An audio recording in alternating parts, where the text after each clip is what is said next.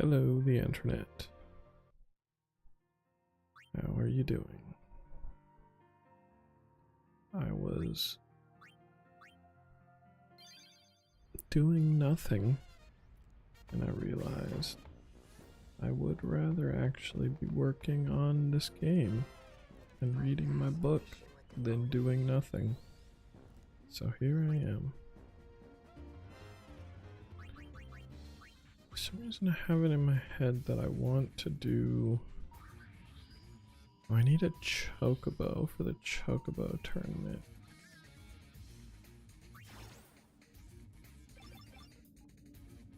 I don't think you get anything for the fourth win necessarily. So...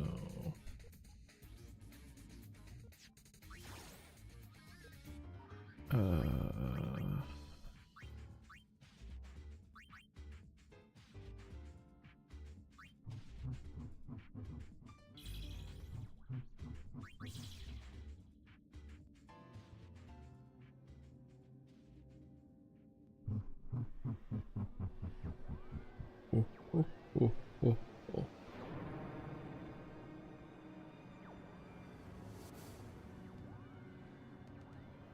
Am I gonna watch these? I'll be honest, I don't care.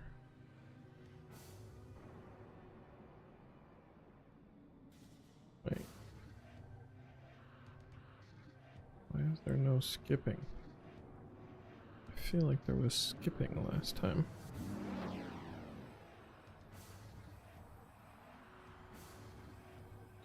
Disappeared? Did it end its own life to prevent being analyzed? Something is moving this fiend. Some dark entity with a strong will and purpose. Don't know what this entity is yet. Creepy though.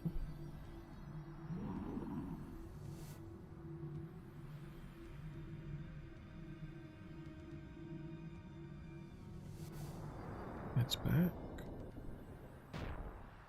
It's more evolved than before.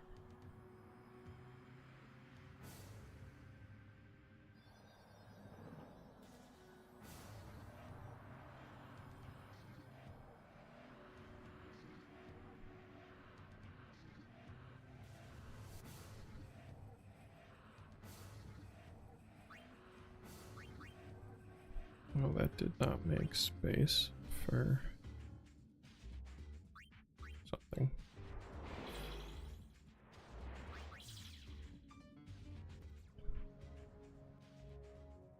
Here we go.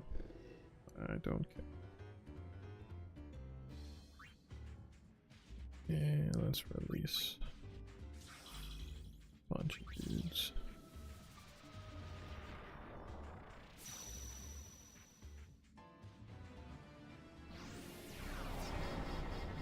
Yeah, that one makes a summon or whatever. Which I also don't care about.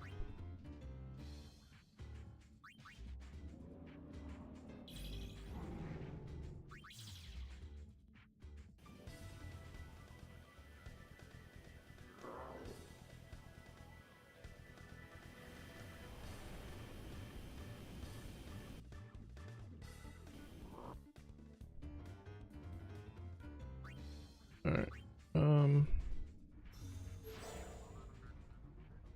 and before I got it from here, let's see.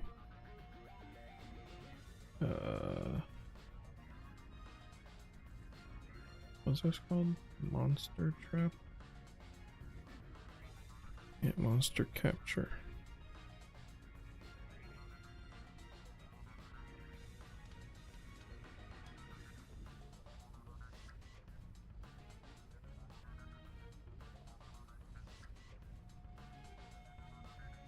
Bum, bum, bum.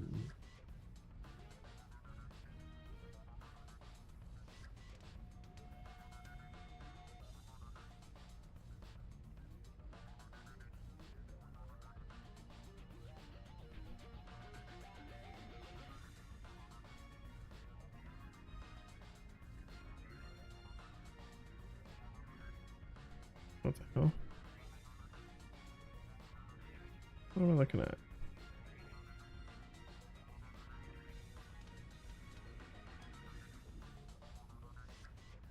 There's a bunch of stuff.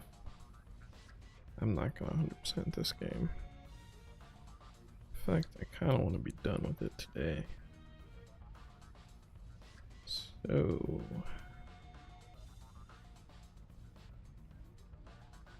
do I care about the mascot thing?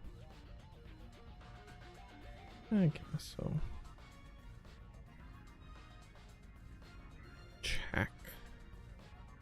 Can I even get a chocobo? Not seeing it on this list. Get a cactar. Cactars are cool. Not a chocobo though.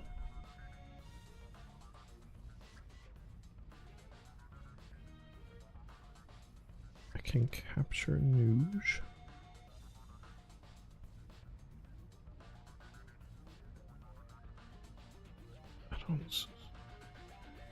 I don't understand.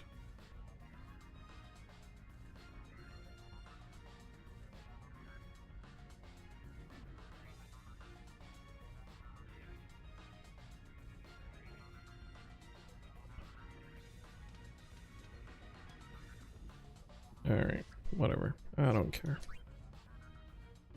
I'm just gonna do the story.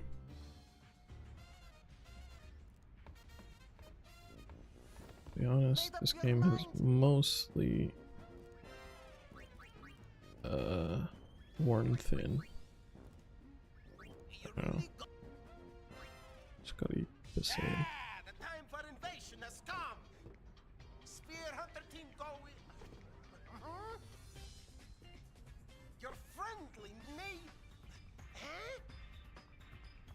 Come here. What are we called now? Does it really matter? Good point. Surging, flapping, neighboring, gold wings, attack! Whoa, such passion. Seriously? I'm so moved. At any rate, let's go. The Gullwing's last mission. Let's do it. Hey, none of this last mission business. You hear? For me, it probably will be. Be careful. I'll be fine. We're just going to talk after all. Save the huggies for your triumphant return. Yes! Hug, hug, hug! Hug, hug, hug! Hey, look what the boys thought of. That's right!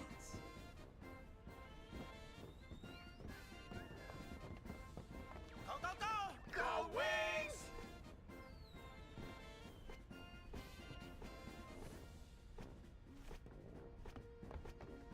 It's time, Gullwings! Let's rock!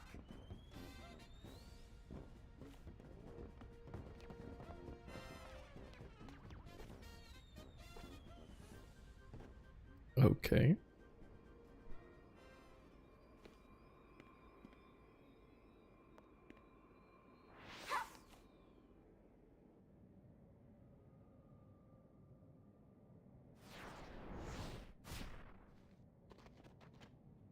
It's kind of crazy to not try a big rope or something, you know? I guess I should.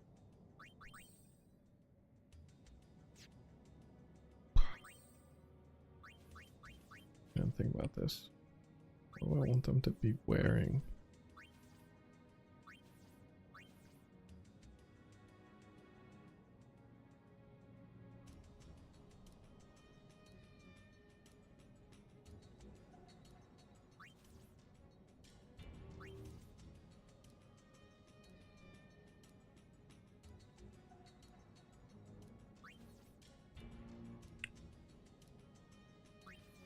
I don't know.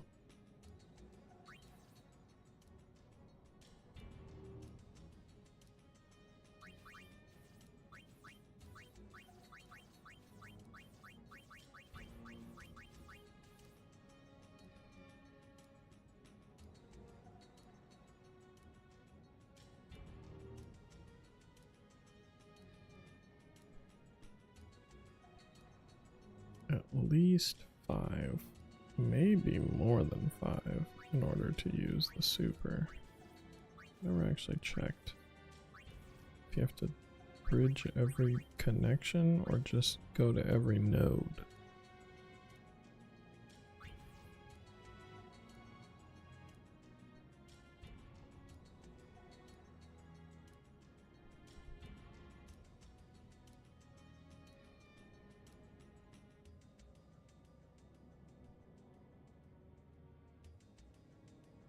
Sure.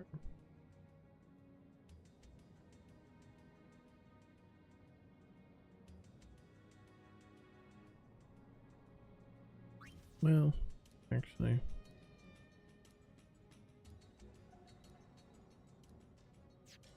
I don't know if I need ribbon and whatnot.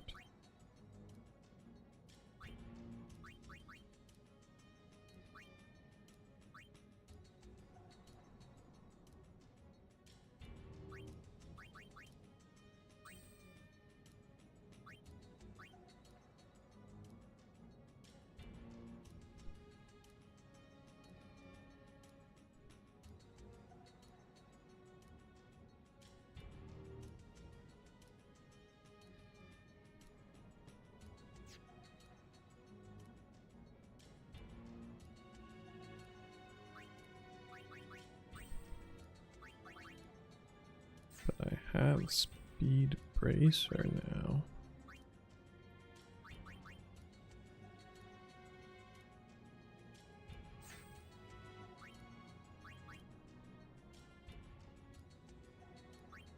Wait.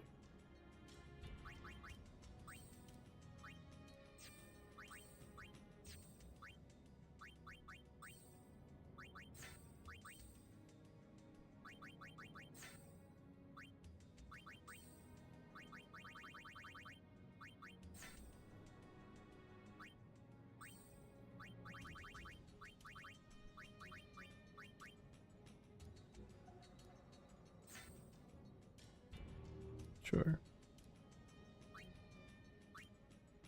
Increases magic.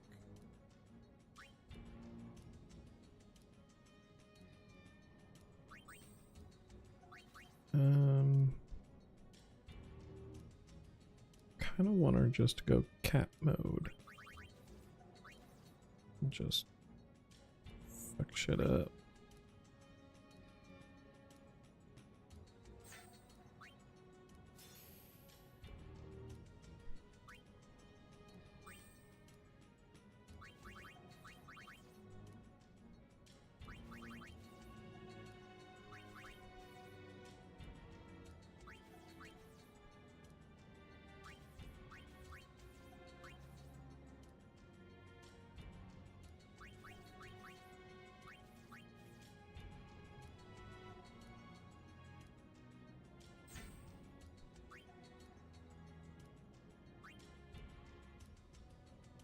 Monkey.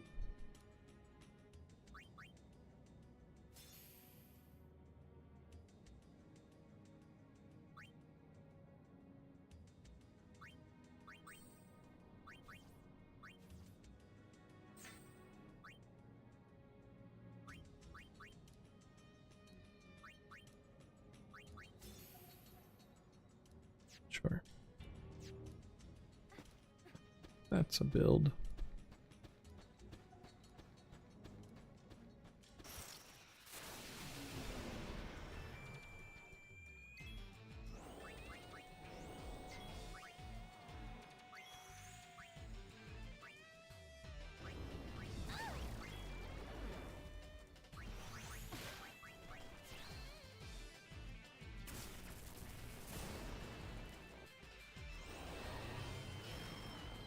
Look at the pretty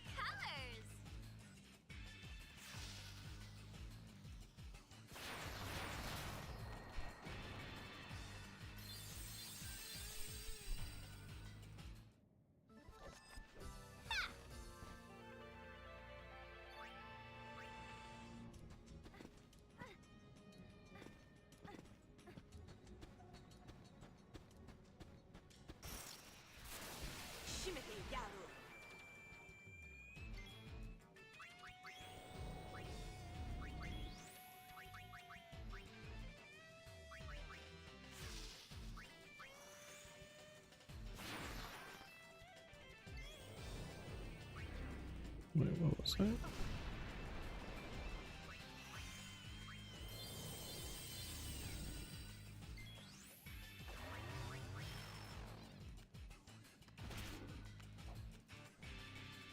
Guard.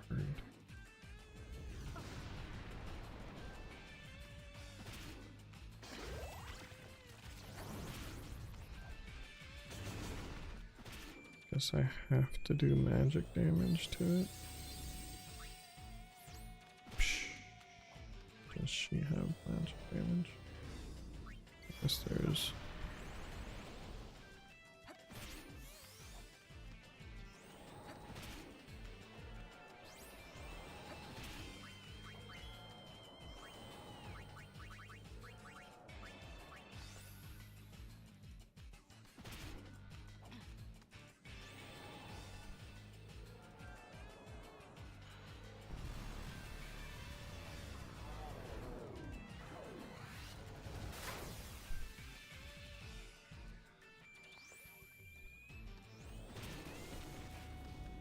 Okay, so that does deal damage.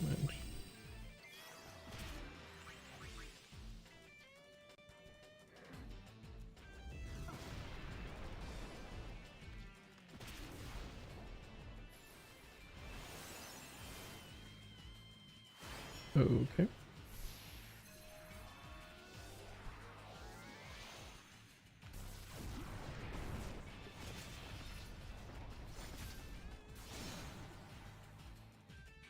This armor isn't just for show, you know.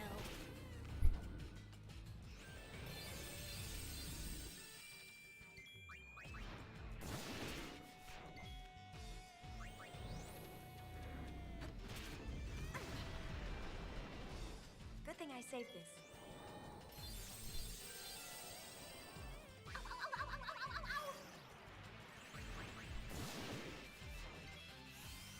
This will be over before you know it.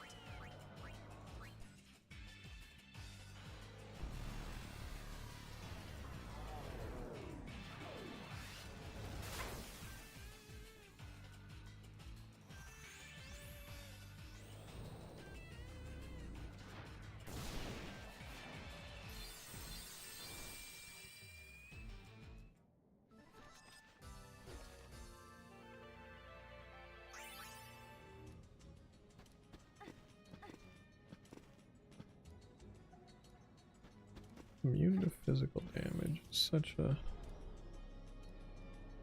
Whoa. What?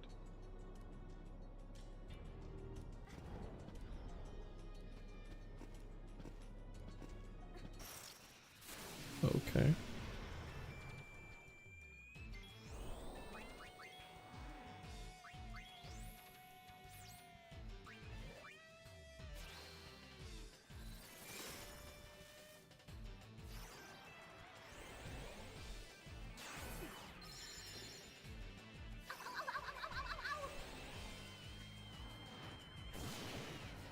Now's as good a time as any.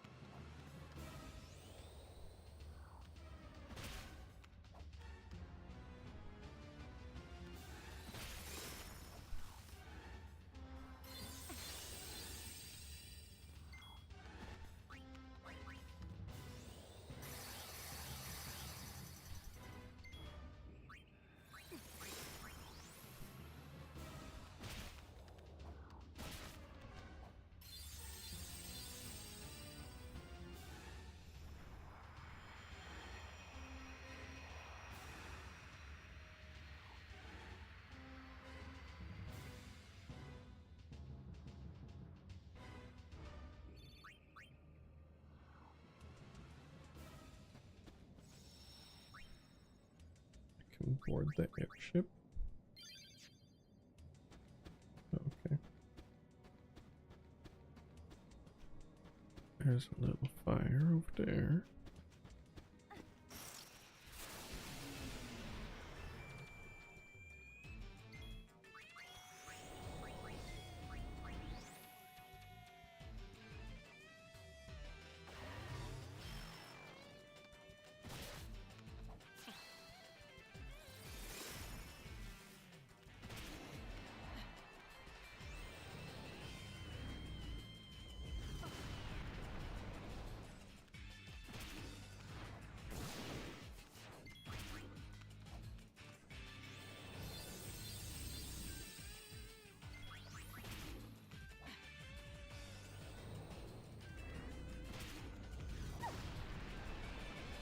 This hurts me almost as much as it hurts you.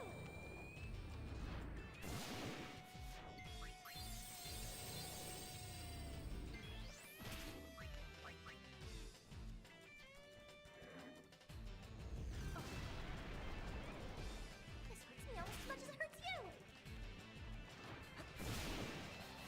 Maybe I should just make them both Dark Knights.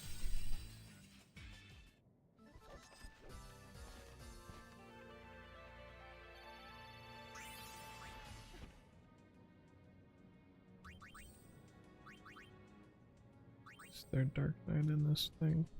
No, but there's two Thessalos.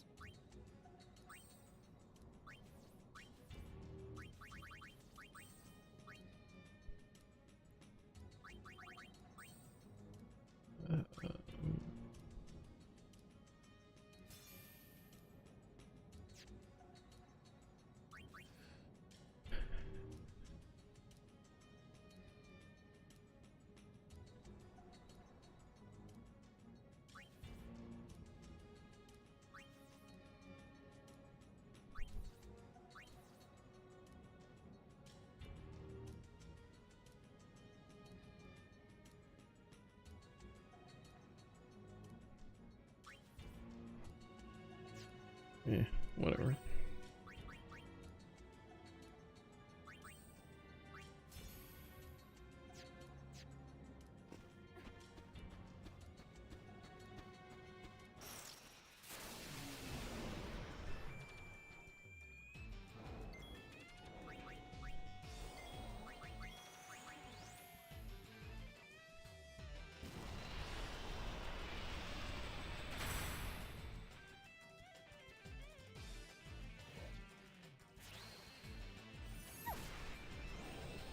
No pain, no gain.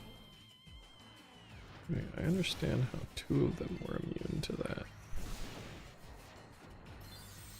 How are they all immune to Stone Breath? Oh, because Dark Knight has immunities. Yeah.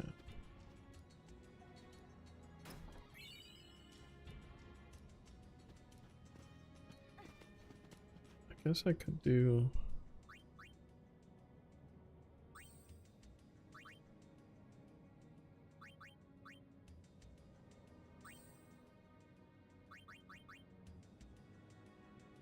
defense, magic defense, HP up. First off,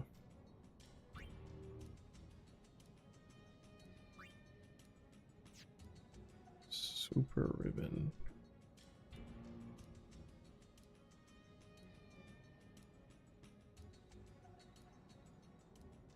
What does that mean exactly?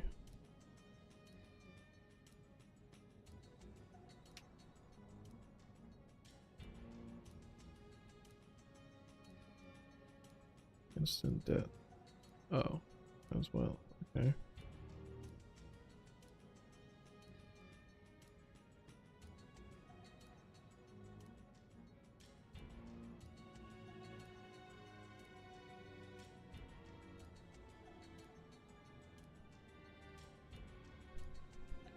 But I have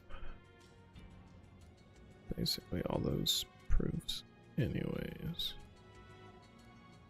So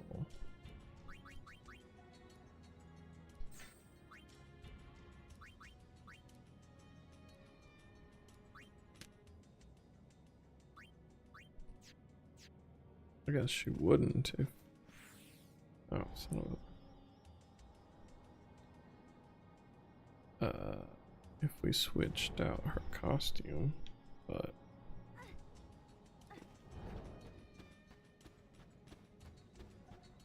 Why do that when you have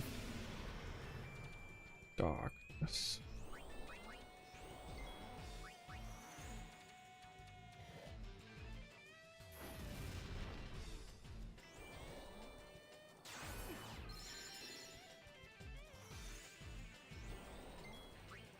Wait.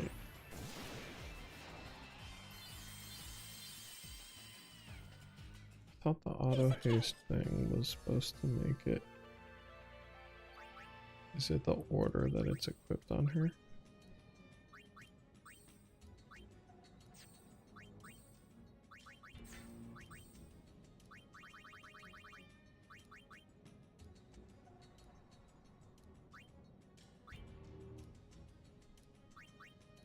Auto wall. Doesn't say anything about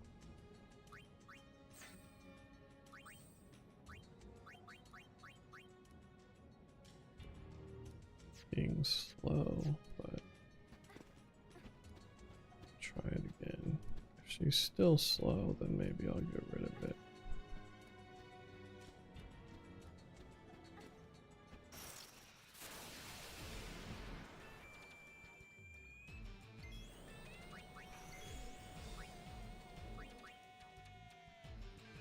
Still slow. Alright.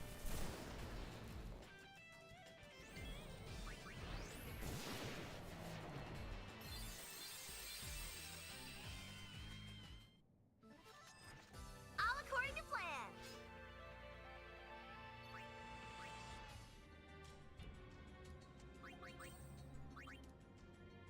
Good. But like this one didn't do that.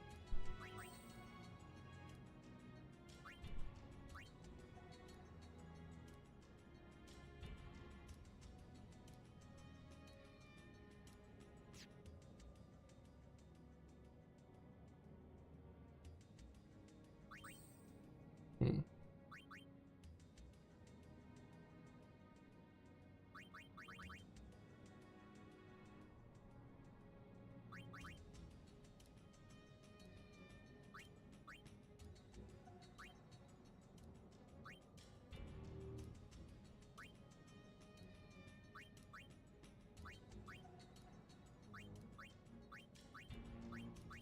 Black magic. Oh. That's kind of neat, I guess.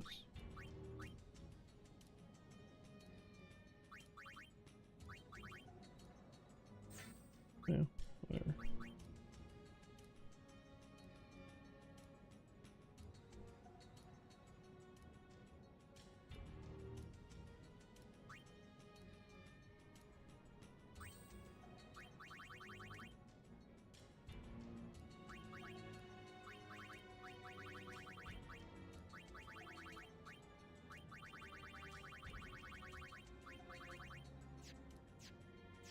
Whatever.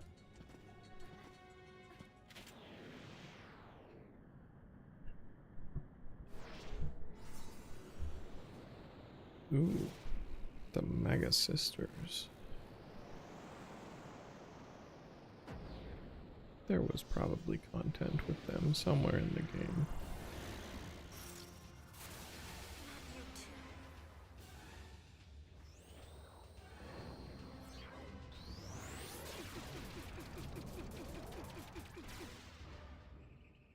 Ow.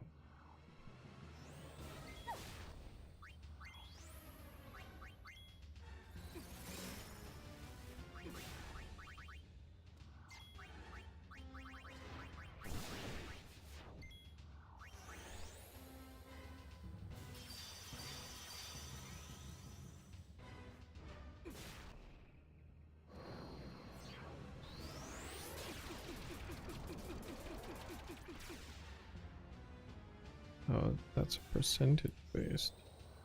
Interesting.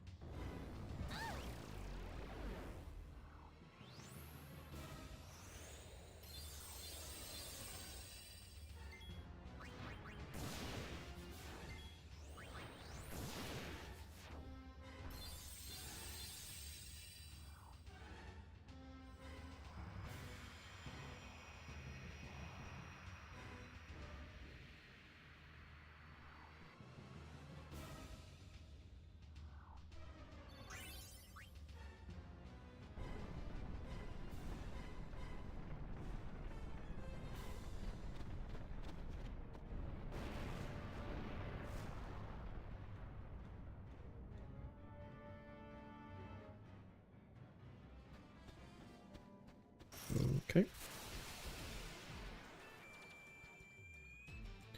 2 of these guys.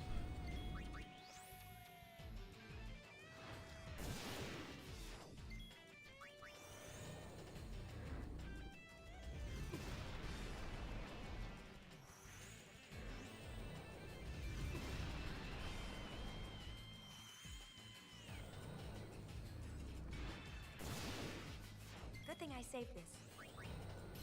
Supposedly Riku has There's enough pain to haste go right around. now. It doesn't really seem like it. I knew this would come in handy.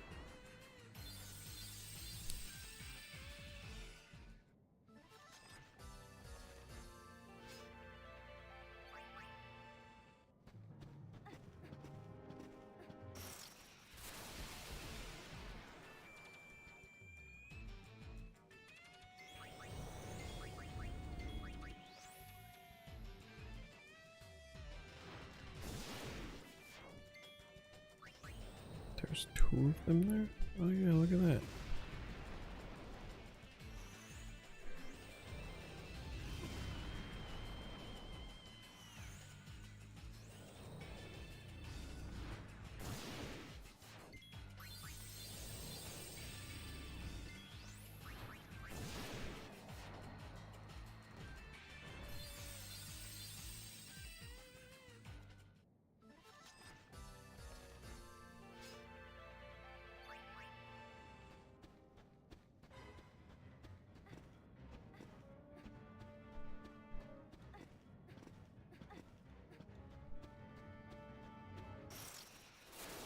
Guess I'll take a break. What? Hey, we need you.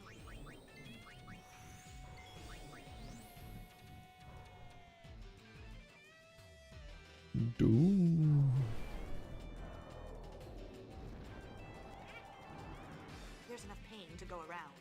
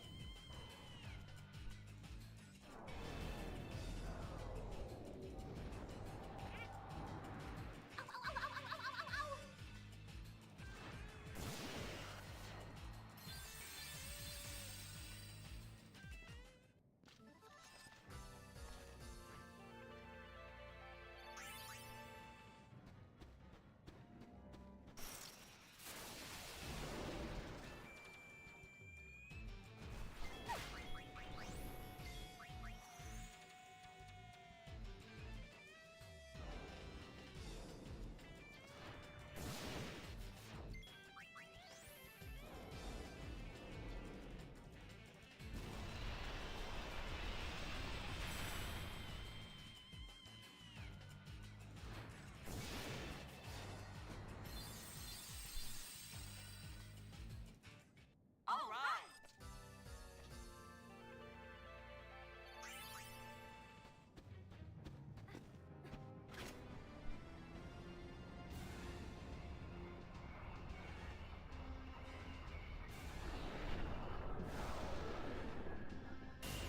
Ooh. Anima. Forgive me.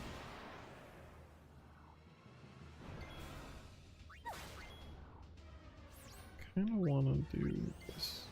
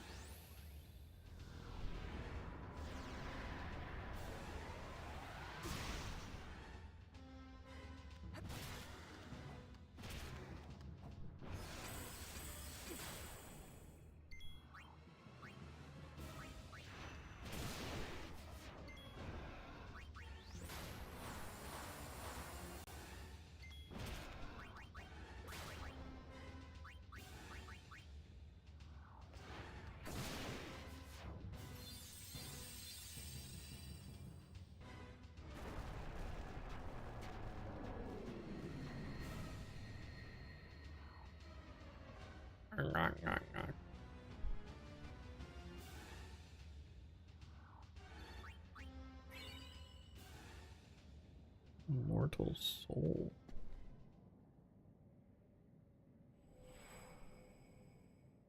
Is Bahamut. Yuna, I'm sorry. We weren't strong enough to stop him. We wanted to at least warn someone, A but different instead, voice we actor. were dragged into the darkness. We're no better than fiends. It's all right. Forgive us.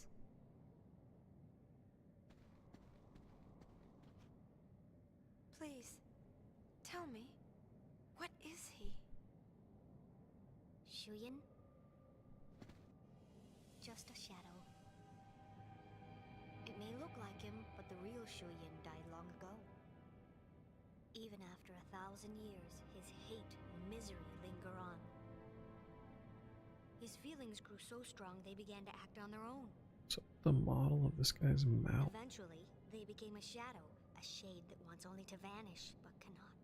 Oh, I see. They really shouldn't have zoomed Just in a on it. shadow. It was weird I from can far handle the away. shadow. Maybe it looked less weird Sure. when the whole game Yes. was not give it to me. remastered or whatever. I'll banish shadow with light. Light? Len's feelings. That's right. Call it light. Flashbang.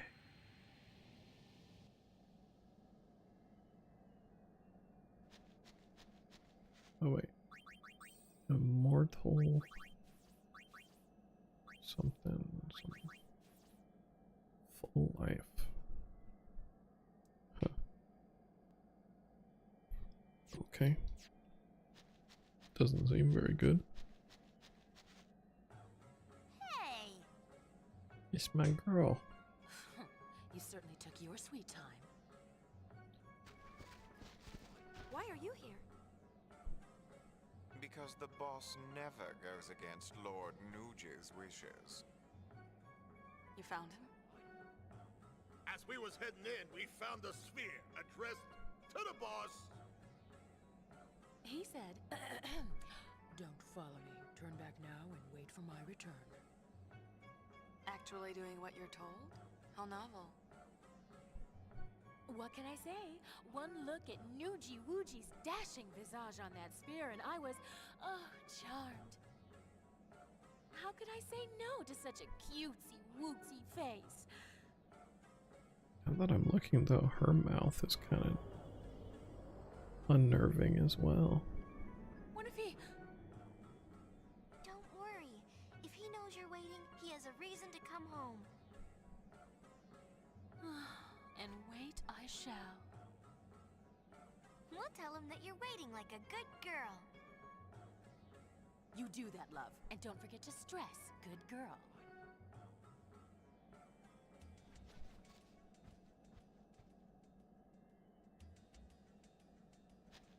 Okay.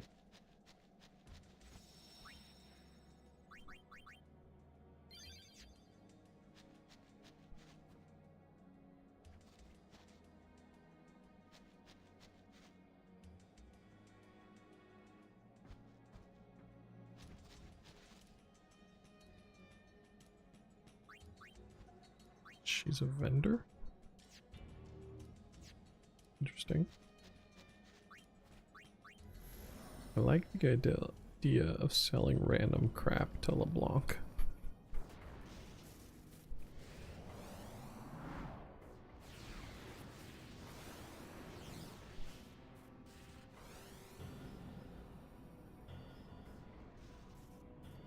Piano.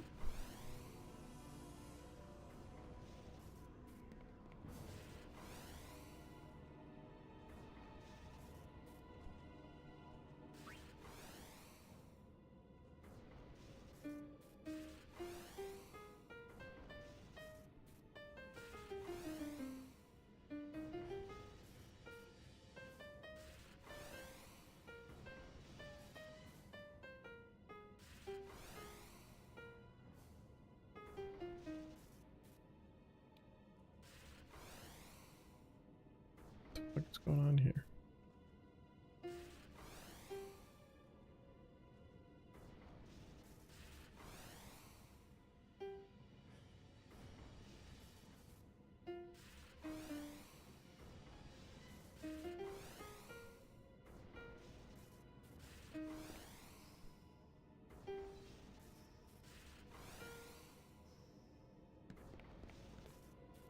What?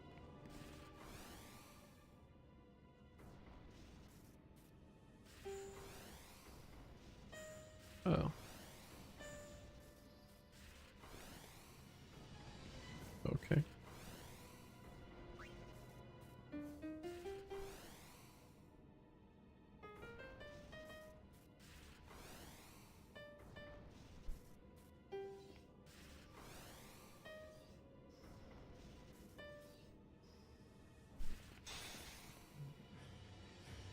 Where these bugs keep coming from?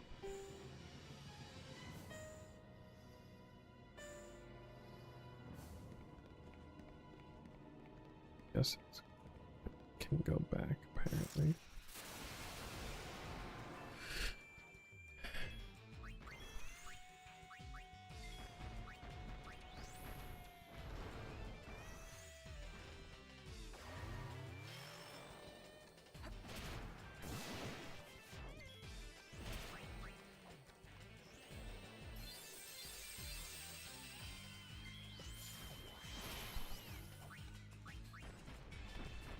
She would be way more useful as a Dark Knight as well, but oh well.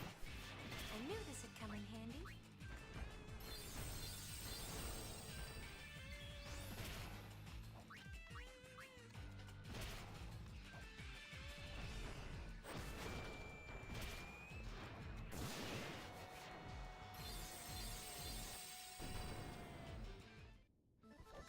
How often she was attacking wasn't much worse than the Dark Knight.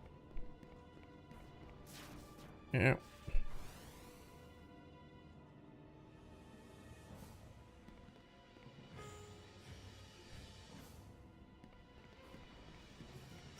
Law? I think this will be hard.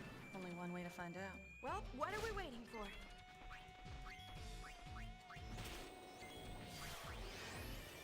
It's a little more fun to have variety, I guess.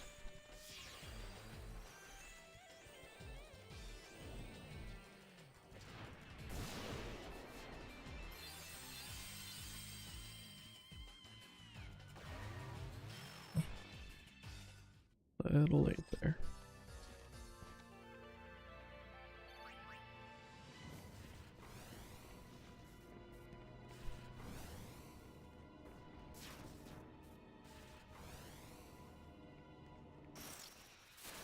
I'm on a roll.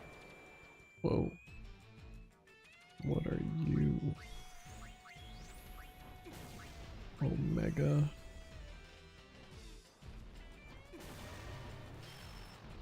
My pain is your pain.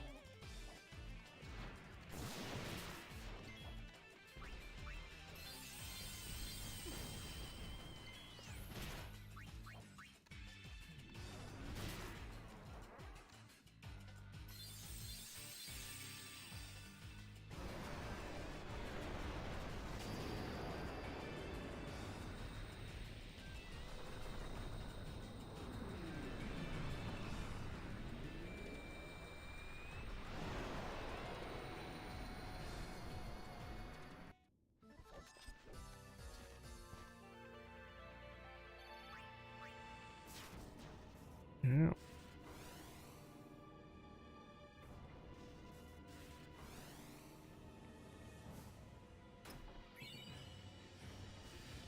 Mega elixir.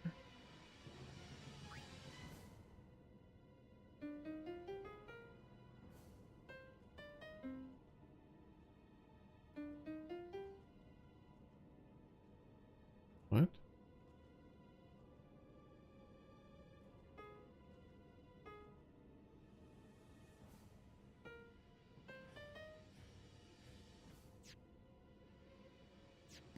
Play 4 notes.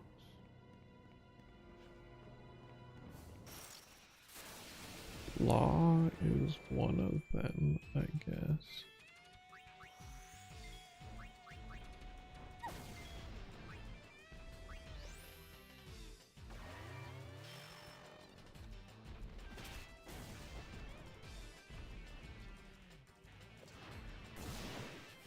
Now's as good a time as any. To make her itchy? I'm gonna monkey steal from you because of that.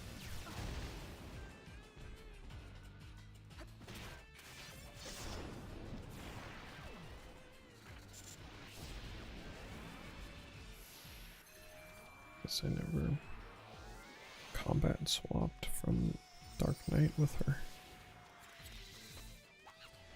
Monkey. Now's as good a time as any.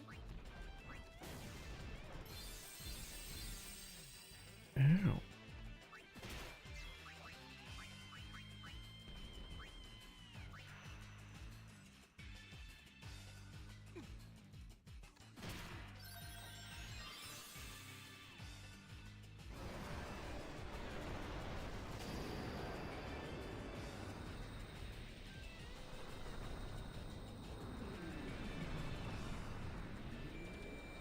I can watch this long ass animation.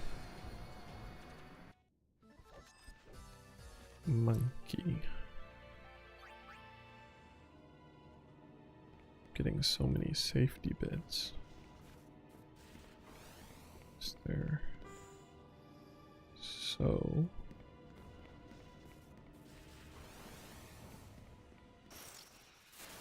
Goings at your service. but I kinda feel like I'm the bad guy.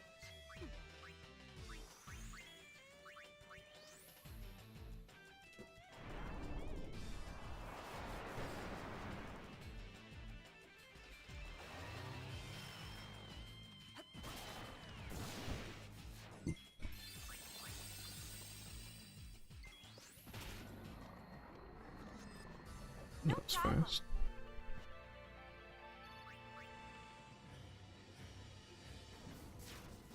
Yeah.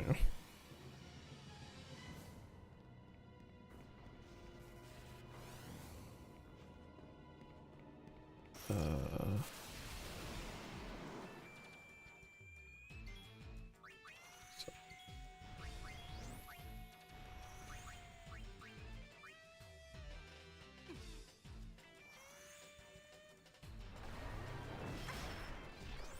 This hurts me almost as much as it hurts you. I knew this would come in handy.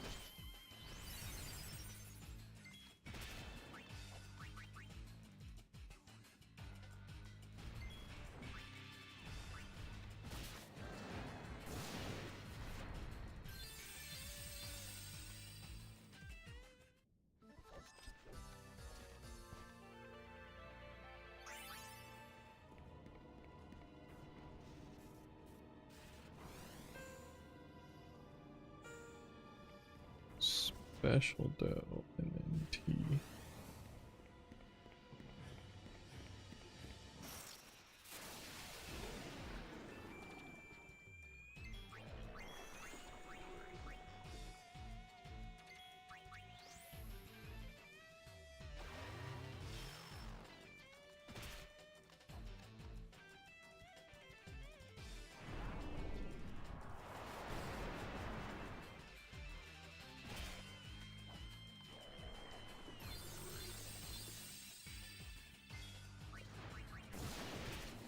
Good thing I saved this. Goings, take the gold!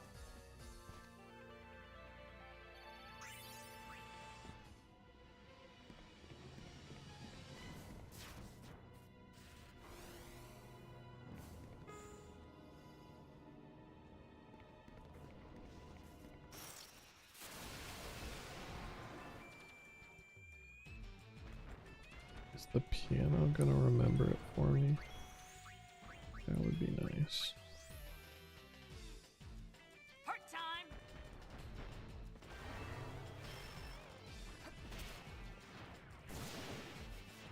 I saved this.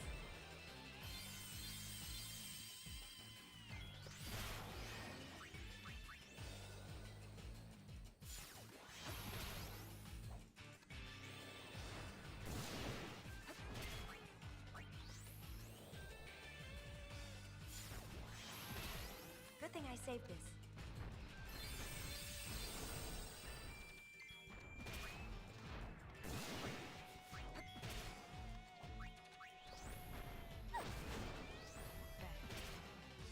My pain is your pain.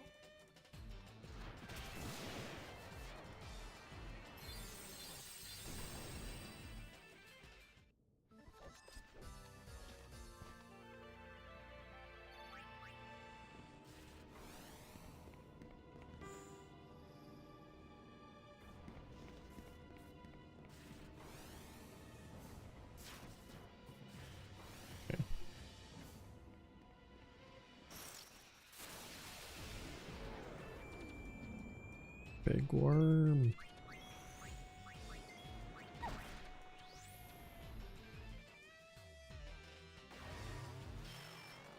This hurts me almost as much as it hurts you.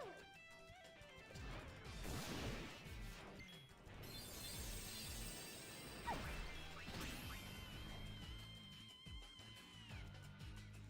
ow, ow, ow, ow, ow, ow. Good thing I saved this.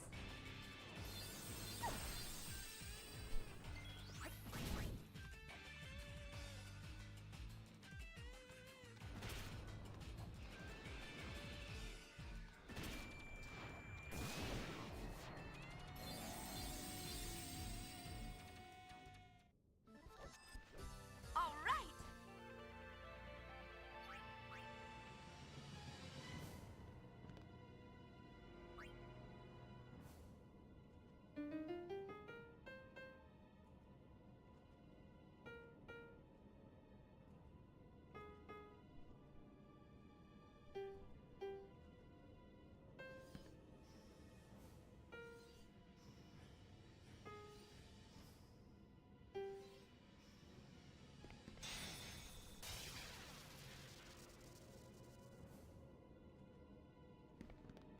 Alrighty.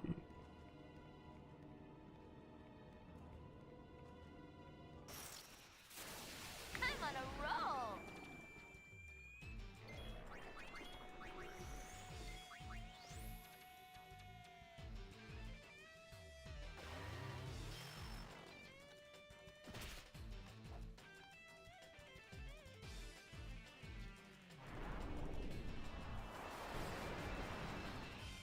This hurts me almost as much as it hurts you. I knew this would come in handy.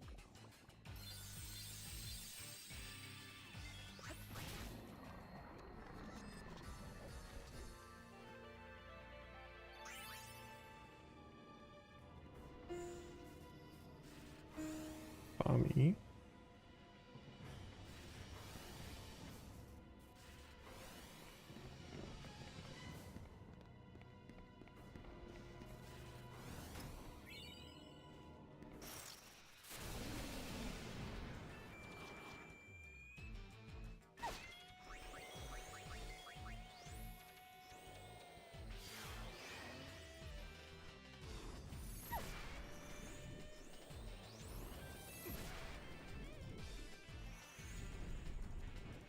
Tick, tick, boom.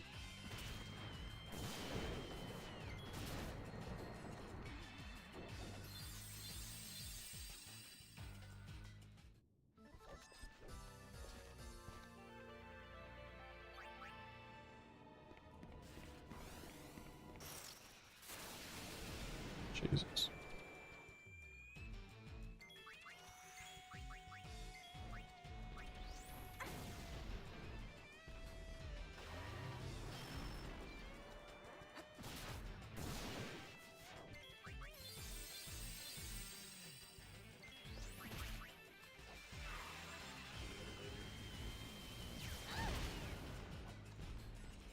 Ow, ow, ow, ow, ow, ow, ow.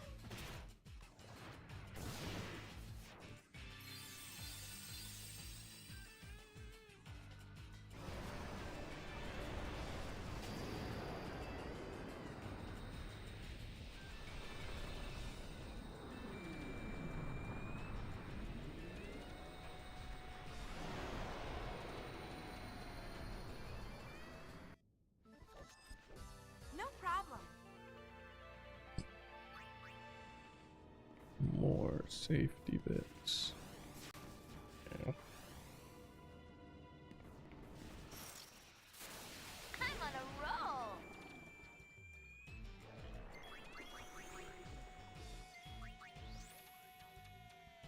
Part time.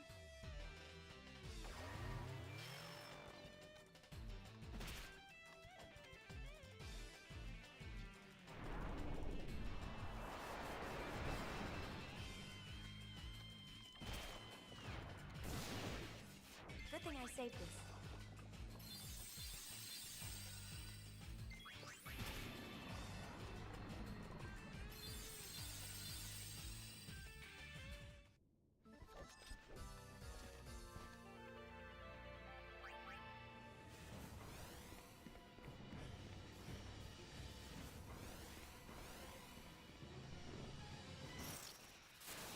Always at your service.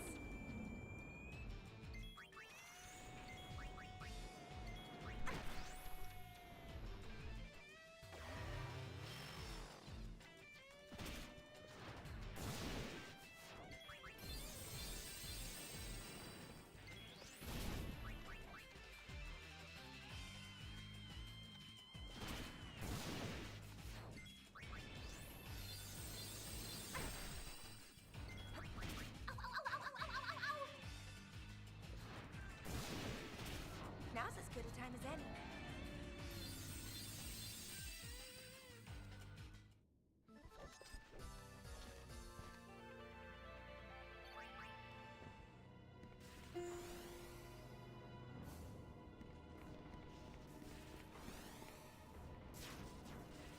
Yeah.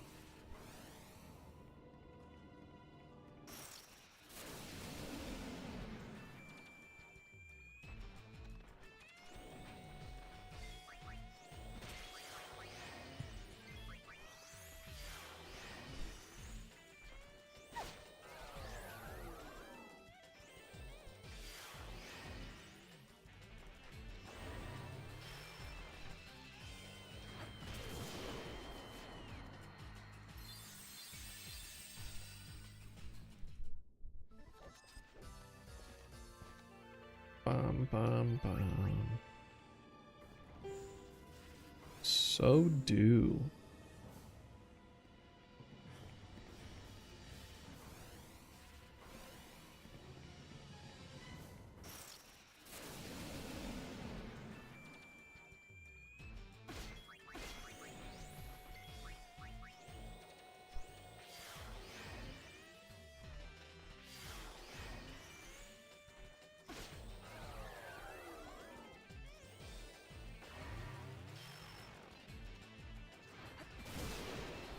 Good thing I saved this.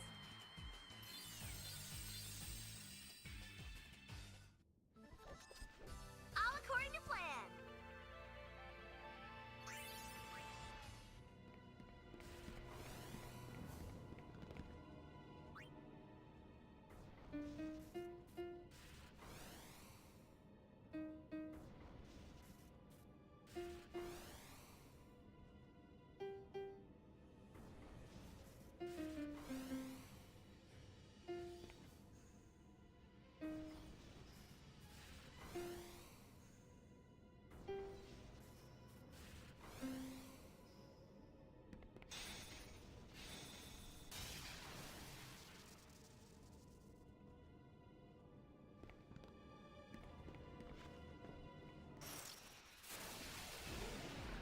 Save point.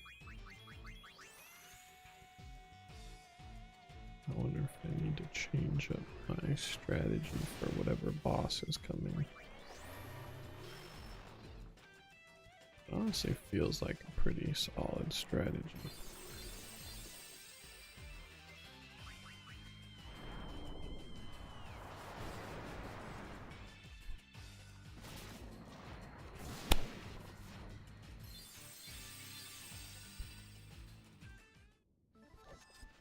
All according to plan.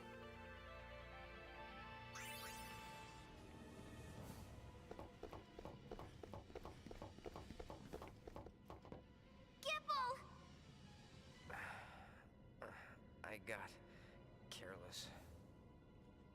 all right? I could use a nap. Where's Nuge? He went ahead. Guess she couldn't stay away. I never said where I would wait. Well then please, take care of Gimple. You dare give me an order? Look, we'll tell Nuge you're waiting like a good girl and doing your part for the team.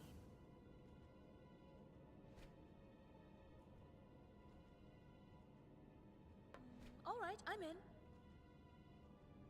Hey, Dr. P. A gift from Nuge.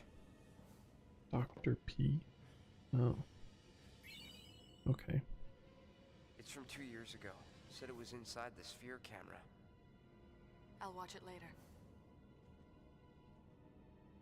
Hey, you should watch it now. Think about it. You know you won't be able to fight your best as long as it's on your mind. You're right. What do you got in mind for fun? Any ideas, Dr. P? Me? A ship that glides through the air. That thing you mentioned before. If it's for real, I want to fly it. You get to be pilot then, and maybe I'll try my hand at navigation. Then I'll be engineer. Nuge? Captain. Ah, that's perfect. They're gonna play one of the games I like to play. Chill out, Nugester. All you gotta do is shut up and look important. You'll fit the part. Yeah, Like a club. that's what I do. I'll work it like dogs.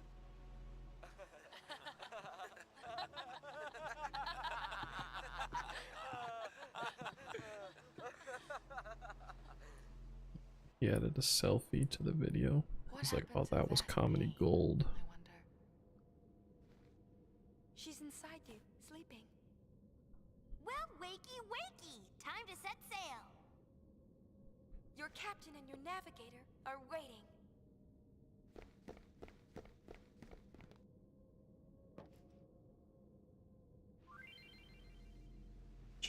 Jesus. I hated that.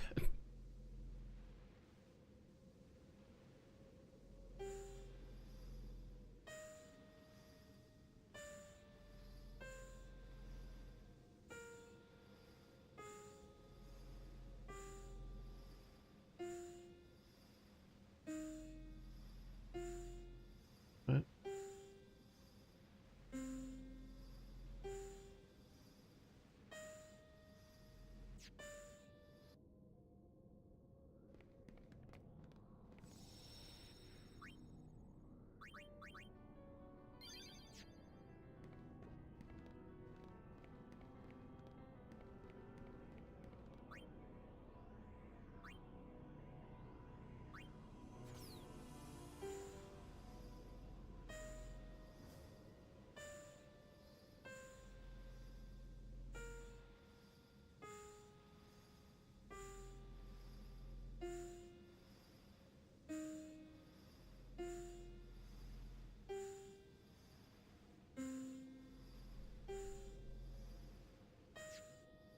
Oh.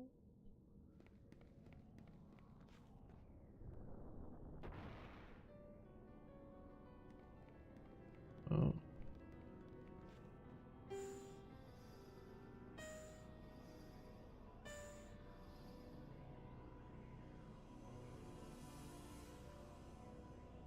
Oh.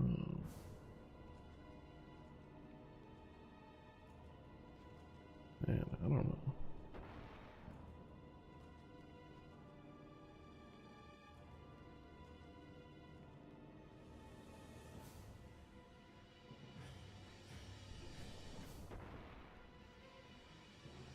So I have to remember.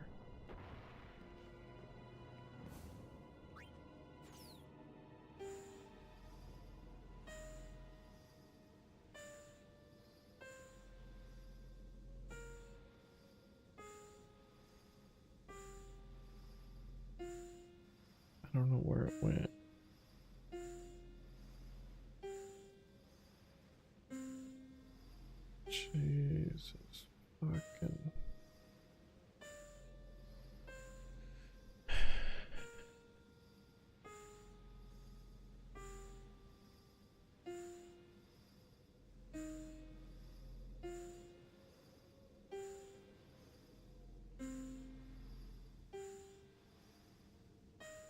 Alright, so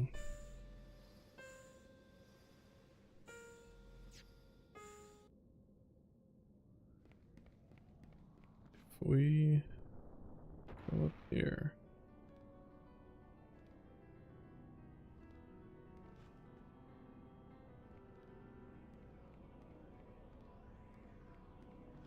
we got, oops.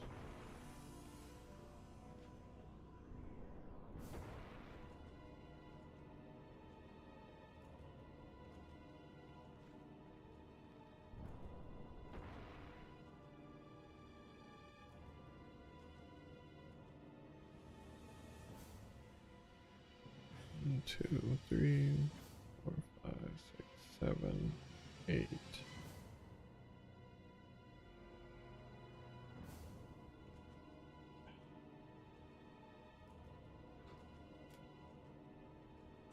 I'll try writing on a piece of paper.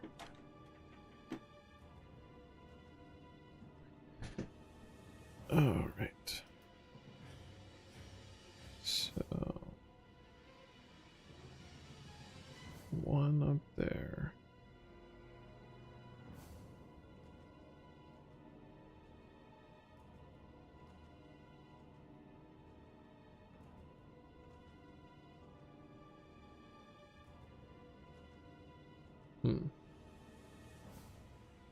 Wait.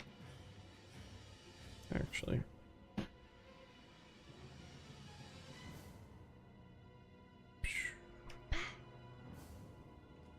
Take that.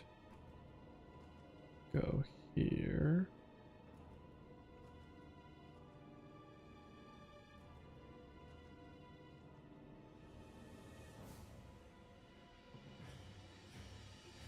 Select this.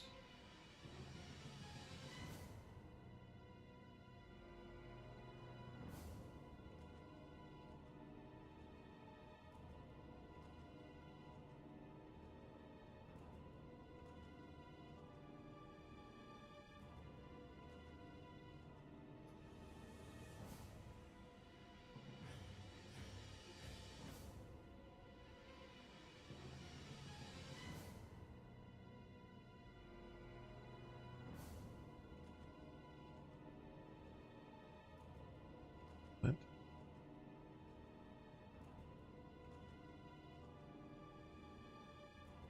Is it not capable of capturing MS Paint as a window?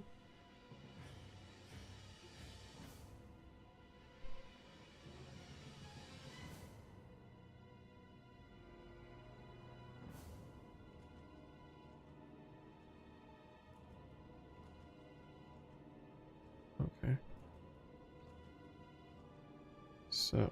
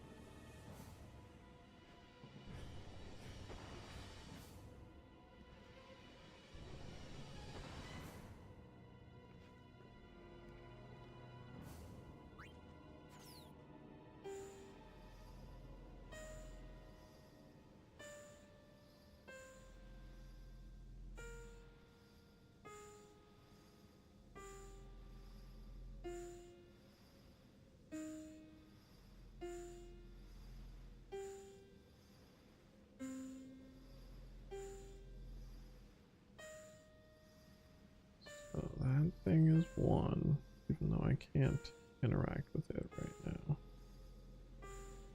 Wait, how do you put numbers in this fucking app again? Or text, I mean. Oh, this big A. That makes sense.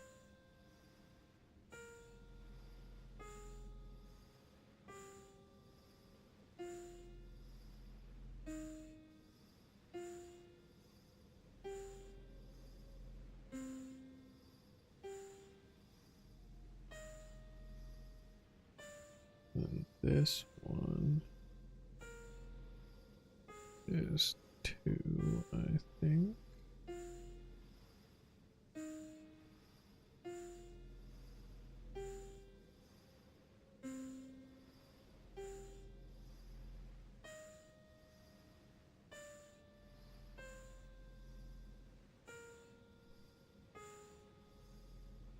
Right next to it.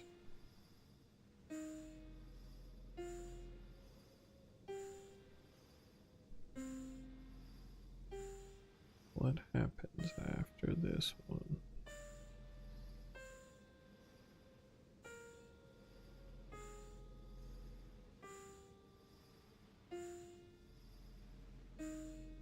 Goes up in the top left eventually, but is it right after?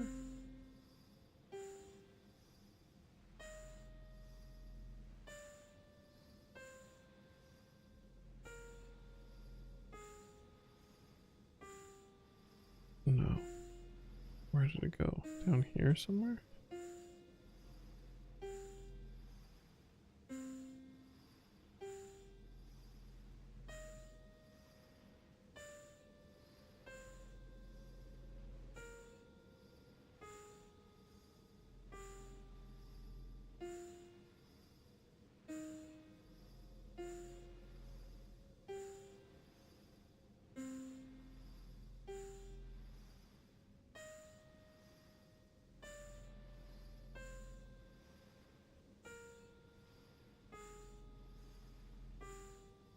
Where the fuck?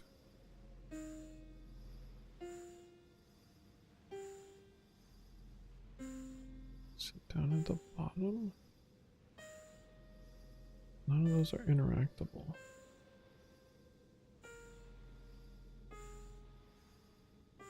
Ah, there.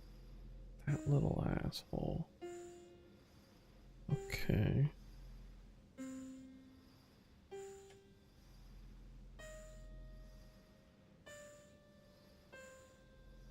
Pretty sure this one's 5.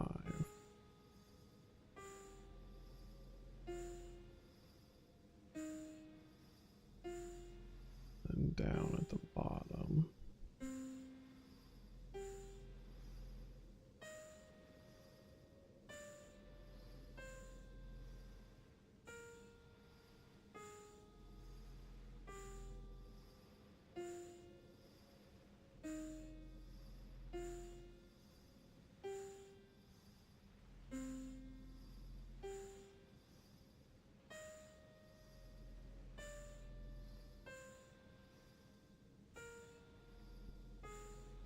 There's this one in the middle.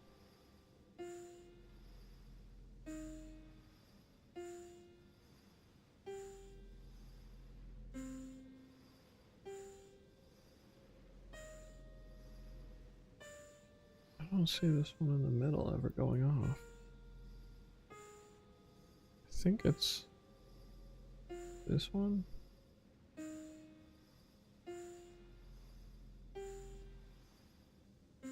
Or maybe I just placed one on the wrong thing. That's probably what it is. Okay. Oh yeah. That's funny. Alright. So this is 1. And then it goes up here to 2. Then I have to get down there somehow.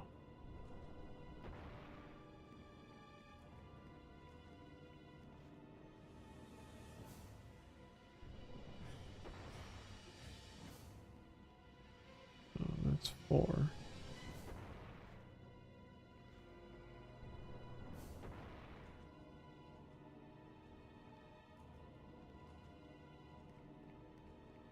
What?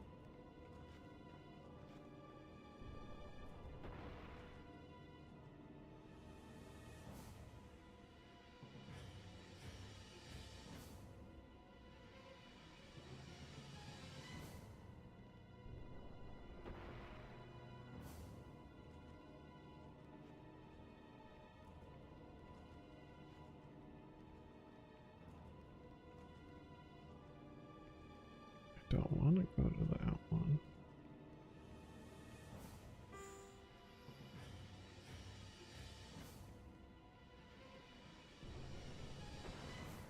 The fuck?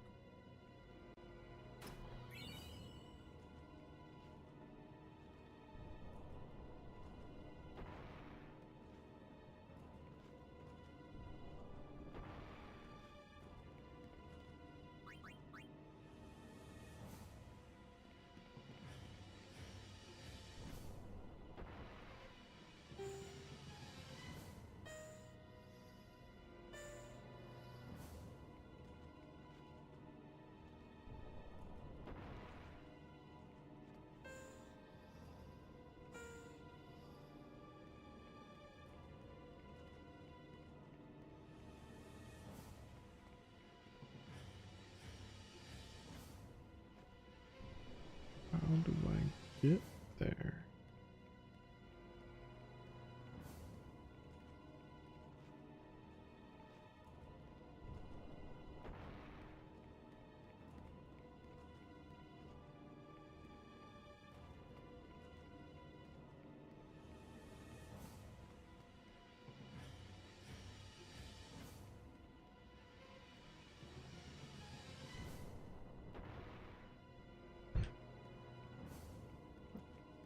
Um,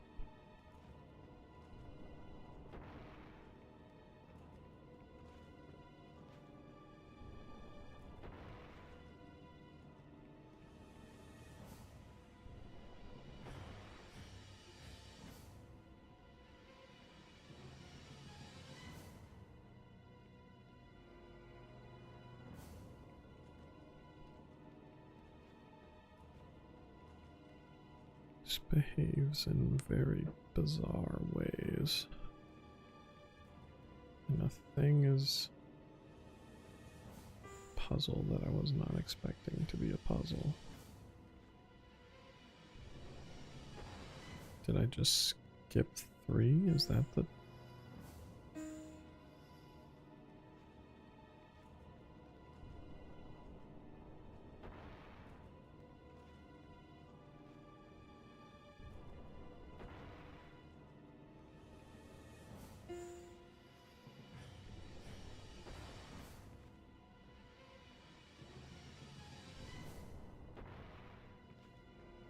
Or is there another way up?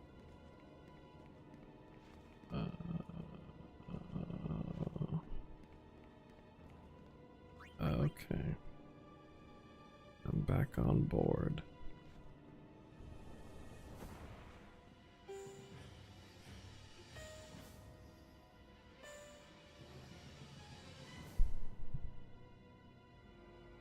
Finally killed that stupid bug. Murder.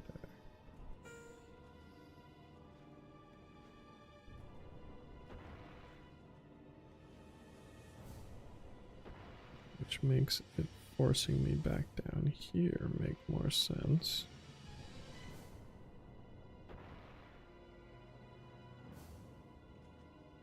Where the fuck?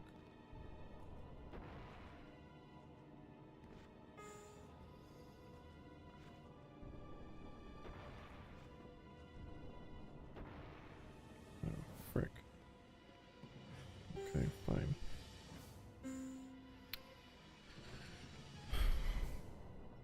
That's what I get for wanting to confirm things.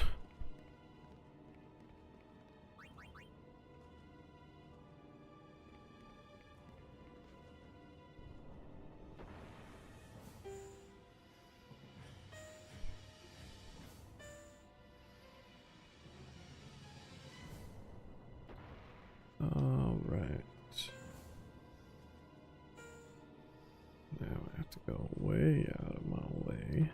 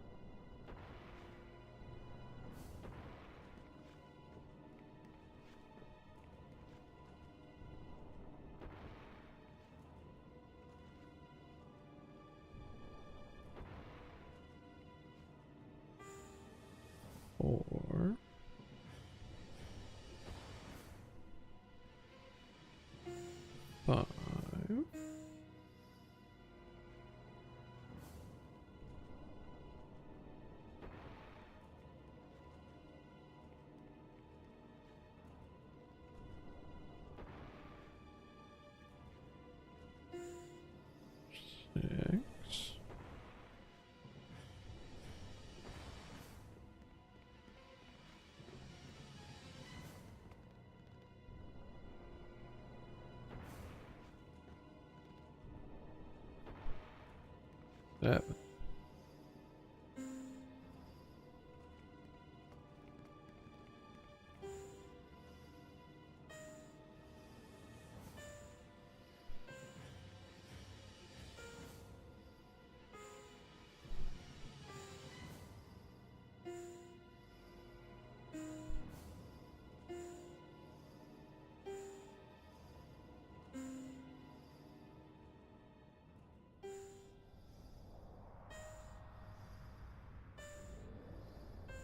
Is that thing the boss?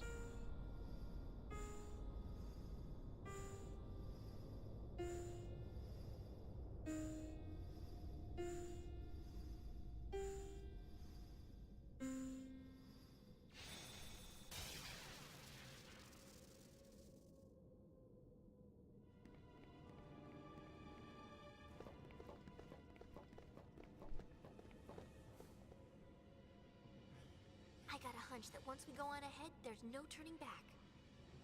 A hunch. Yeah. She has played this game before. A hunch it is, then.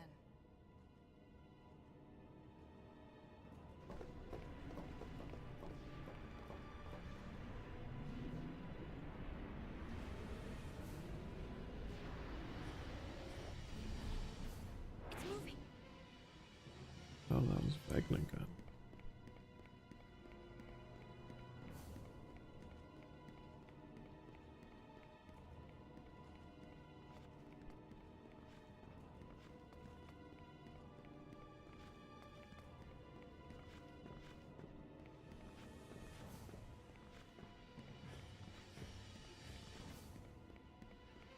No Nuji Wooji.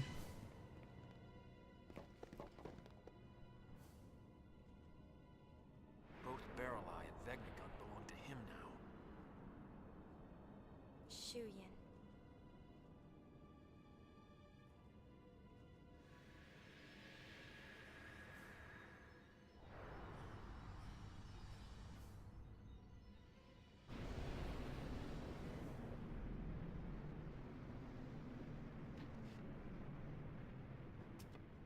I have a plan. Can't call it a smart one, though. What's that? He acts through another's body. Stop the body, and you stop him. I'll shoot Barrel Eye. No. His body will be useless, but if we're lucky, he won't die. Shuyin will abandon Barrel Eye, and then he'll come back for me. What then? I will die. My body has already been rigged. I'm taking Shuyin with me. Nuge.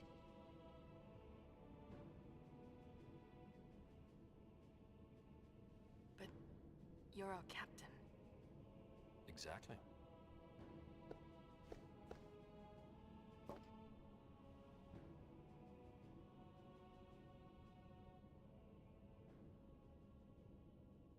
I don't like your plan. It sucks.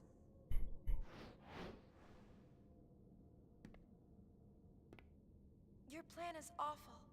Think about it. It's no different than what we did 2 years ago.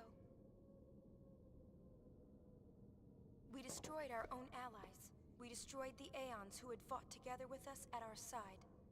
We didn't have a choice then. We believed that was the only way we could save Spira. Do you know what it felt like to watch them die? Right before my eyes.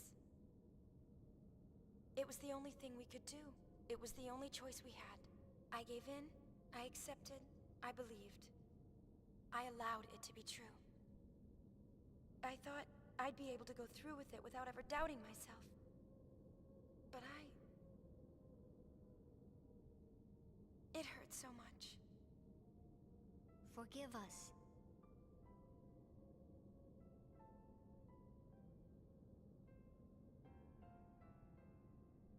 Everyone was so happy. Great job, Yuna. You did it. You saved us all. There were too many smiles to count. And I know that I was smiling too. But now,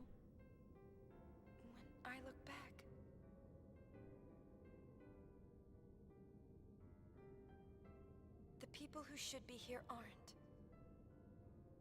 The ones who should be smiling with me aren't here. We had no choice.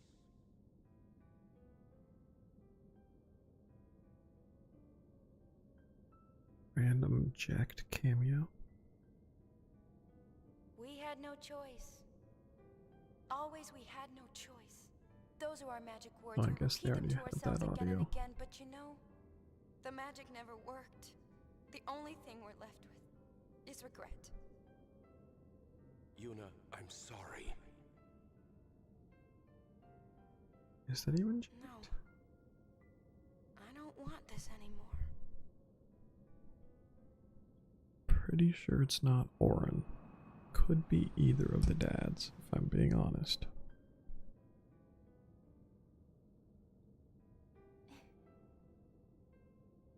I don't want friends to die or fade away. I don't want battles where we have to lose in order to win.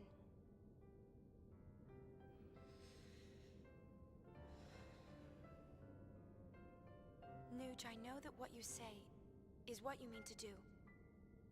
Give me your resolve. Believe in Yuna. So you have a plan. Light? That's plan B. But before that... Hey, Riku. No matter how monstrous it looks, Vegnagun is still just a machina. So we can take it apart, right?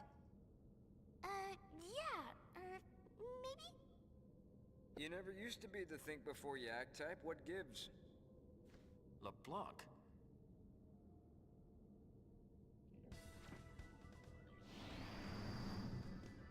And I never was the wait like a good girl type, isn't that right, Nuji? Vegnagon can be destroyed.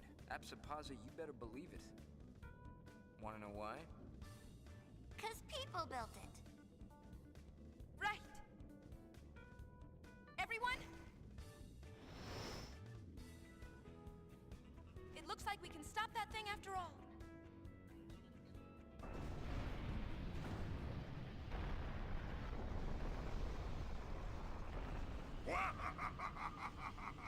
Now it's pissed! Witless little widget, isn't it? What about Shuyan? Plan B. Oh? Love. Rupo. The ultimate illusion. It'll work. I've come this far to bring Len's feelings to Shuyan. I'm not stopping now. The power of love conquers all. So romantic. Count me in.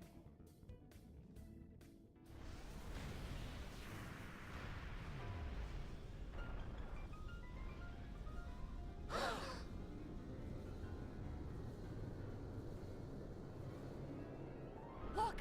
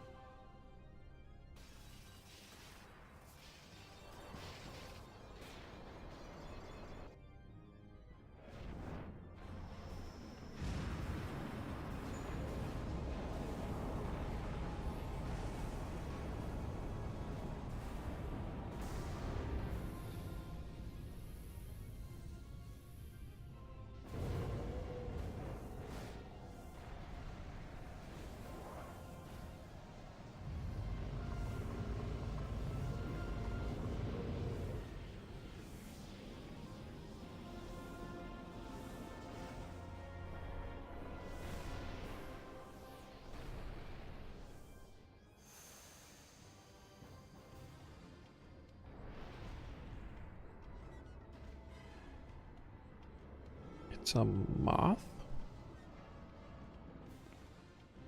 Ha! It's just bluffing. This relic's getting rusty. Yuna, you have your friends.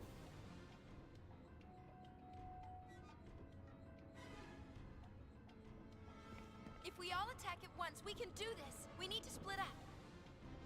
Leave the legs to us. We've got the torso. Guess that leaves the tail.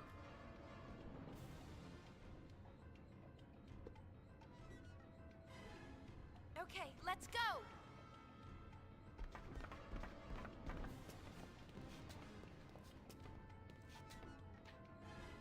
See you later.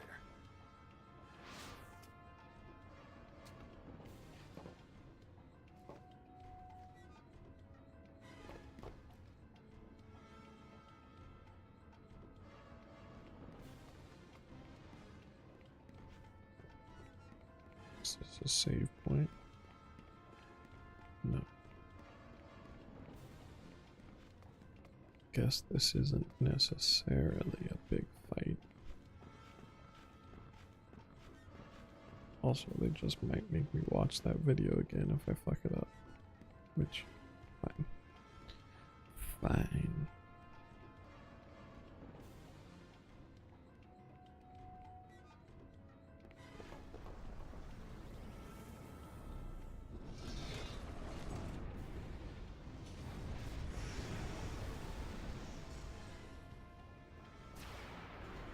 Ready? Let's kick some tail. You're on. Don't be afraid, Yuna. Your friends are your strength. Who's talking to me?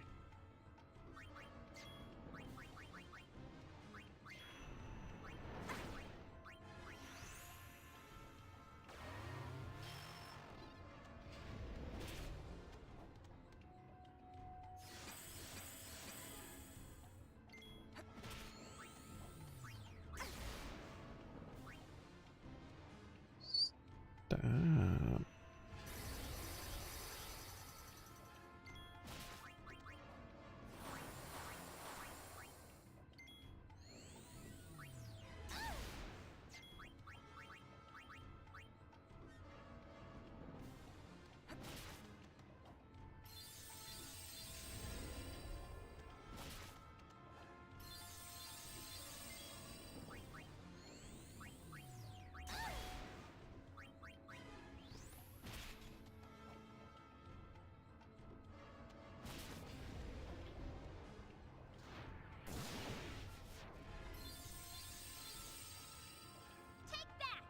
We're not done yet.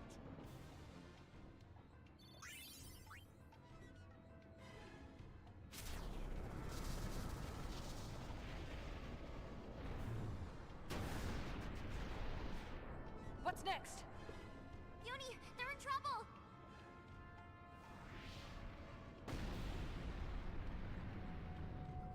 Boss, let's get the heck out of here. You want to get the heal? You can heal us when we get home. Come on. Word play. What?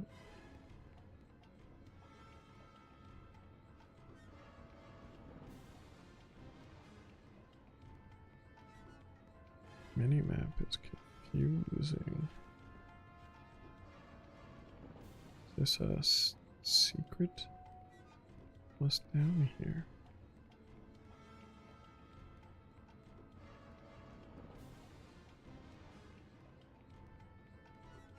Huh. I don't know. Oh wait, I never pressed X. I guess nothing. Looks like maybe you can climb up, but maybe that's for later.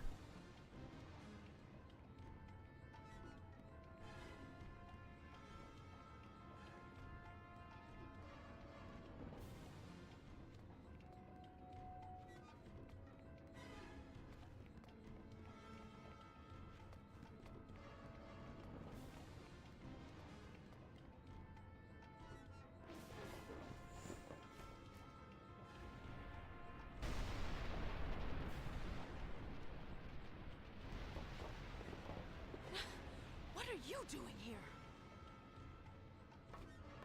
We finished our thing. I'll let you have this one. I'm going to go cheer Nuji on. Got it! Get him, girl. LeBlanc never stood a chance against this thing. Well, we've got a leg up on her. Save the jokes for later.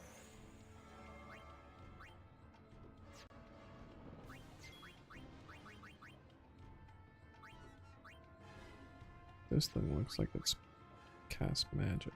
Oh, there's multiple types. Okay.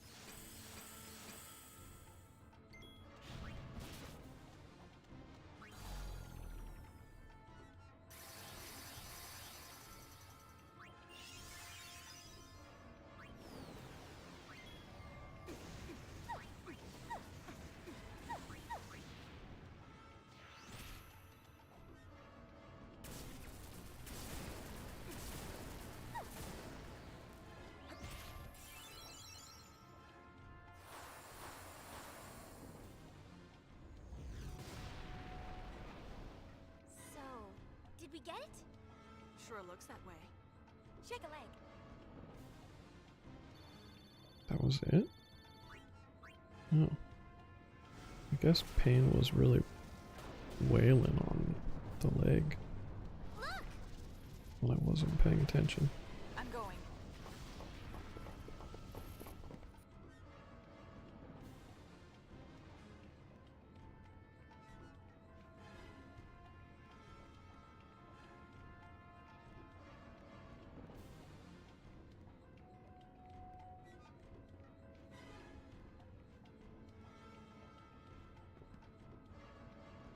Please. Help the boss. The Gullwings are on it!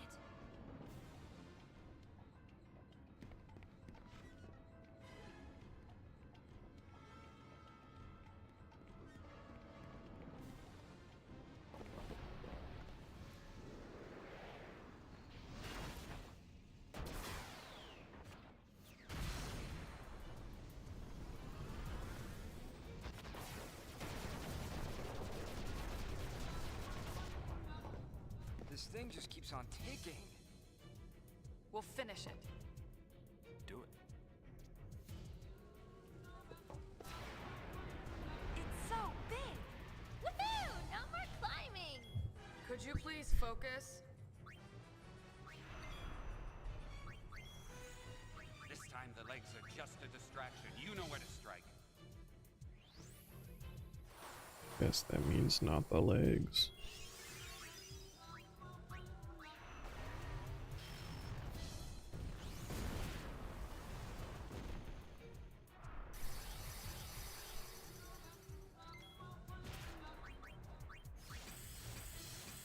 Oh, I can't even attack the legs.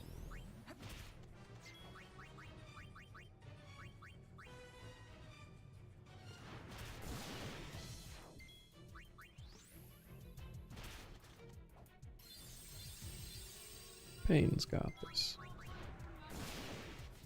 Forget the small prize. Go for the core. The core's your target. Why are you talking to me? And who is talking to me?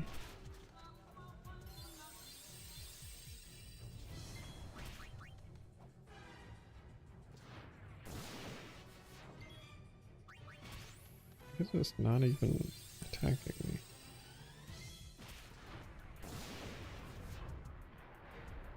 We did it! Phew. Where's shooting?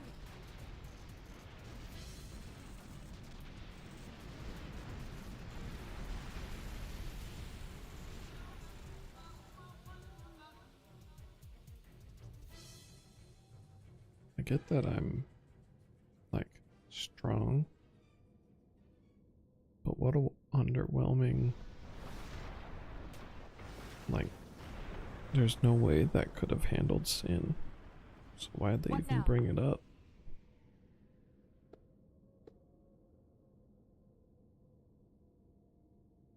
I mean, the game's not over. I'm sure something bigger happens, but Maybe we're finished?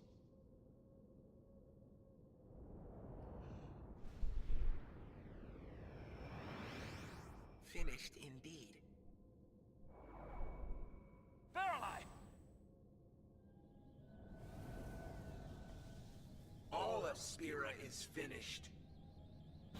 Rude. That's where we play blitzball.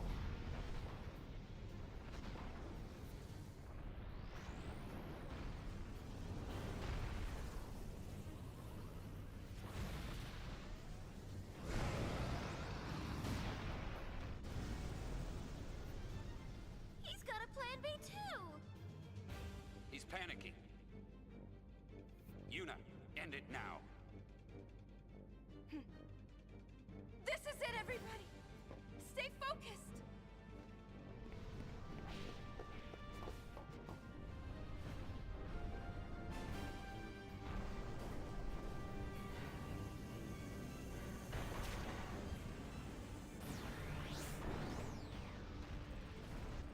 Mothra cannon. Kinda cool.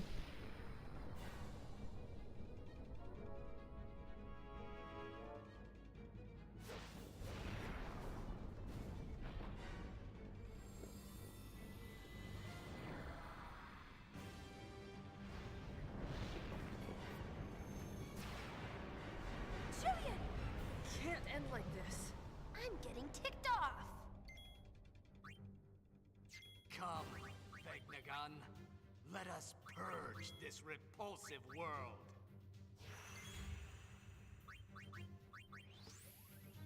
I don't actually know if using Hastica makes any sense from a optimized standpoint. But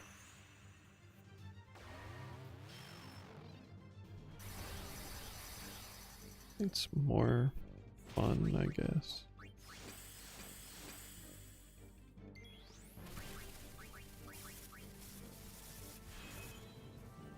To be buffed up for the big boss.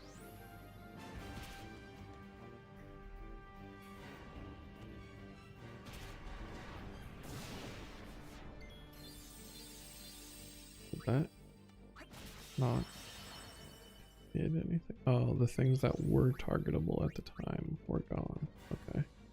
The end now begins.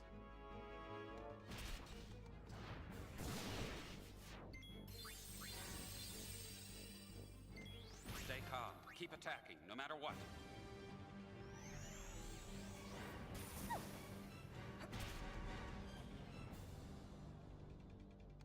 If Vegnagun fires, it's all over. I don't really like how jiggly that thing is.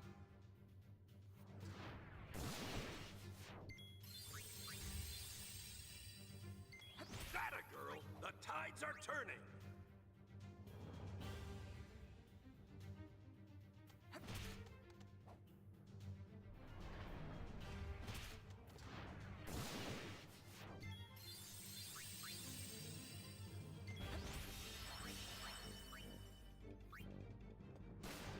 Pew.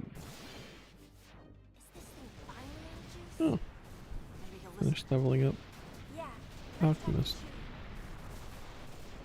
And apparently that's all it takes to beat Vegnagun. I might have over leveled.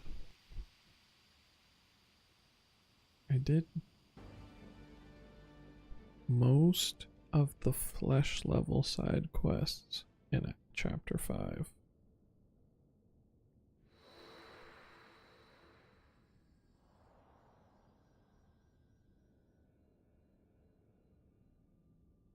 I suppose I played for a while on 2x speed.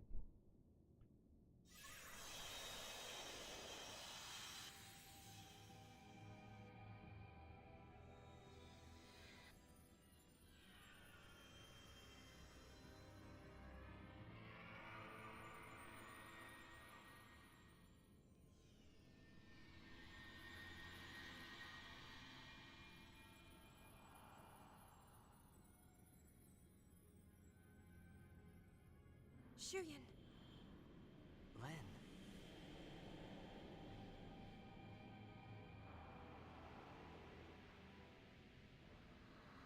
There's something I must tell you.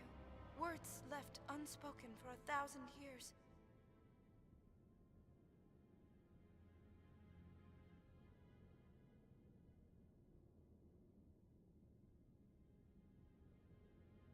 love you. And I'm grateful. Grateful that you stayed with me until the end. But I couldn't save you. It doesn't matter. Please, don't go on grieving alone. Rest.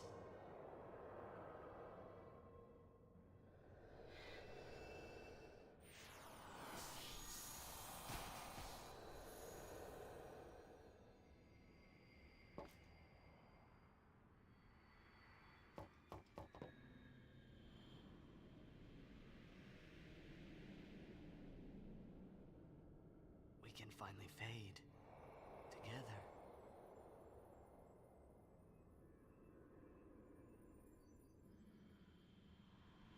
Oh, different fade. No.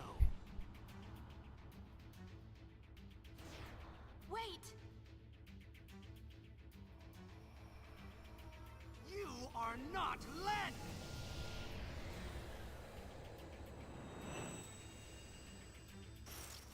Bum-ba-da-bum-bum. Don't get it, do you? It's no good. He's not listening. Shuyan, please stop this! Stay focused. What is that sword? Use the stuff that I like to use. Seems like protect. I don't know. 1,000 years of agony.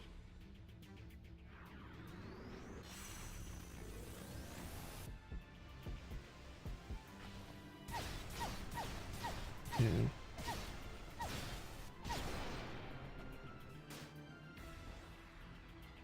Oh, he's similar. Wait, he also plays blitzball?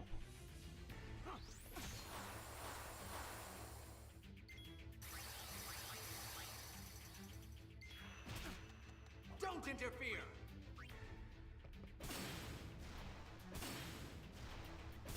Look at them reusing all of the tightest overdrives. You're the only ones who can stop him.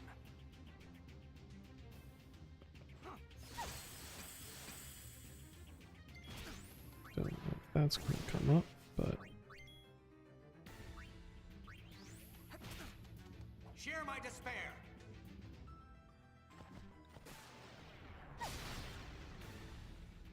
He can't take much more.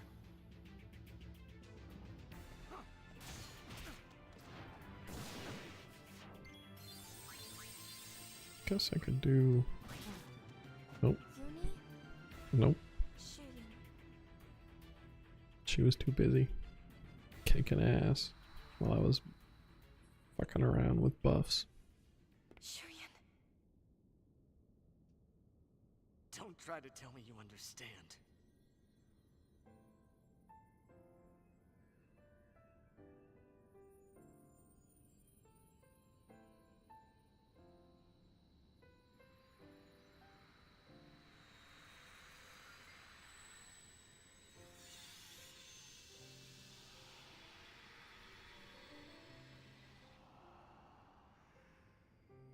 Len?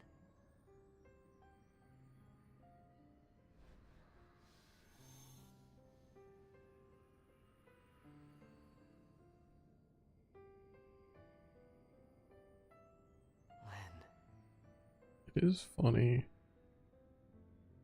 that they made them look like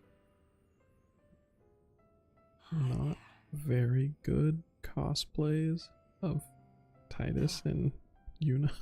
1,000 years, and this moment is all we get? This moment's enough. What the fuck is that voice? I don't need anything else. Just knowing how you feel is enough.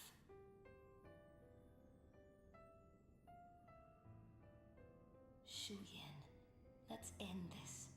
Let's go home. Can we?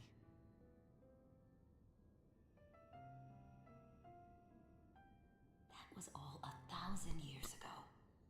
We've come too far to look back now.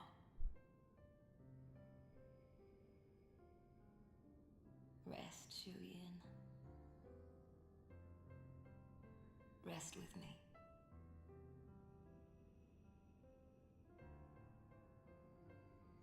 That's a synonym for sleep with me. Get it, Shuyin? I really don't care about Let's go. them. I have a new song for you. I really don't.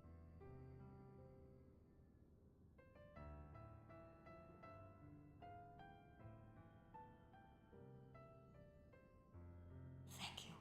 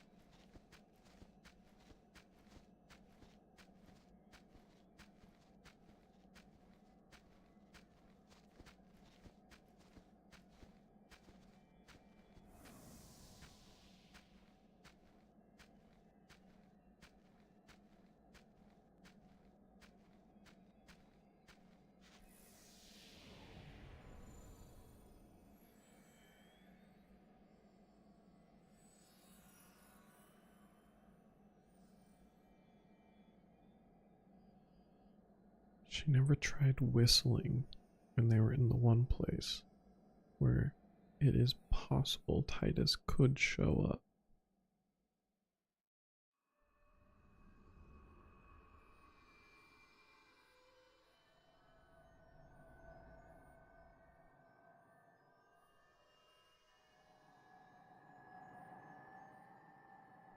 I guess maybe it's not over.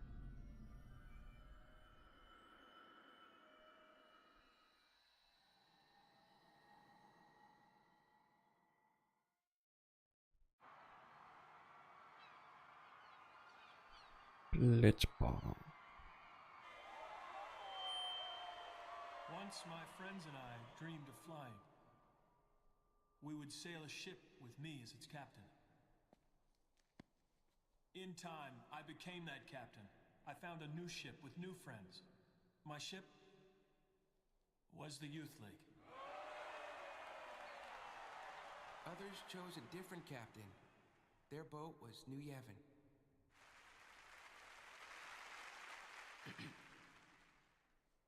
You know, I realize I'm like a lot of you people. We want a captain, and we want a ship to ride, but more important than that, really, we all want to ride together. There are some things you can't do alone. But they become easy with friends beside you. This was the lesson that we learned when we launched those ships. It was power. And we misused that power. We turned our friends and followers against each other.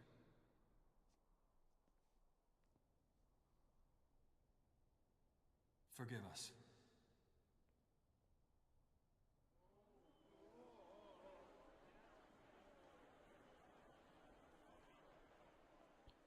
Somehow we forgot. I still don't care about these three either. One we've been riding ever since we were born. That ship is Spira.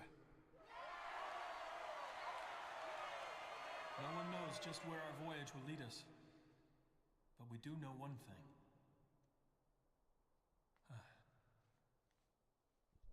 One way or another, we will get by. will go on living. The calm will continue.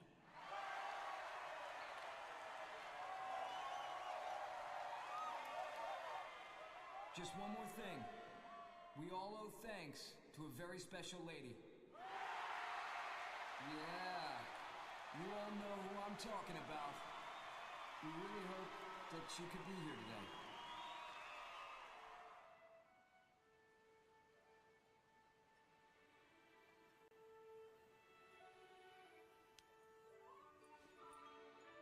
It's time for me to go home. She left a message. She said she's going home.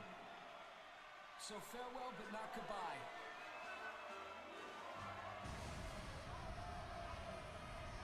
See you next time, kids. Yeah!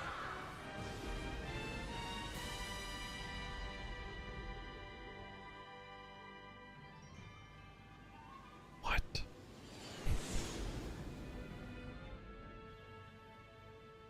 Did we really have to leave like that? Just think of the party we're missing. I think we party enough, don't you? Brother, higher!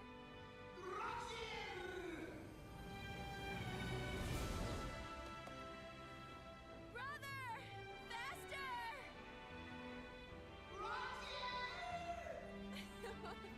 I can't hear you!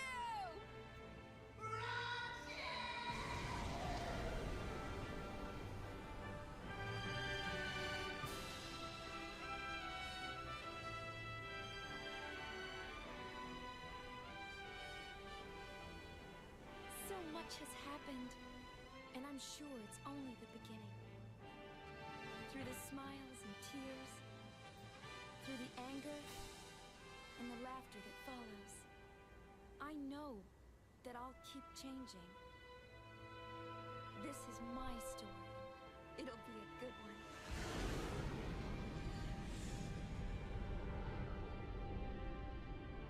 It all began when I saw this sphere of you.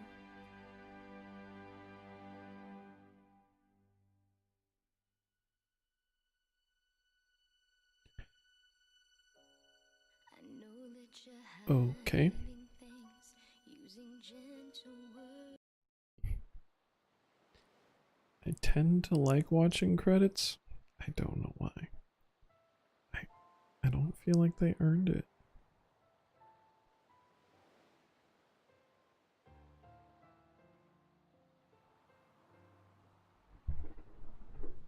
Like I still like Yuna's character. And I think is kind of interesting. I'm not gonna do that.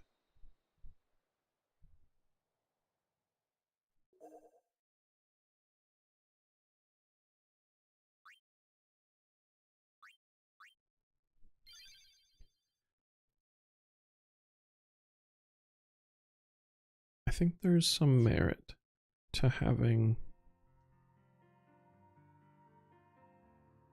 like an introspective story about a girl who was trained to be a kamikaze pilot, basically, but discovers through the weight of intense responsibility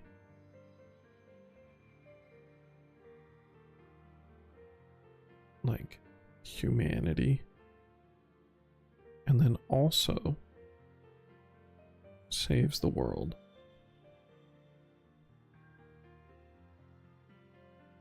And then the person that was her bridge to humanity turns out wasn't a human and Peppy poofs.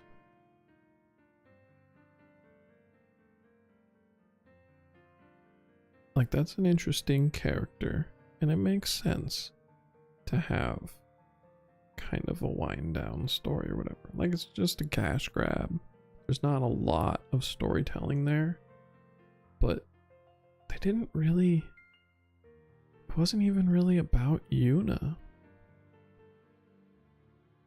Like the little moments in the side quests where she'd like talk to Titus or whatever about how she's growing and whatever. Those moments were pretty good. But the actual story going on kinda sucked. It would have been...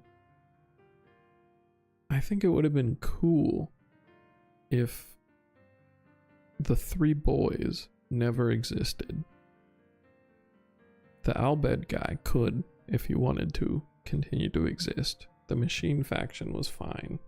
They made sense as a group. Oop, what did I just do? Bunk. But if the three boys never existed,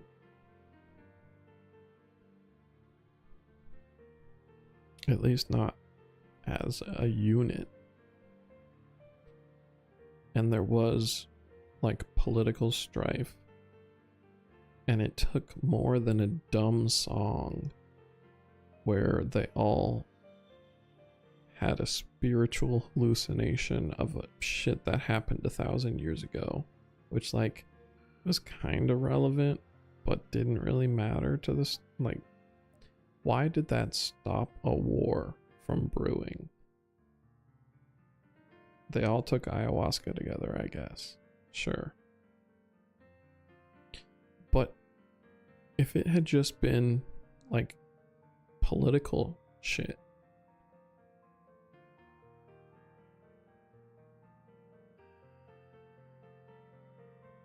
then I don't know. The fact that it doesn't matter to Yuna's story specifically, and then they could have focused all the time where they were trying to be like talking about Len and whatever on Yuna and the people that are still around her maybe and whatever. I don't know. I understand why people didn't like this game, I guess, is what I'm saying.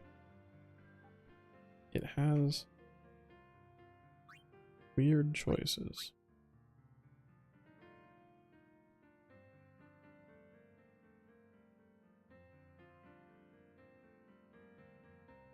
Now, that being said, there is one more content on this Steam remaster. I don't know what the hell this is. Load. Okay.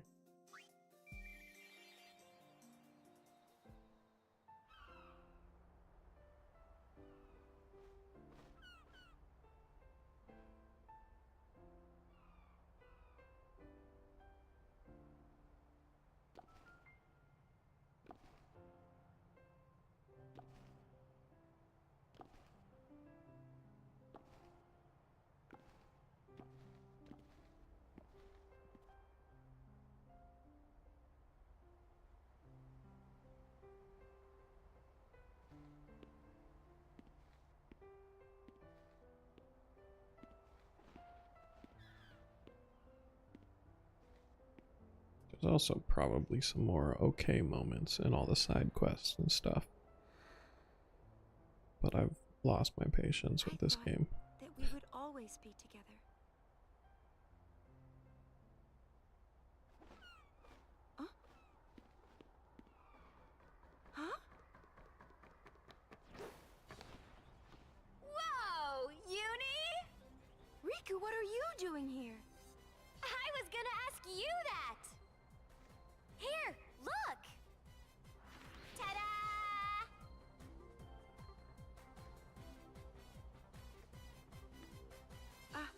You got one too? You betcha! I thought it was just some stupid junk mail. It doesn't even have a return address on it. But I figured I'd come check it out, and I'm glad I did. It's been so long, Uni. How are you? Good.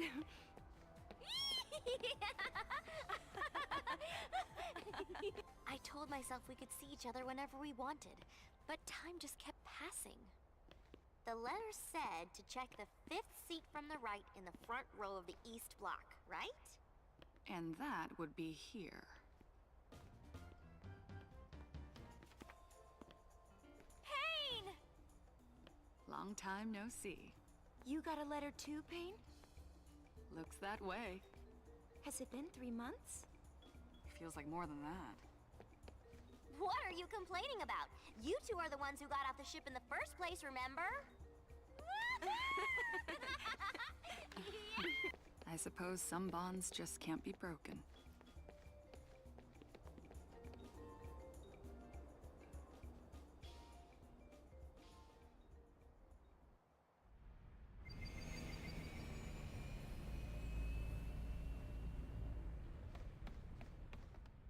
Welcome back!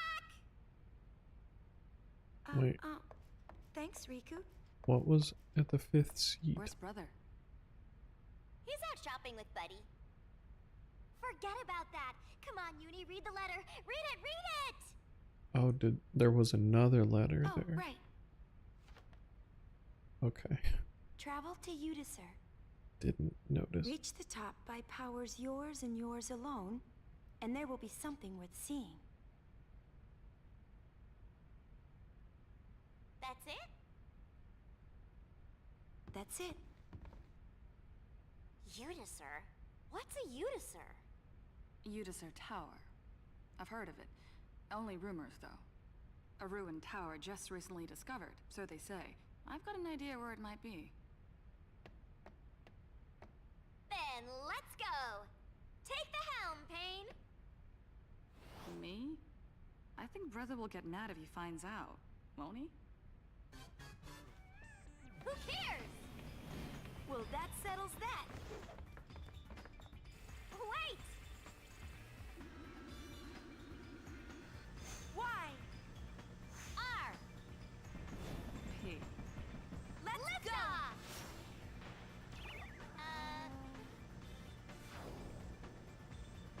This doesn't look good.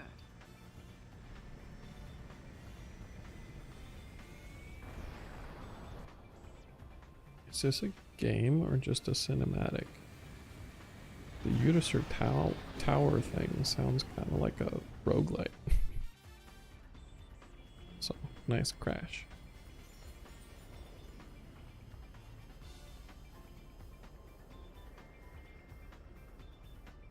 I've honestly never heard of this before in my life.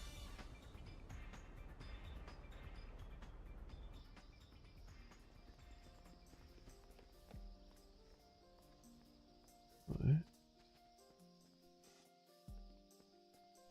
Okay, so there is some kind of game.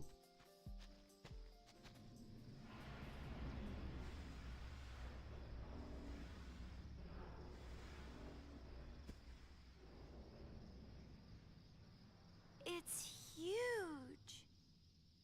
Good thing we can just fly straight to the top. Haha. Now where's the fun in that? Well, where's the fun in climbing? Remember the letter.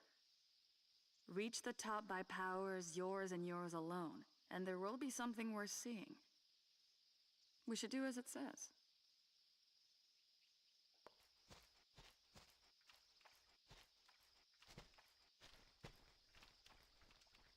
Oh, I've got a bad feeling about this.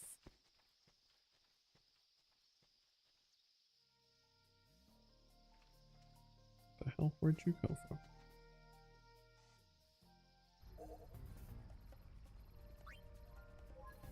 Character actions within the tower are determined by turns. Moving a square or performing an action takes 1 turn. Enemies also use turns. Okay, is this a whole game? What is this called? FFX-2 Final. No. Alright. I guess I won't change my category. Because I don't know if there is one for this.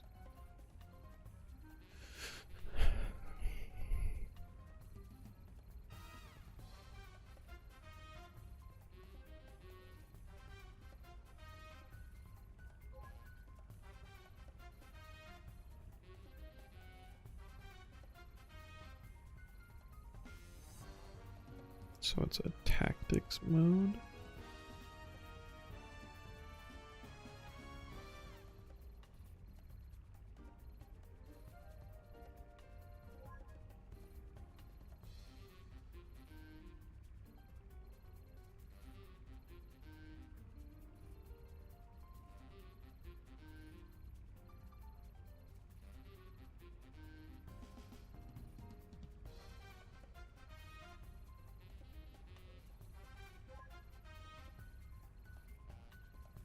Obtain dress figures or other attire. Equip them as dresses, and even layer multiple dresses. Interesting.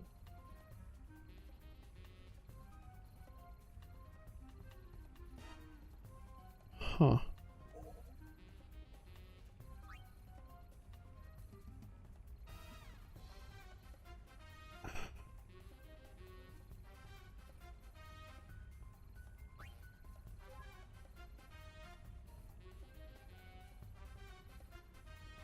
Select target and range.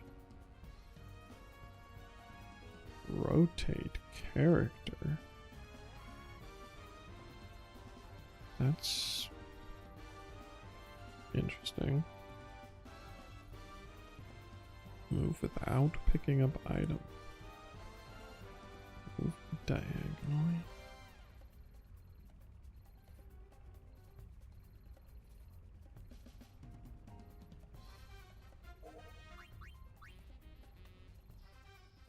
Alright, what the hell am I looking into here?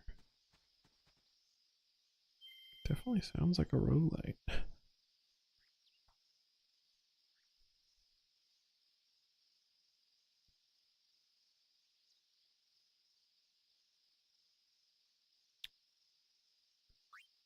Choose your warp. Yerp.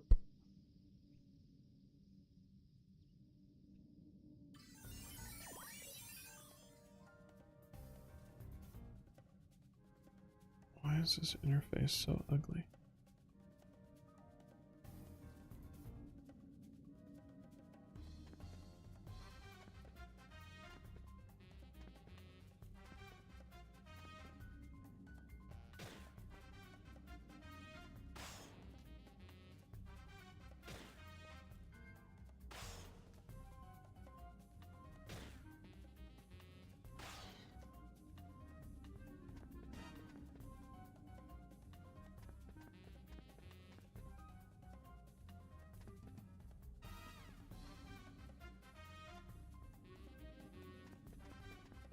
Wonder if rotating Festivalist level 2.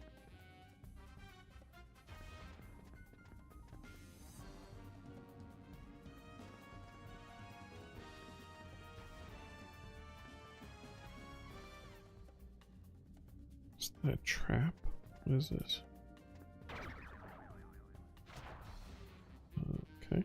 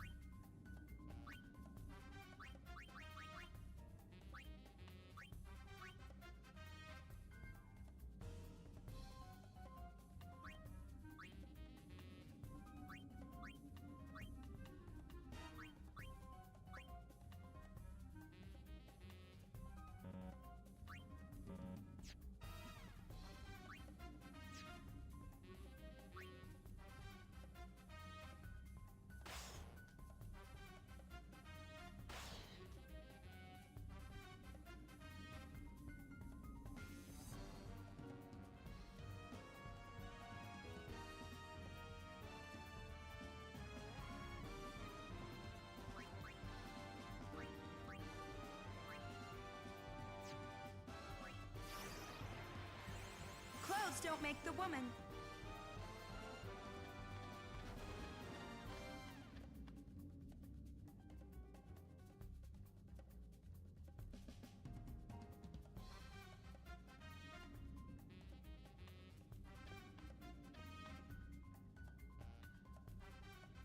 Is there another way I can change?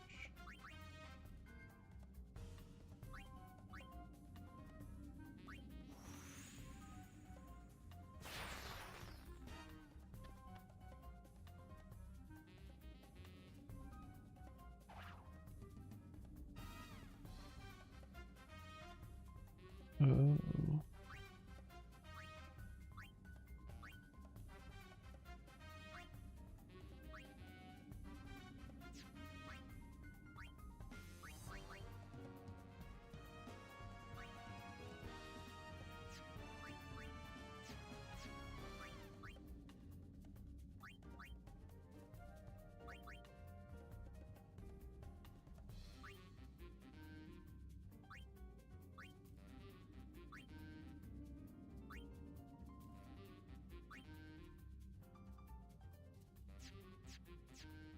How do I...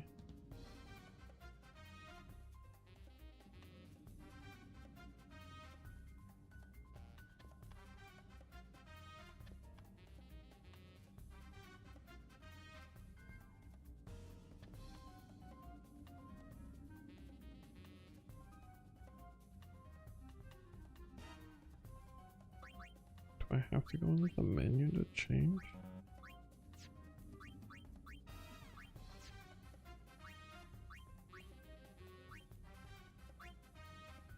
What is happening here?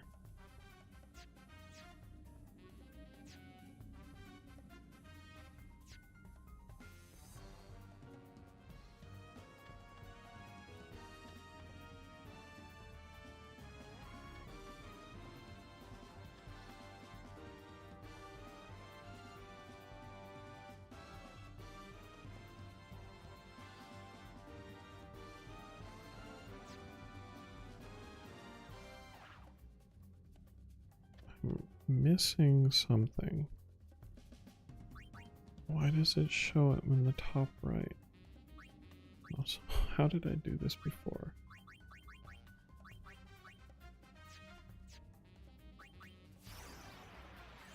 I feel so in control. I can't do anything.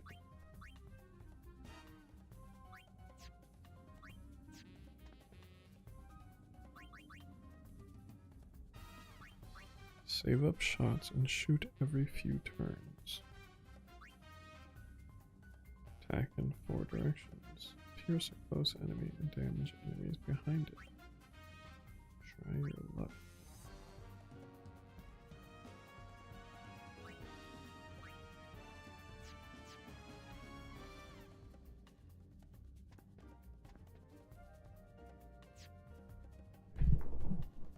What the fuck?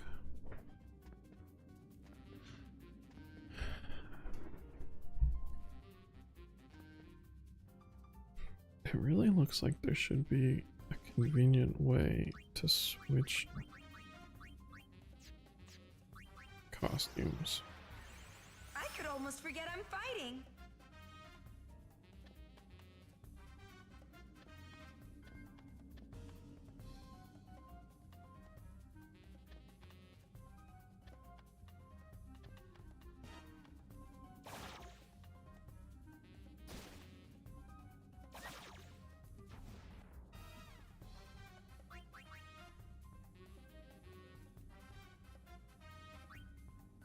I don't have any mana anymore.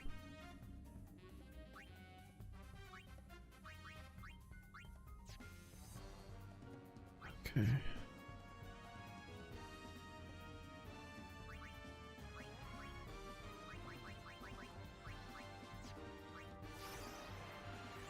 Is this all right?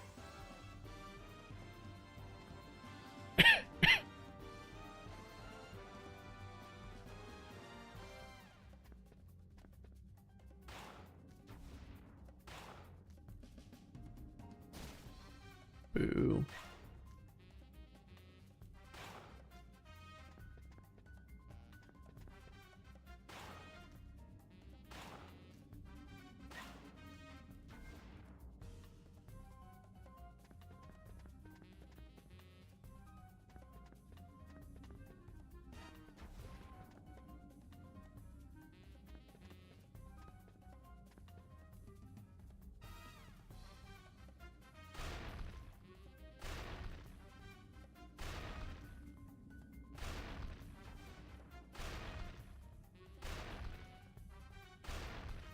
money rock.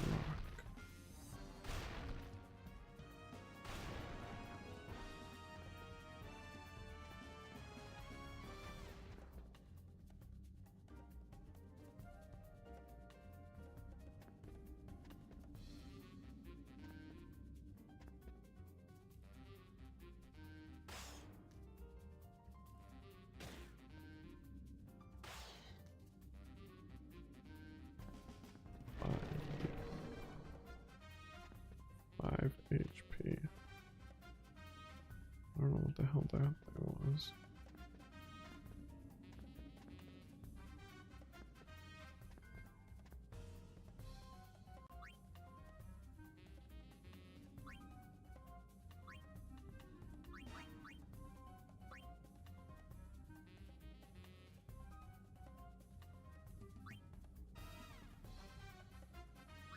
Fuck.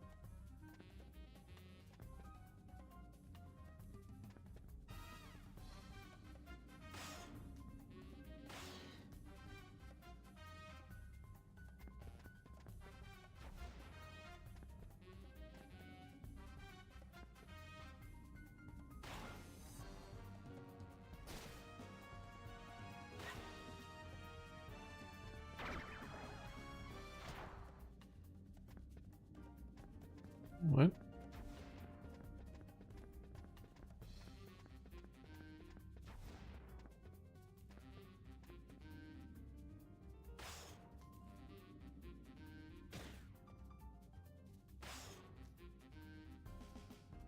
Get your shit together, Yuna.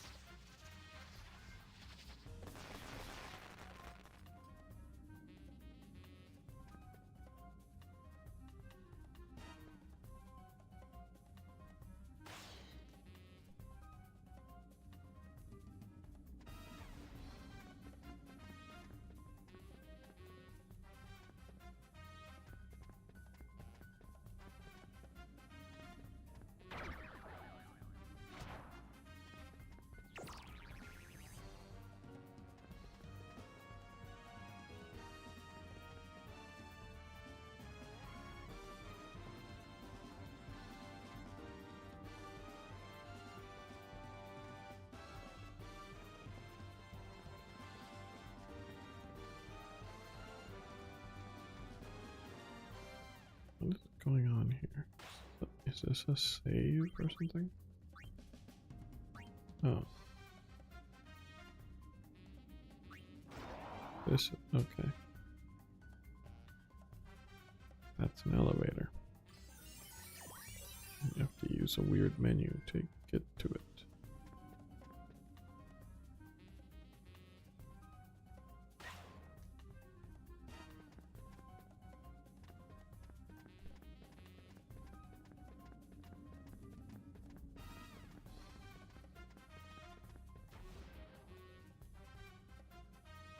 Don't know if I have a reason to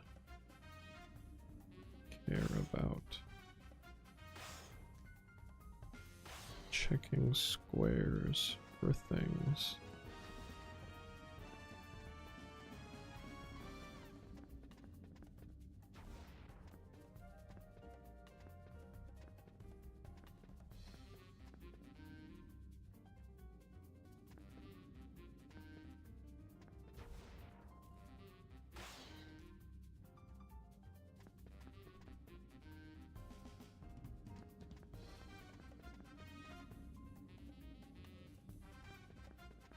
Viper extract.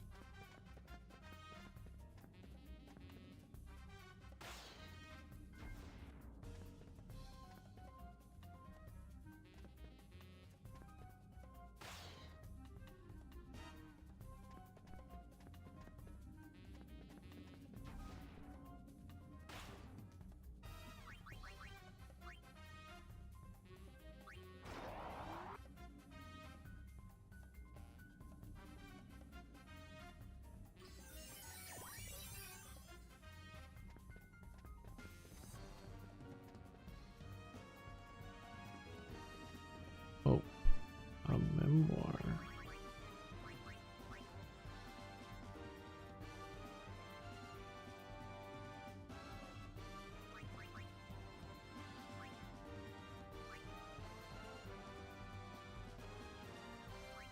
Huh.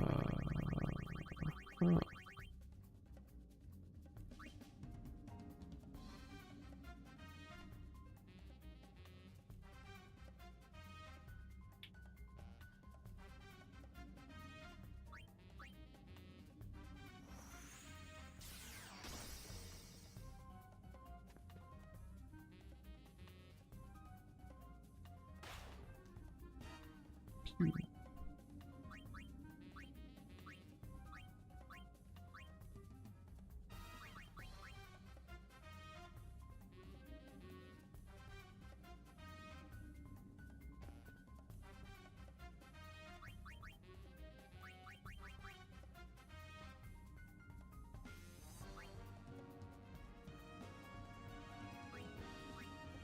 Remove cursed / boom status from items.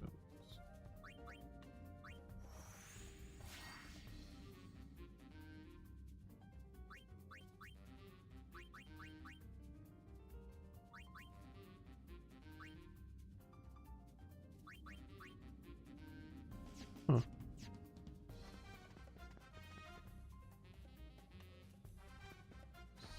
Spider.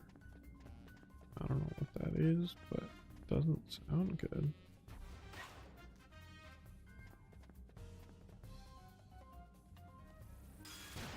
Ow.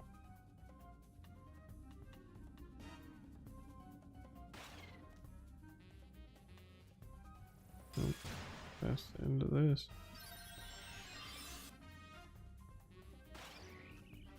Okay.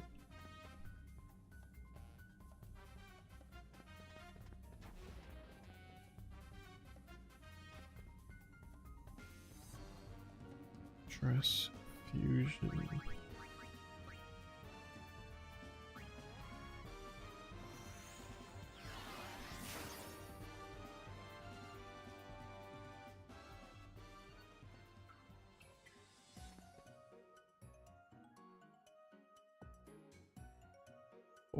Gill.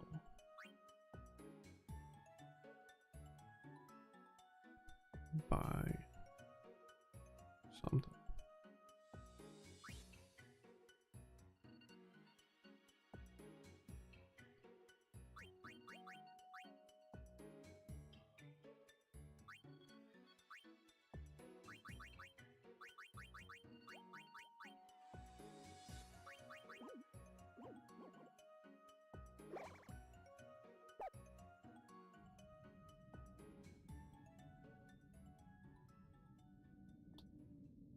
Okay.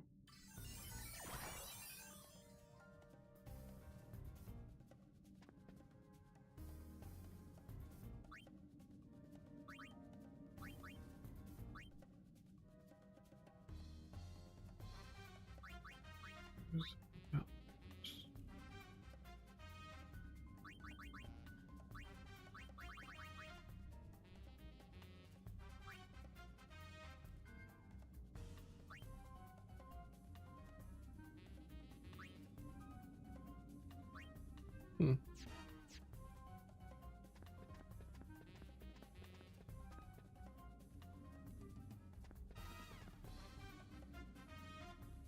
Black Mage.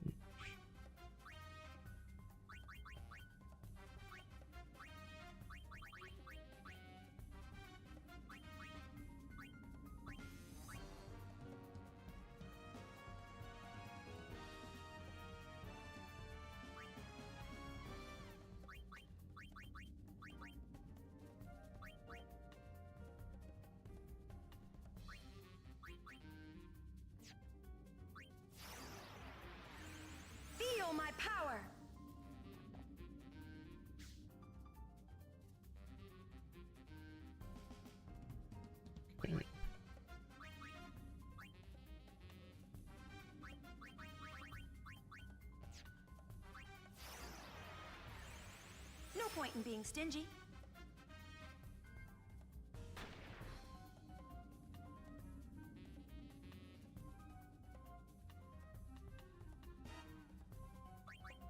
I don't know if it makes a difference.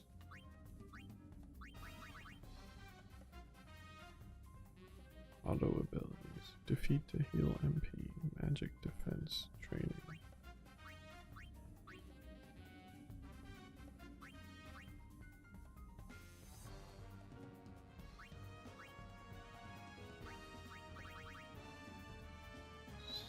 Staccato.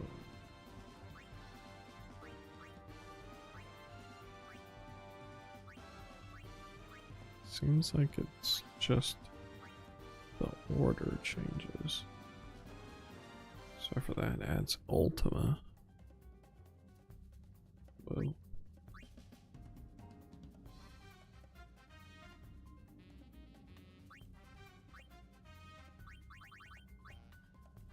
Item cannon.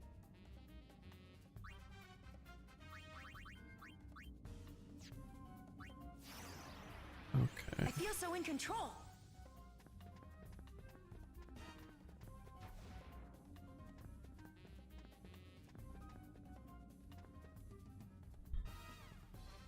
I don't know what that enemy is, but that's just a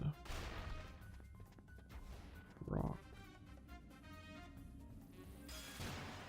Ow.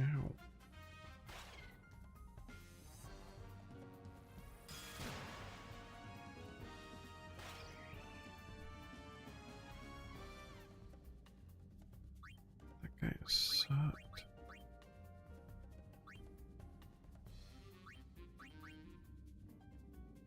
Oh. Wait a second.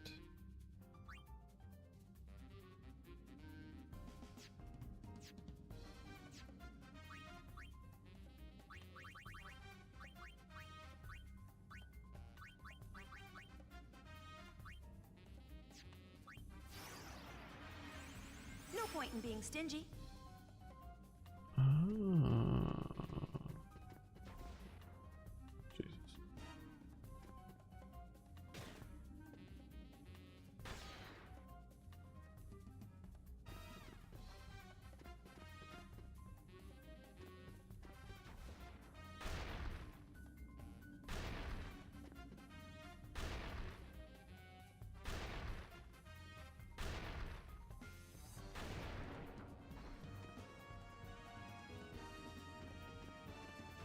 Regressive venom.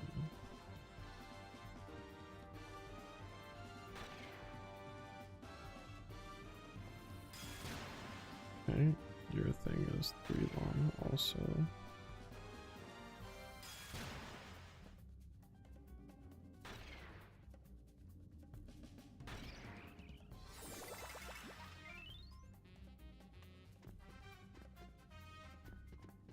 Jeez.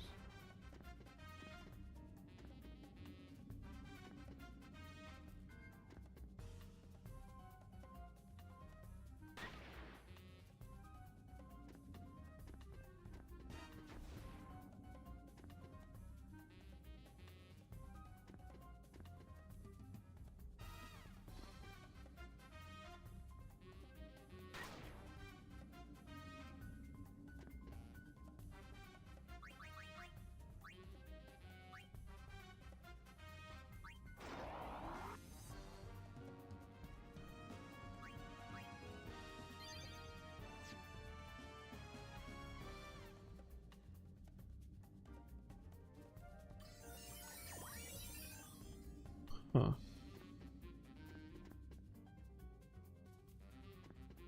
Inventory full. That's annoying.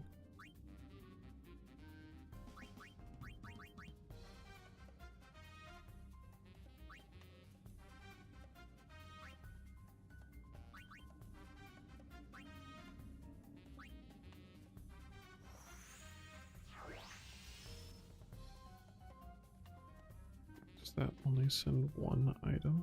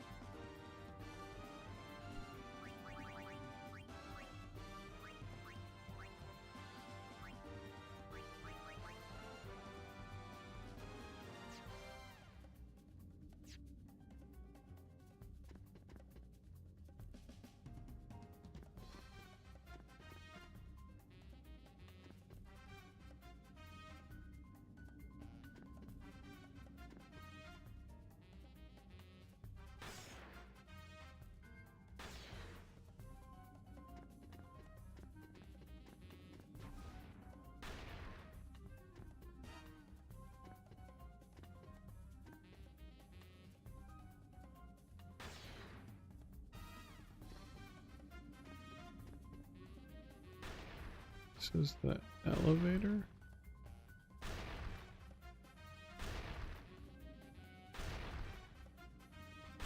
That other room looks like it has a bunch of traps, but nothing useful. Jeez.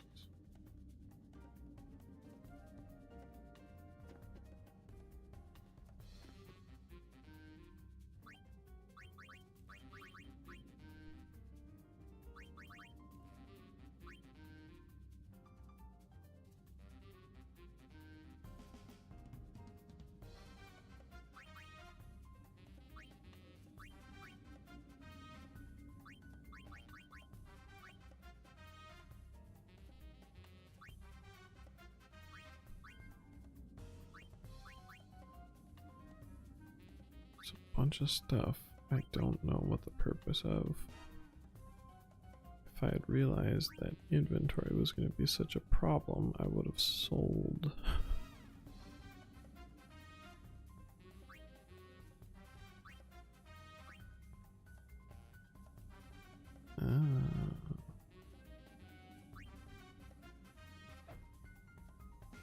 Oops. Basic healing is good. In fact,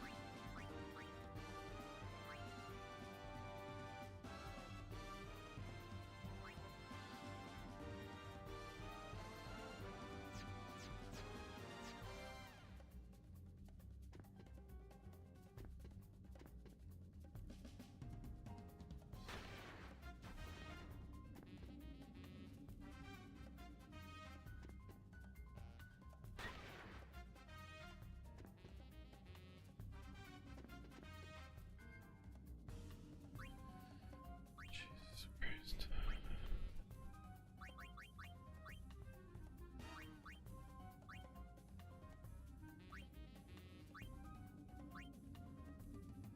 Yeah.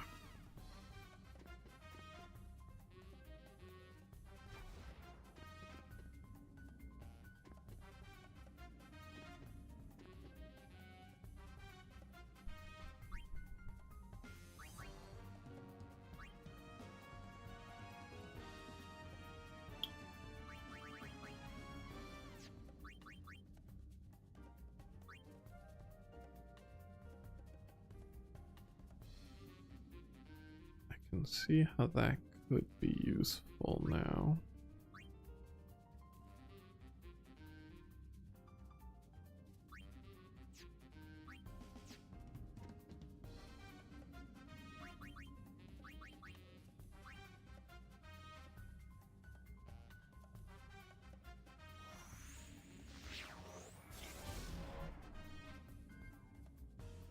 What?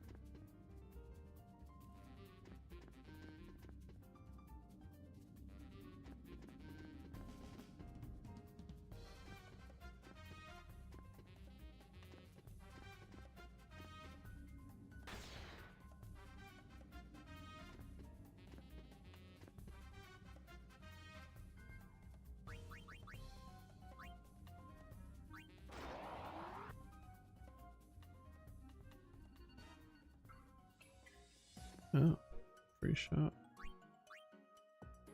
Alright. Seeing book. Kinda neat, I guess.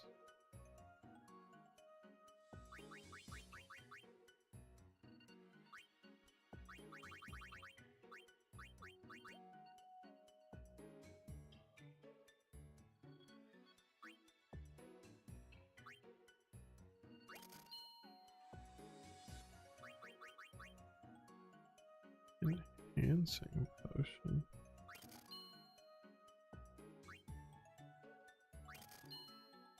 Oops. What did I just sell?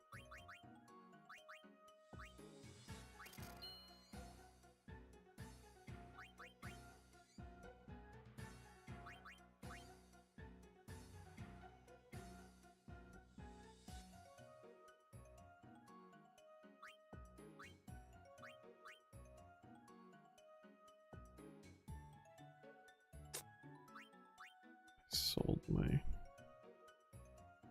shit.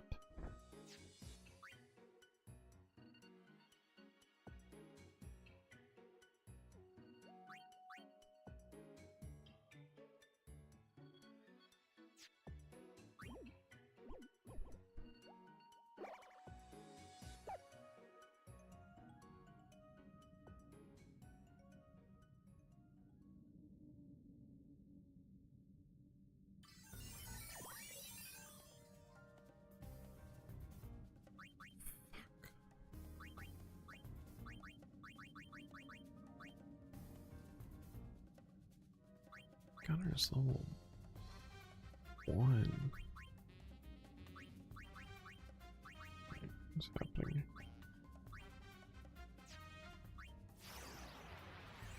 Feel my power!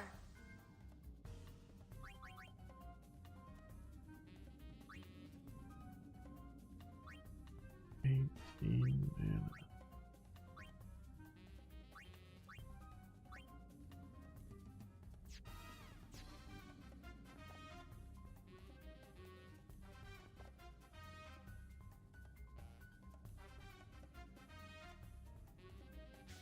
That's not what I meant to do.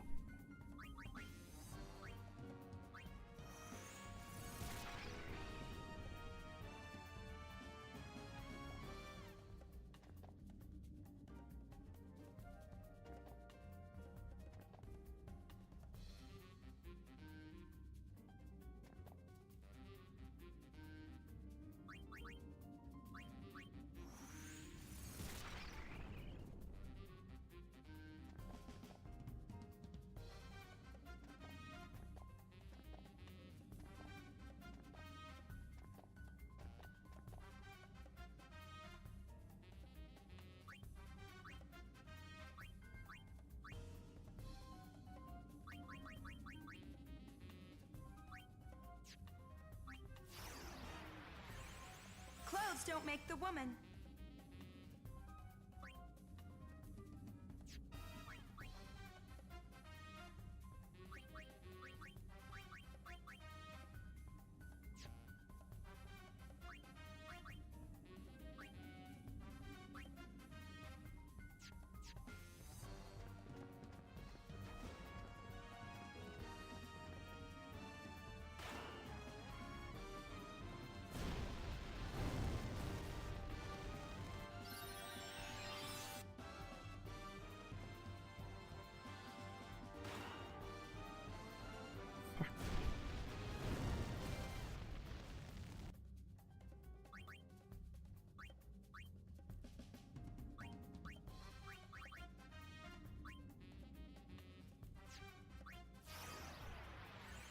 Feel my power!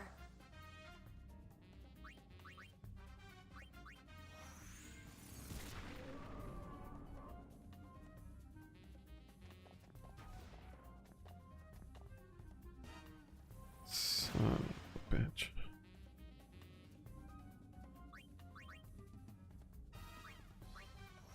Doing stuff in this game kind of sucks.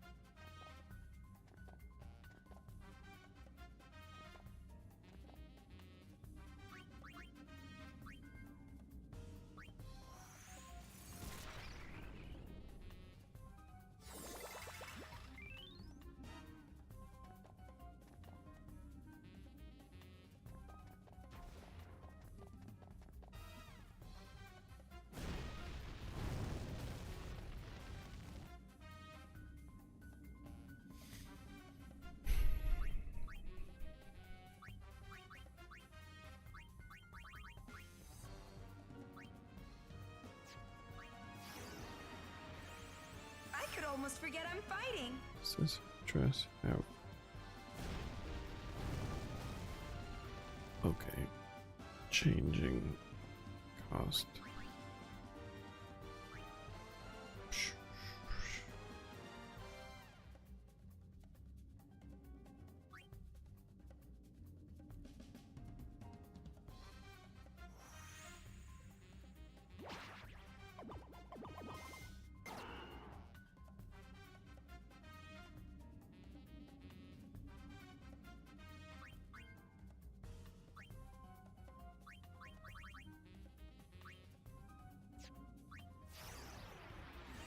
I feel so in control.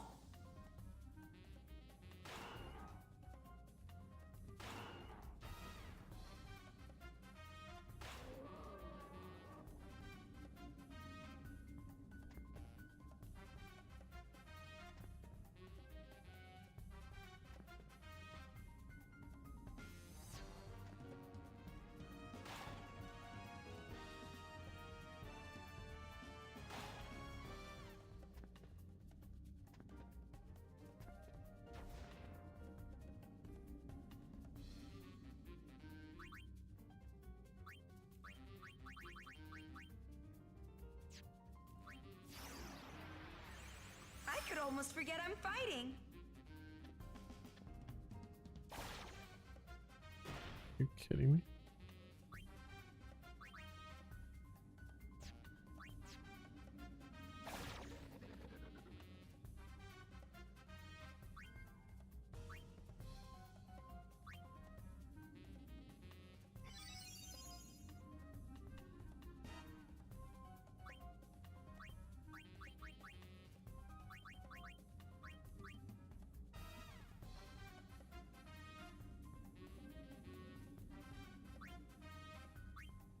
I mean, I guess. What reason do I have to not do that?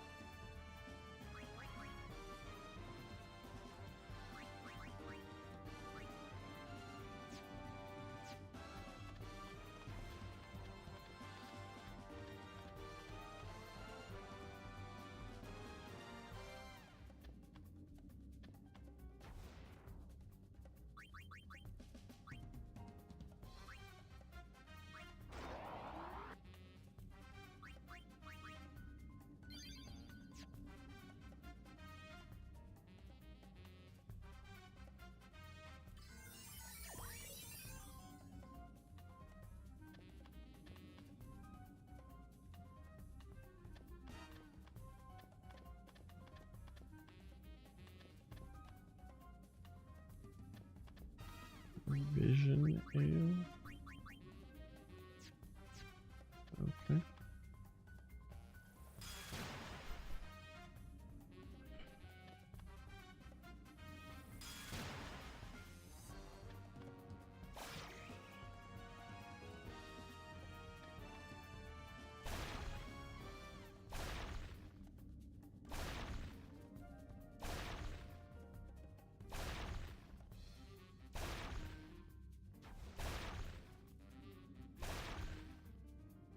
Rock was decent money.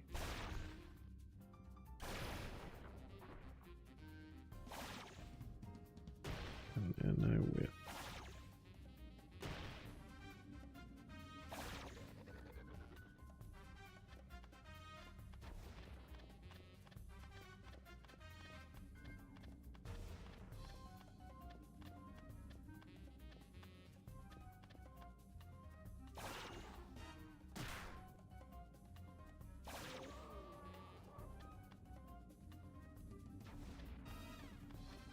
Dress shop. Ow.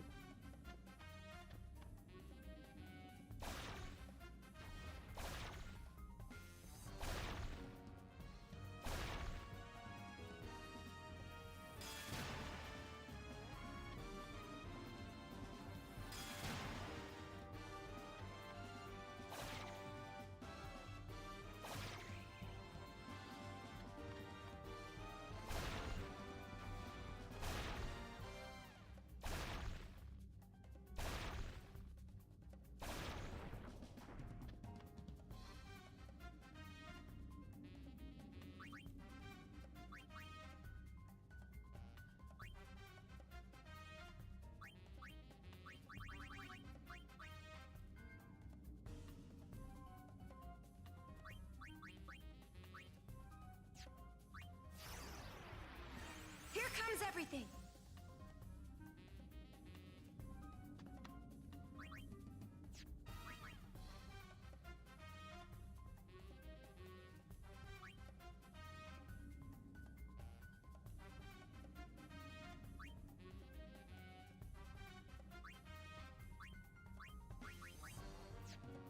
That's some kind of neat seeming stuff.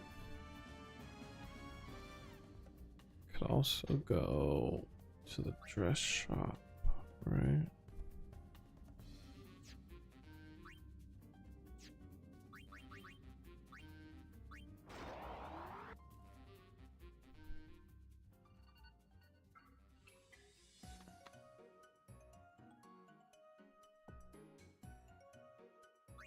The fuck are you?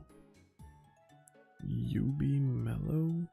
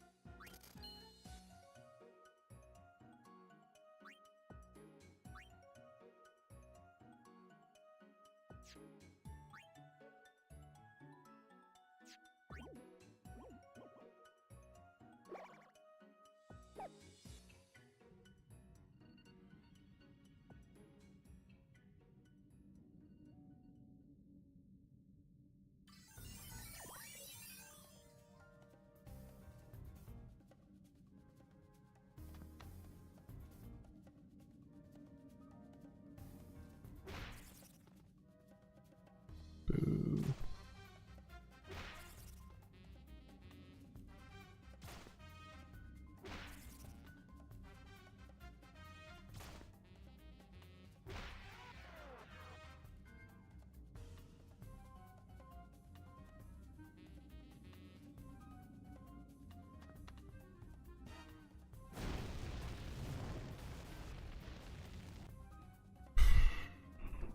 Okay.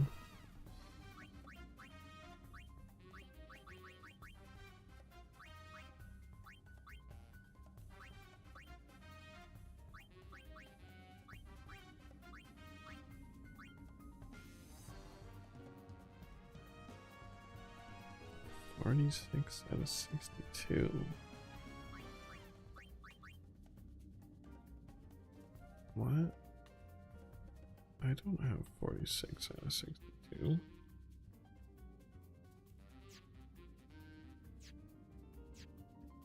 I have 7.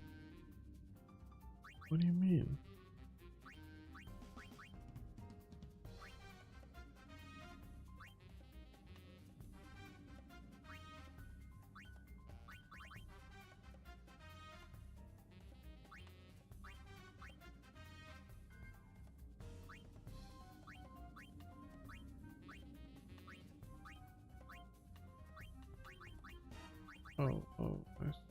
I still don't understand what the stuff is at the top, but 42 out of 64. That is more correct. Is this all right?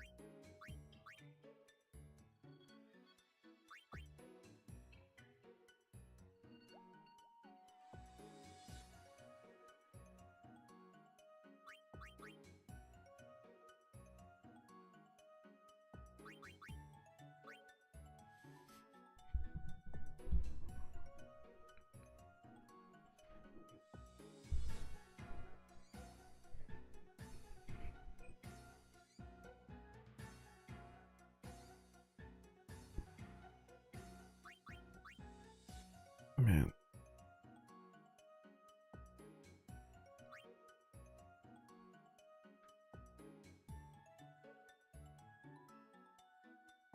I don't really know how I feel about this game.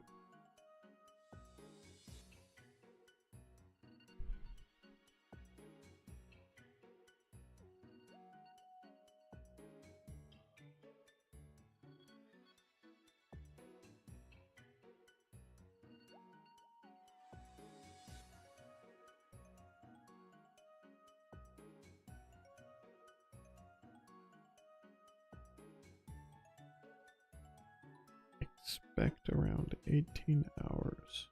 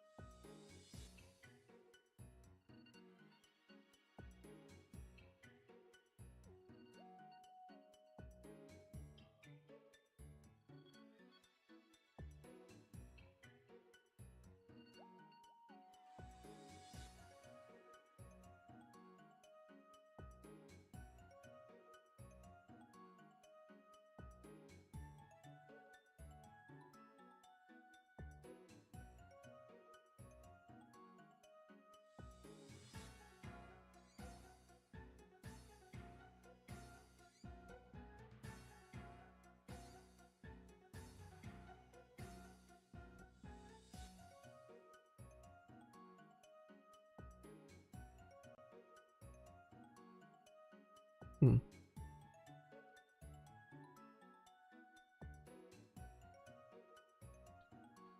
Well,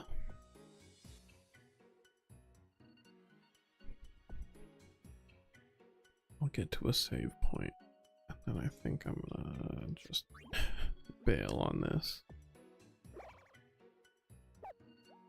Because apparently it's like a 20-hour long thing. I don't. Maybe I'll just look it up on YouTube.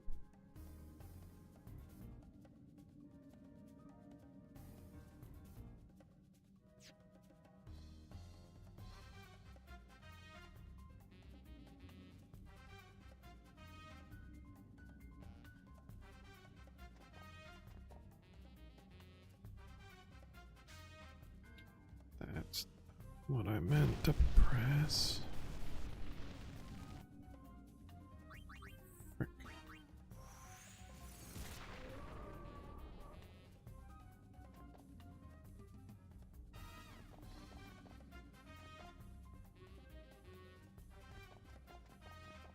Wind droplet growth tonic.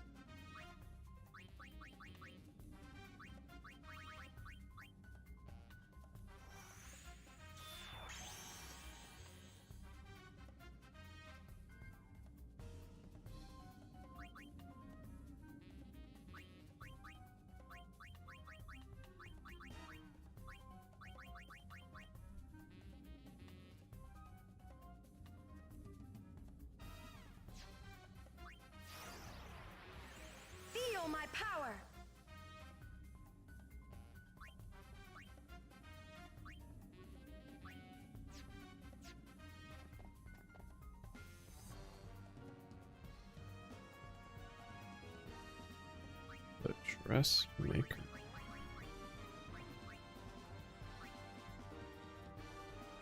Could just level up Black Mage one more time.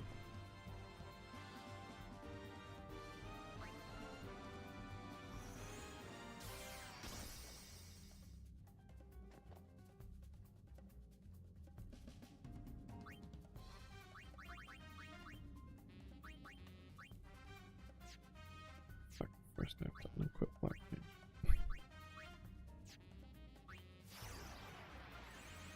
I feel so in control.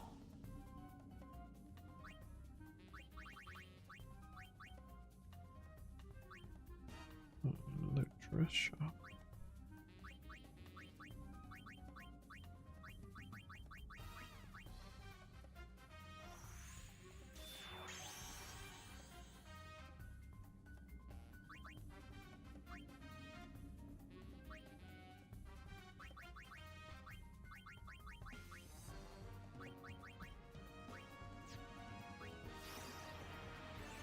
Feel my power.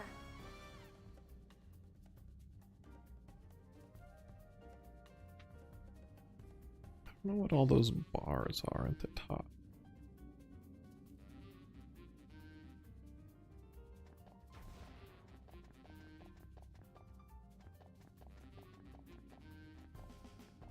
Will admit getting this up to level whatever I got it up to has made it somewhat more appealing.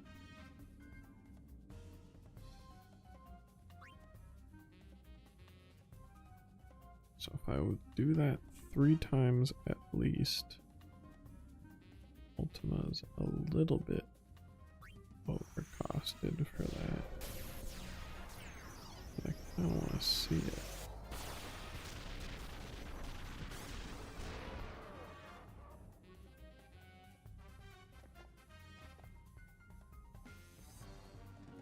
Echo Nectar. Hope. A memoir. Trainer.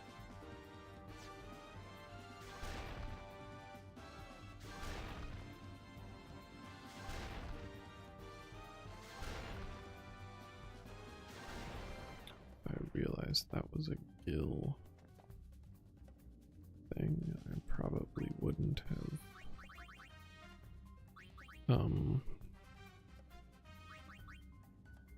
used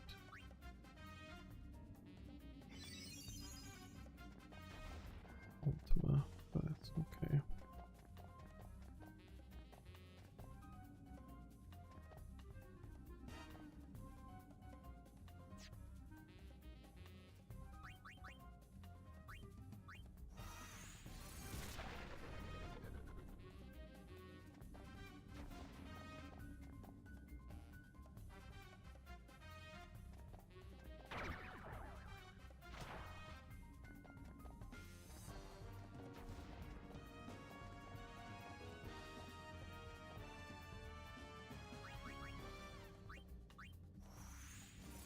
It'd be cool if that could hit both of them, but whatever.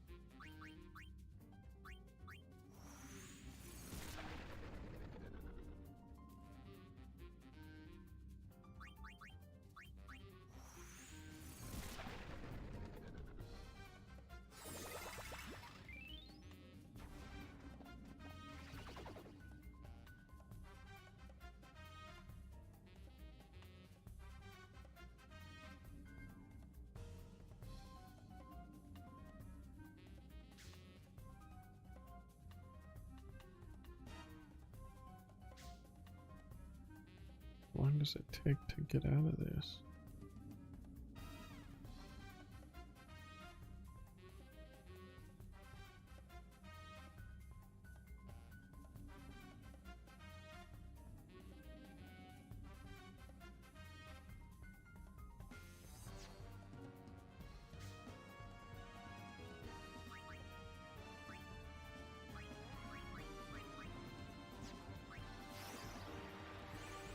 I feel so in control.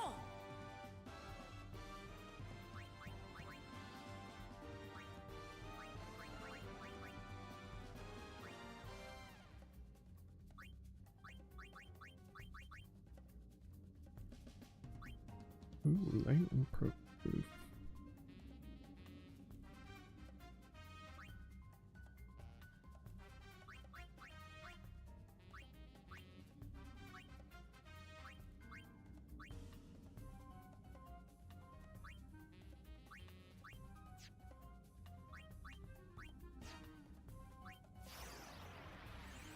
Clothes don't make the woman.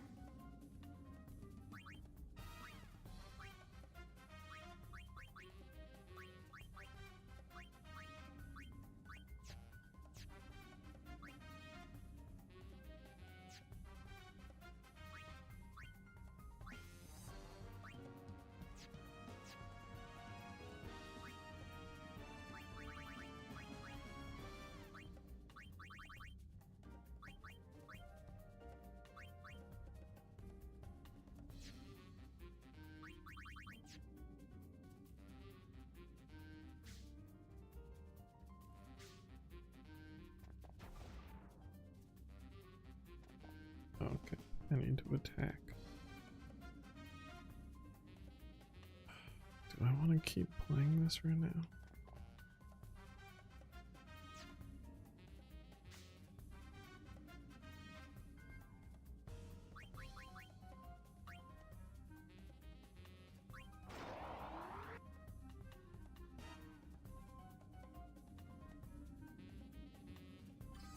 I don't know.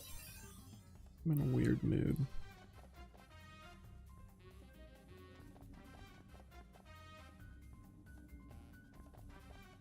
What does that do? The vault. Whatever the fuck that is.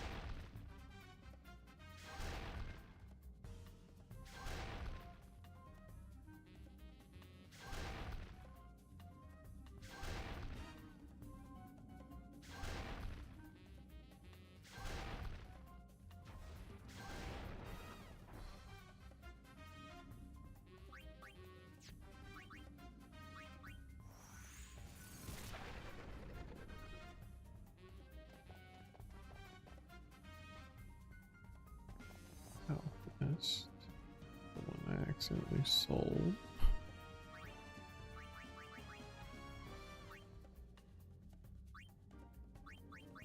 Ooh, now I actually have to make a choice.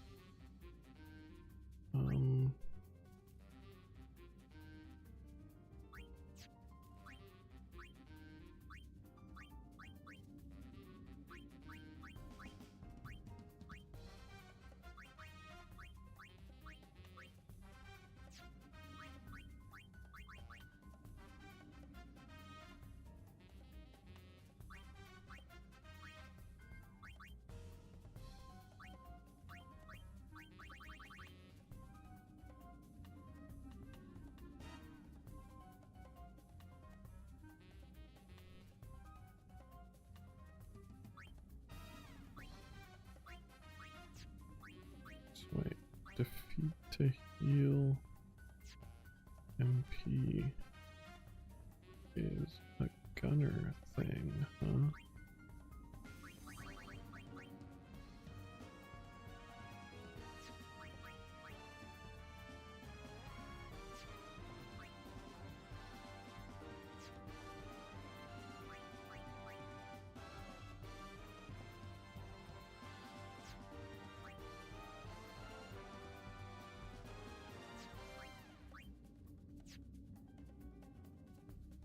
Does getting rid of Gunner add sleep proof?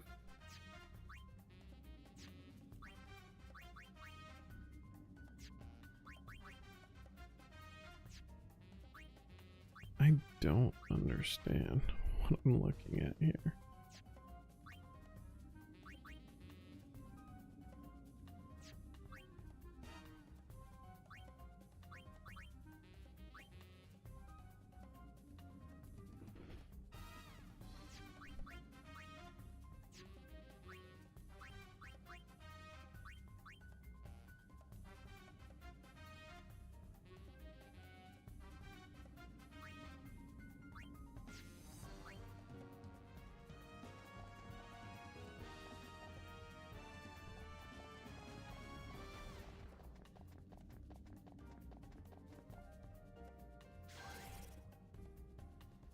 Oops.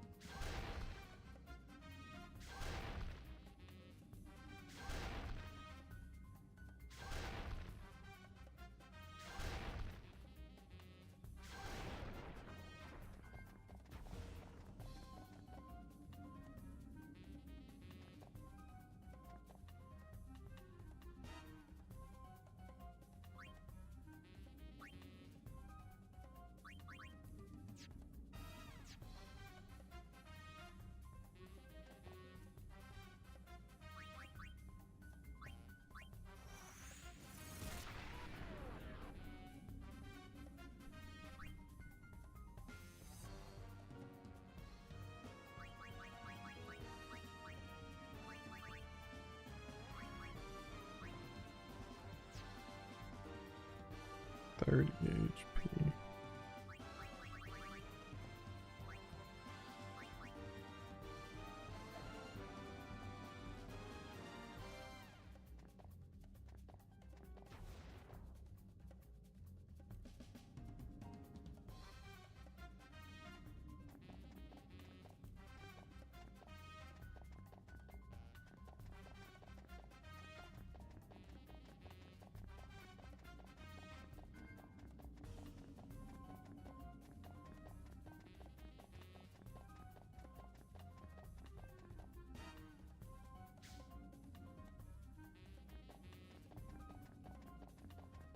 The hell?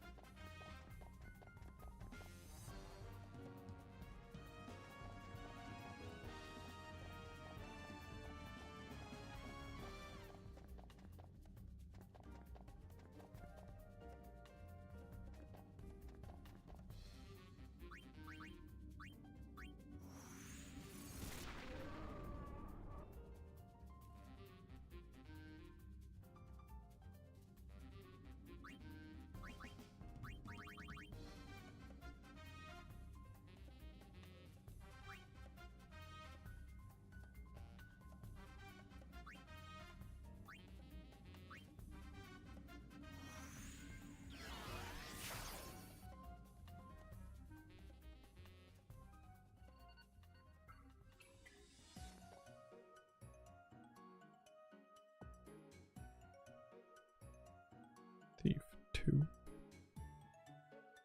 Mascot.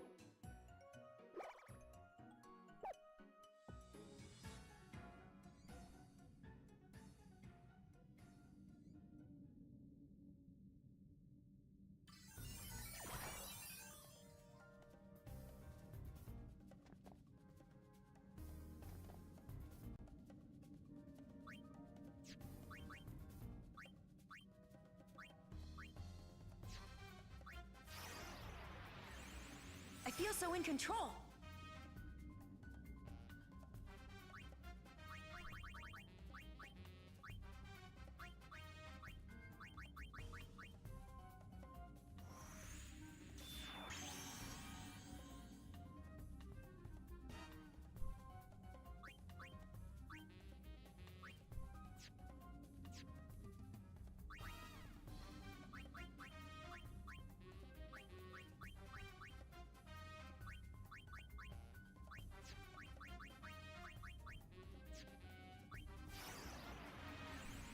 So hot.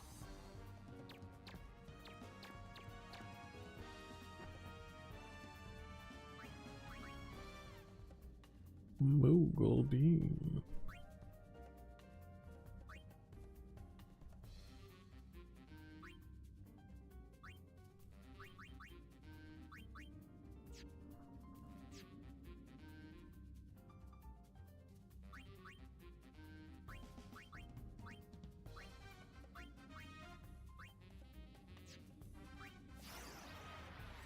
Feel my power.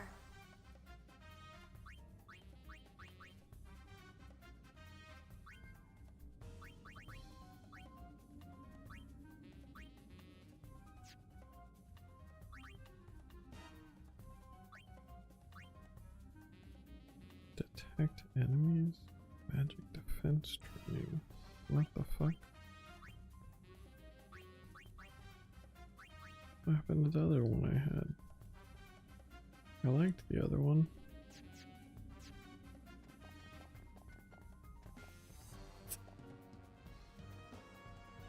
I guess one of the things I sold was the other one.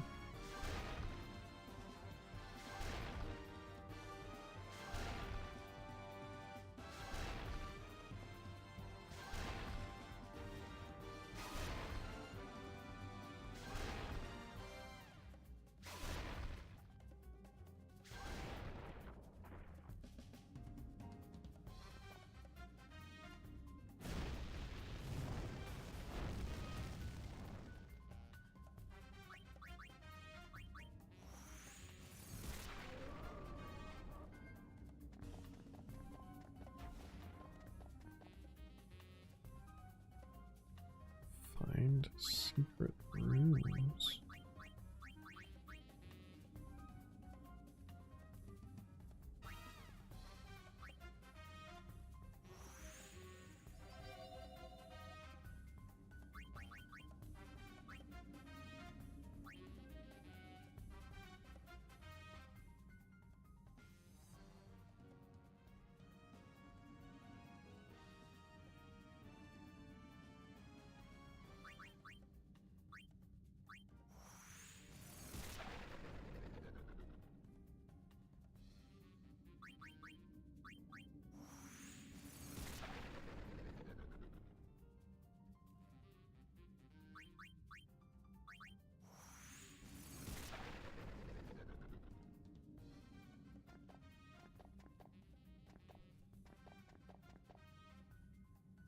Jesus.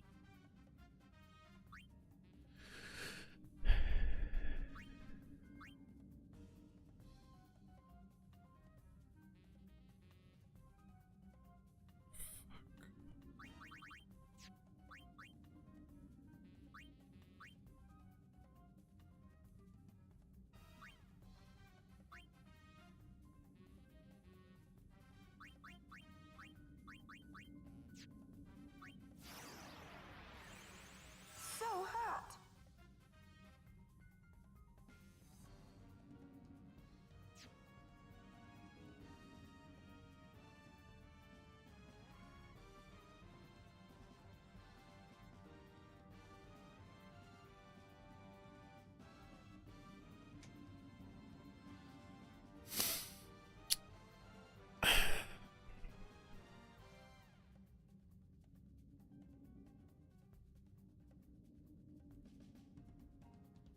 The MP back on defeating of things. I'm realizing now was a lot of my joy in this game.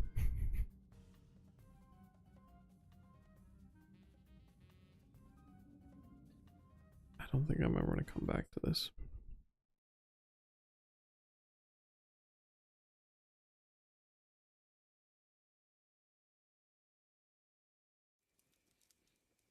It's book time.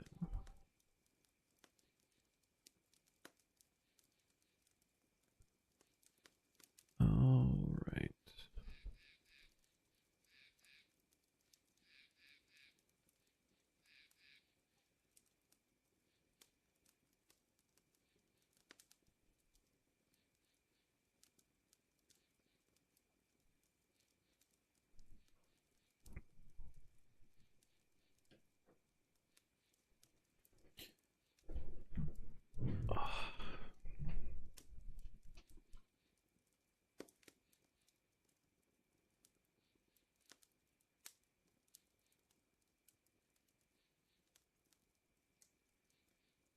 I'm at chapter 7 now.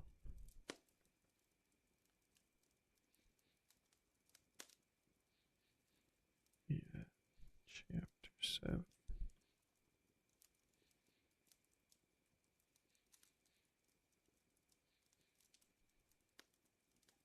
Okay.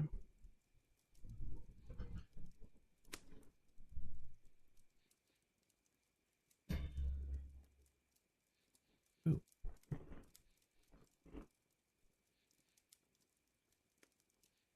Rashek is a tall man. Of course, most of these terracemen are tall. He is young to receive so much respect from the other packmen. He has charisma, and the women of court would probably describe him as handsome, in a rugged sort of way. Yet it amazes me that anyone would give heed to a man who speaks such hatred. He has never seen Clenium, yet he curses the city. He does not know me, yet I can already see the anger and hostility in his eyes. Chapter 7. 3 years hadn't changed Marsh's appearance much. He was still the stern, commanding person Kelsier had known since childhood. He had that same glint of disappointment in his eyes, and he spoke with the same air of disapproval. Yet, if Doxson were to be believed, Marsh's attitudes had changed much since that day 3 years before. Kelsier still found it hard to believe that his brother had given up leadership of the Ska Rebellion. He had always been so passionate about his work. Apparently, that passion had dimmed. Marsh walked forward, regarding the charcoal writing board with a critical eye. His clothing was stained slightly by dark ash. Though his face was relatively clean for a Ska, he stood for a moment, looking over Kelsier's notes. Finally, Marsh turned and tossed a sheet of paper onto the chair beside Kelsier. "What is this?" Kelsier asked, picking it up. "The names of the 11 men you slaughtered last night," Marsh said. "I thought you might at least want to know." Kelsier tossed the paper into the crackling hearth. They served the final empire. "They were men, Kelsier," Marsh snapped. "They had lives, families. Several of them were Ska. Traitors. People," Marsh said. "People who were just trying to do the best with what life gave them." "Well, I'm doing the same then." "Well, I'm doing the same thing," Kelsier said. "And, fortunately, life gave me the ability to push men like them off the tops of buildings. If they want to stand against me like noblemen, then they can die like noblemen." Marsh's expression darkened. "How can you be so flippant about something like this?" "Because, Marsh," Kelsier said, "humor is the only thing I've got left. Humor and determination. Marsh snorted quietly. You should be happy, Kelsier said. After decades of listening to your lectures, I've finally decided to do something worthwhile with my talents. Now that you're here to help, I'm sure. I'm not here to help, Marsh interrupted. Then why did you come? To ask you a question. Marsh stepped forward, stopping right in front of Kelsier. They were about the same height, but Marsh's stern personality always made him seem to loom taller. How dare you do this? Marsh asked softly. I dedicated my life to overthrowing the final empire. While you and your thieving friends partied, I hid runaways. While you planned petty burglaries, I organized raids. While you lived in luxury, I watched brave people die of starvation. Marsh reached up, stabbing a finger at Kelsier's chest. At Kelsier's chest. How dare you? How dare you try to hijack the rebellion for one of your little jobs? How dare you use this dream as a way to enriching yourself? Kelsier pushed Marsh's finger away. That's not what this is about. Oh? Kelsier asked, tapping the word ATM on the board. Why the games, Kelsier? Why lead Eden along, pretending to accept him as your employer? Why act like you care about the ska? We both know what you're really after. Kelsier clenched his jaw, a bit of his humor melting away. You always could do that to me. You don't know me anymore, Marsh, Kelsier said quietly. This isn't about money. I once had more wealth than any man could spend. This job is about something different. Marsh stood close, studying Kelsier's eyes as if searching for truth in them. You always were a good liar, he finally said. Kelsier rolled his eyes. Fine, think what you want, but don't preach to me. Overthrowing the Empire might have been your dream once, but now you've become a good little ska, staying in your shop and fawning over noblemen when they visit. I've faced reality, Marsh said, something you've never been good at. Even if you're serious about this plan, you'll fail. Everything the rebellion has done, the raids, the thefts, the deaths, has accomplished nothing. Our best efforts never amounted to a mild annoyance for the Lord Ruler. Ah, Kelsier said, but being an annoyance is something that I am very good at. In fact, I'm far more than a mild annoyance. People tell me I can be downright frustrating. Might as well use this talent for the cause of good, eh? I'm really having a hard time piecing together sentences. Marsh sighed, turning away. This isn't about a cause, Kelsier. It's about revenge. It's about you, just like everything always is. I'll believe that you aren't after the money.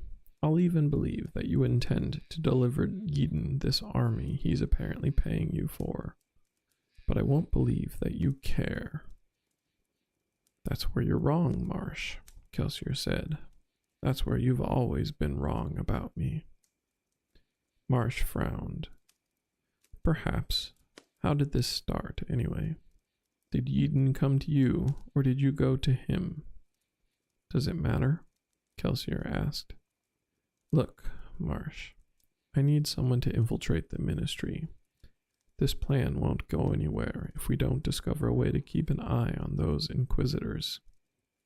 Marsh turned. You actually expect me to help you? Kelsier nodded. That's why you came here. No matter what you say, you once told me that you thought I could do great things if I ever applied myself to a worthy goal. Well, that's what I'm doing now, and you're going to help. It's not that easy anymore, Kel, Marsh said with a shake of his head.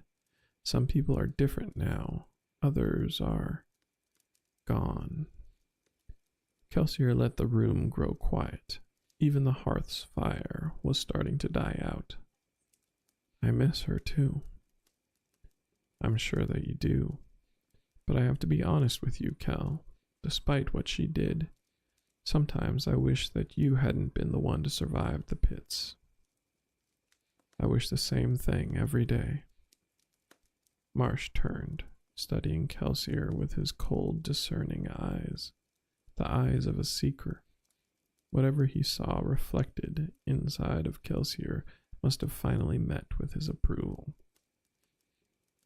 I'm leaving, Marsh said, but for some reason you actually seem sincere this time. I'll come back and listen to whatever insane plan you've concocted. Then, well, we'll see. Kelsier smiled. Beneath it all, Marsh was a good man, a better one than Kelsier had ever been. As Marsh turned toward the door, Kelsier caught a flicker of shadowed movement from beneath the doorway. He immediately burned iron, and the translucent blue lines shot out from his body, connecting him to nearby sources of metal. Marsh, of course, had none on his person, not even any coins. Traveling through skaa sectors of town could be very dangerous for a man who looked even marginally prosperous. Someone else, however, hadn't yet learned not to carry metal on her person. The blue lines were thin and weak. They didn't do well penetrating wood, but they were strong enough to let Kelsier locate the belt latch of a person out in the hallway, moving quickly away from the door on silent feet. Kelsier smiled to himself. The girl was remarkably skilled, but her time on the streets had also left her with remarkable scars. Hopefully, he would be able to encourage the skills while helping heal the scars. I'll return tomorrow, Marsh said as he reached the door. Just don't come by too early, Kelsier said with a wink.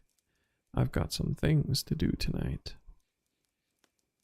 Vin waited quietly in her darkened room, listening to footsteps clomp down the stairs to the ground below. She crouched beside her door, trying to determine if both sets had continued down the steps or not. The hallway fell silent, and eventually she breathed a quiet sigh of relief. A knock sounded on the door, inches from her head. Her start of surprise nearly knocked her to the ground. He's good, she thought.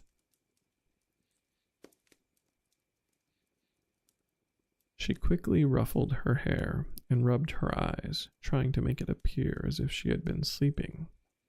She untucked her shirt and waited until the knock came again before pulling open the door.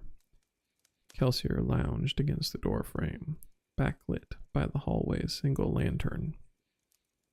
The tall man raised an eyebrow at her disheveled state. Yes? Vin asked, trying to sound drowsy. So what do you think of Marsh? I don't know, Vin said. I didn't see much of him before he kicked us out. Kelsier smiled. You're not going to admit that I caught you, are you? Vin almost smiled back. Reen's training came to her rescue. The man who wants you to trust him is the one you must fear the most. Her brother's voice almost seemed to whisper in her head.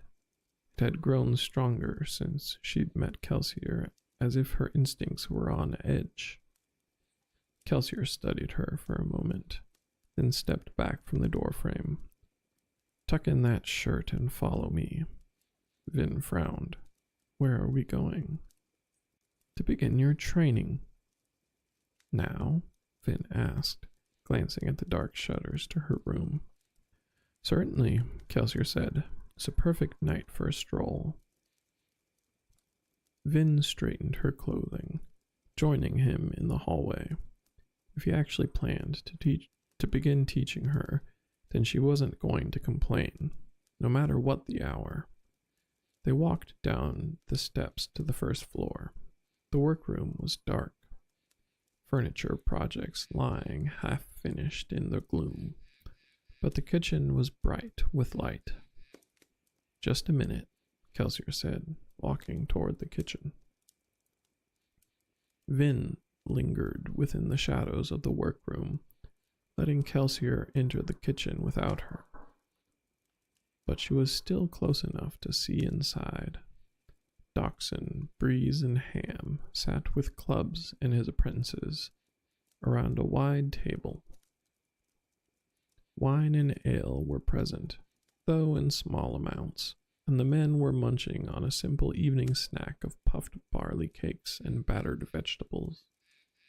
Laughter trickled into the room. Laughter trickled out into the workroom.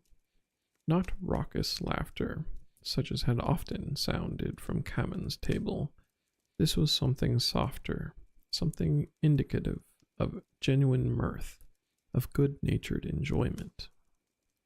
Vin wasn't certain what kept her out of the room.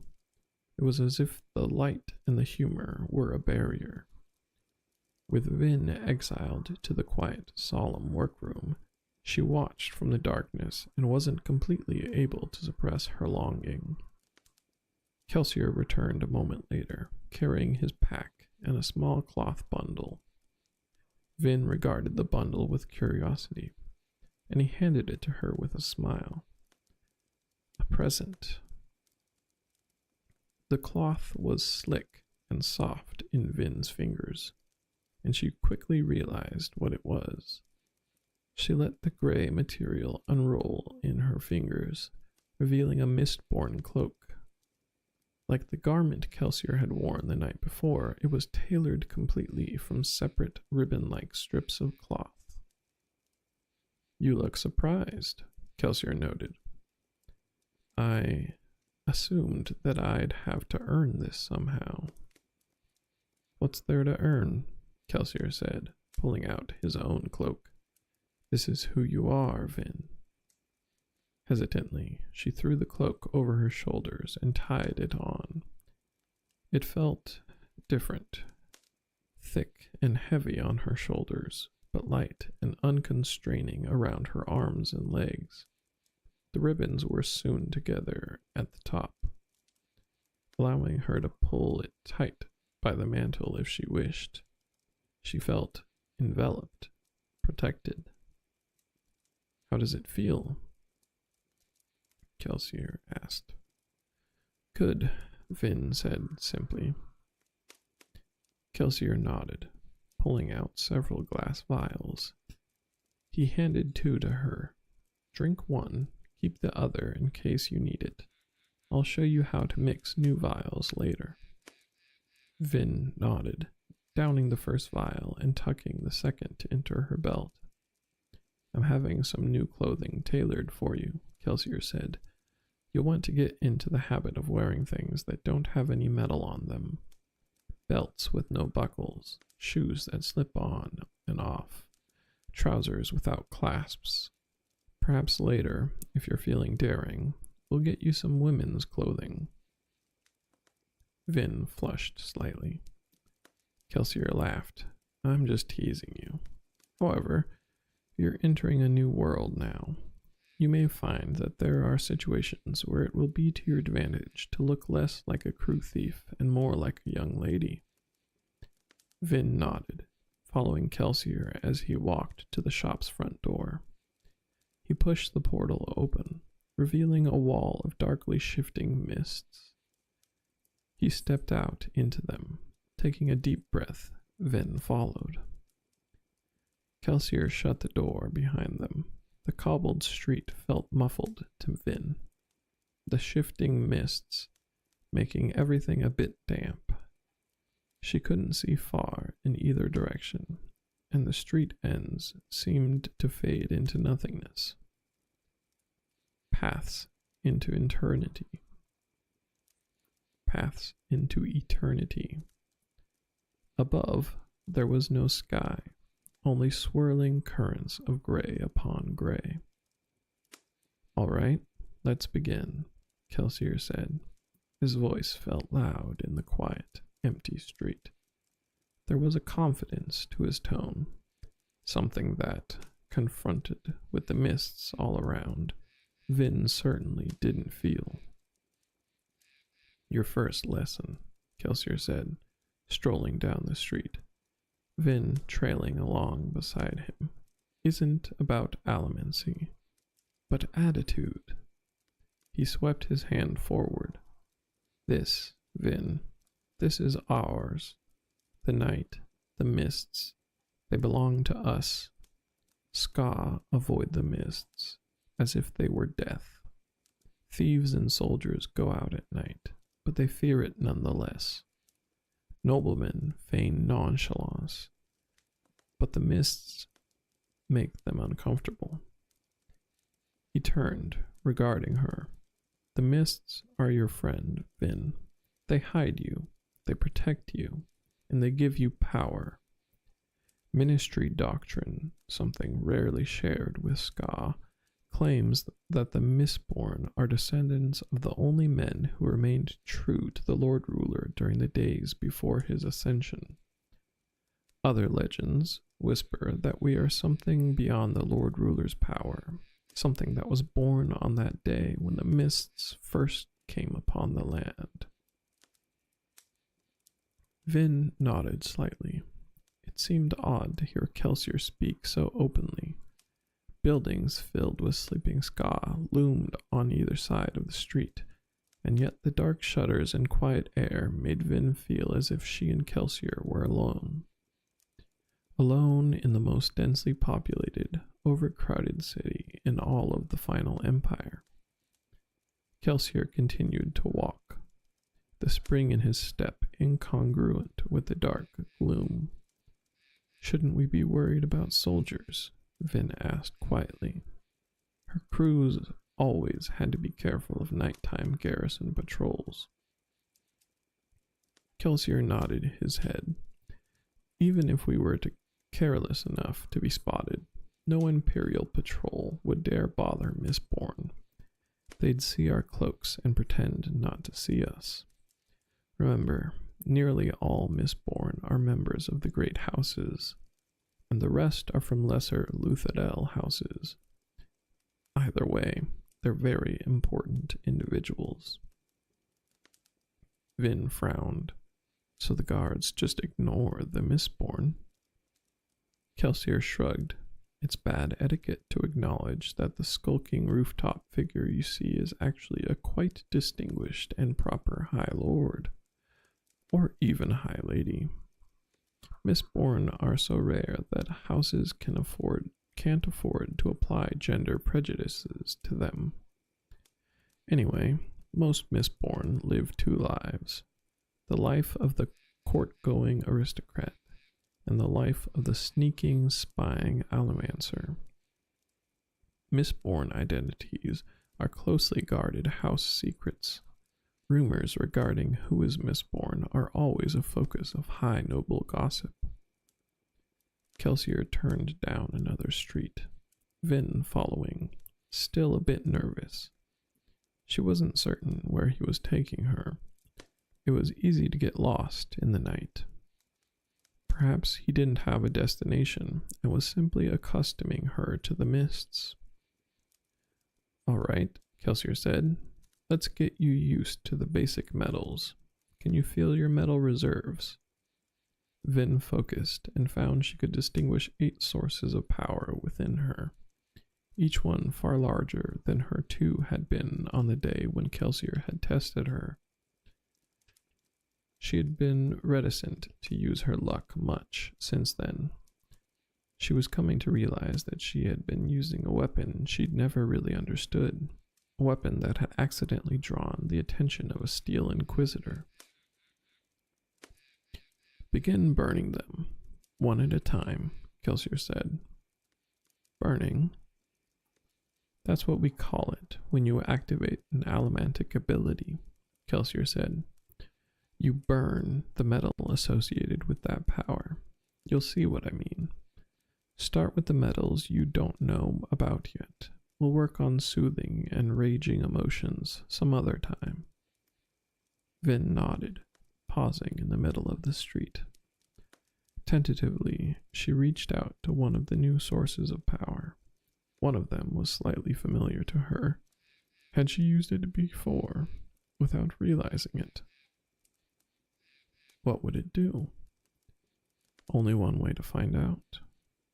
Uncertain what exactly she was supposed to do, Vin gripped the source of power and tried to use it.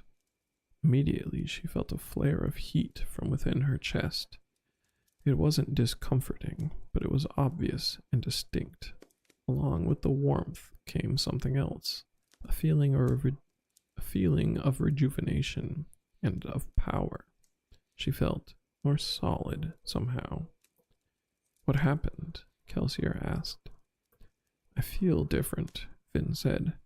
She held up her hand, and it seemed as if the limb reacted a bit too quickly. The muscles were eager. My body is strange. I don't feel tired anymore, and I feel alert. Ah, Kelsier said. That's pewter. It enhances your physical abilities, making you stronger, more able to resist fatigue and pain. You'll react more quickly when you're burning it, and your body will be tougher. Vin flexed experimentally. Her muscles didn't seem any bigger, yet she could feel their strength. It wasn't just in her muscles either, however. It was everything about her. Her bones, her flesh, her skin. She reached out to her reserve and could feel it shrinking. I'm running out, she said. Kelsier nodded. Pewter burns relatively quickly. The vial I gave you was measured to contain about 10 minutes worth of continuous burning, though it will go faster if you flare often and slower if you are careful about when you use it. Flare? You can burn your metals a little more powerfully if you try, Kelsier said. It makes them run out much faster, and it's difficult to maintain, but it can give you an extra boost. Vin frowned, trying to do as he said. With a push of effort, she was able to stoke the flames within her chest, flaring the pewter. It was like the inhaled breath before a daring leap, a sudden rush of strength and power.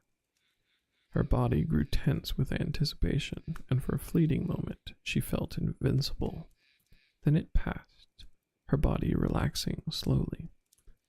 Interesting, she thought, noting how quickly her pewter had burned during that brief moment. Now, there's something you need to know about allomantic metals, Kelsier said as they strolled forward in the mists. The more pure they are, the more effective they are. The vials we prepare contained absolutely pure metals, prepared and sold specifically from allomancers.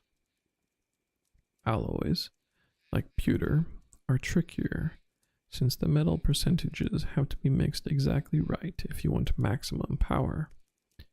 In fact, if you aren't careful when you buy your metals, you could end up with the wrong alloy entirely. Vin frowned. You mean someone might scam me? Not intentionally, Kelsier said. The thing is, most of the terms that people use, words like brass, pewter, and bronze, are really quite vague. When you get down to it, pewter, for instance, is generally accepted as an alloy of tin mixed with lead, with perhaps some copper or silver, depending on the use and the circumstances. Allomancer's pewter, however, is an alloy of 91% tin, 9% lead. If you want maximum strength from your metal, you have to use those percentages. And if you burn the wrong percentage, Vin asked, if the mixture is only off by a bit, you'll still get some power out of it, Kelsier said. But if it's too far off, burning it will make you sick. Vin nodded slowly. think I've burned this metal before, once in a while, in very small amounts. Trace metals, Kelsier said, from drinking water contaminated by metals, or by eating with pewter utensils. Vin nodded. Some of the mugs in Kammen's lair had been pewter. All right, Kelsier said, extinguish the pewter and let's move on to another metal. Vin did as asked. The withdrawal of power left her feeling weak, tired, and exposed. Now, Kelsier said, you should be able to notice a kind of pairing between your reserves of metal. Like the two emotion metals, Vin said. Precisely. Find the metal linked to pewter. I see it, Vin said. There are two metals for every power, Kelsier said. One pushes, one pulls. The second is usually an alloy of the first. For emotions, the external, mental powers, you pull with zinc and push with brass. You just used pewter to push your body. That's one of the internal physical powers.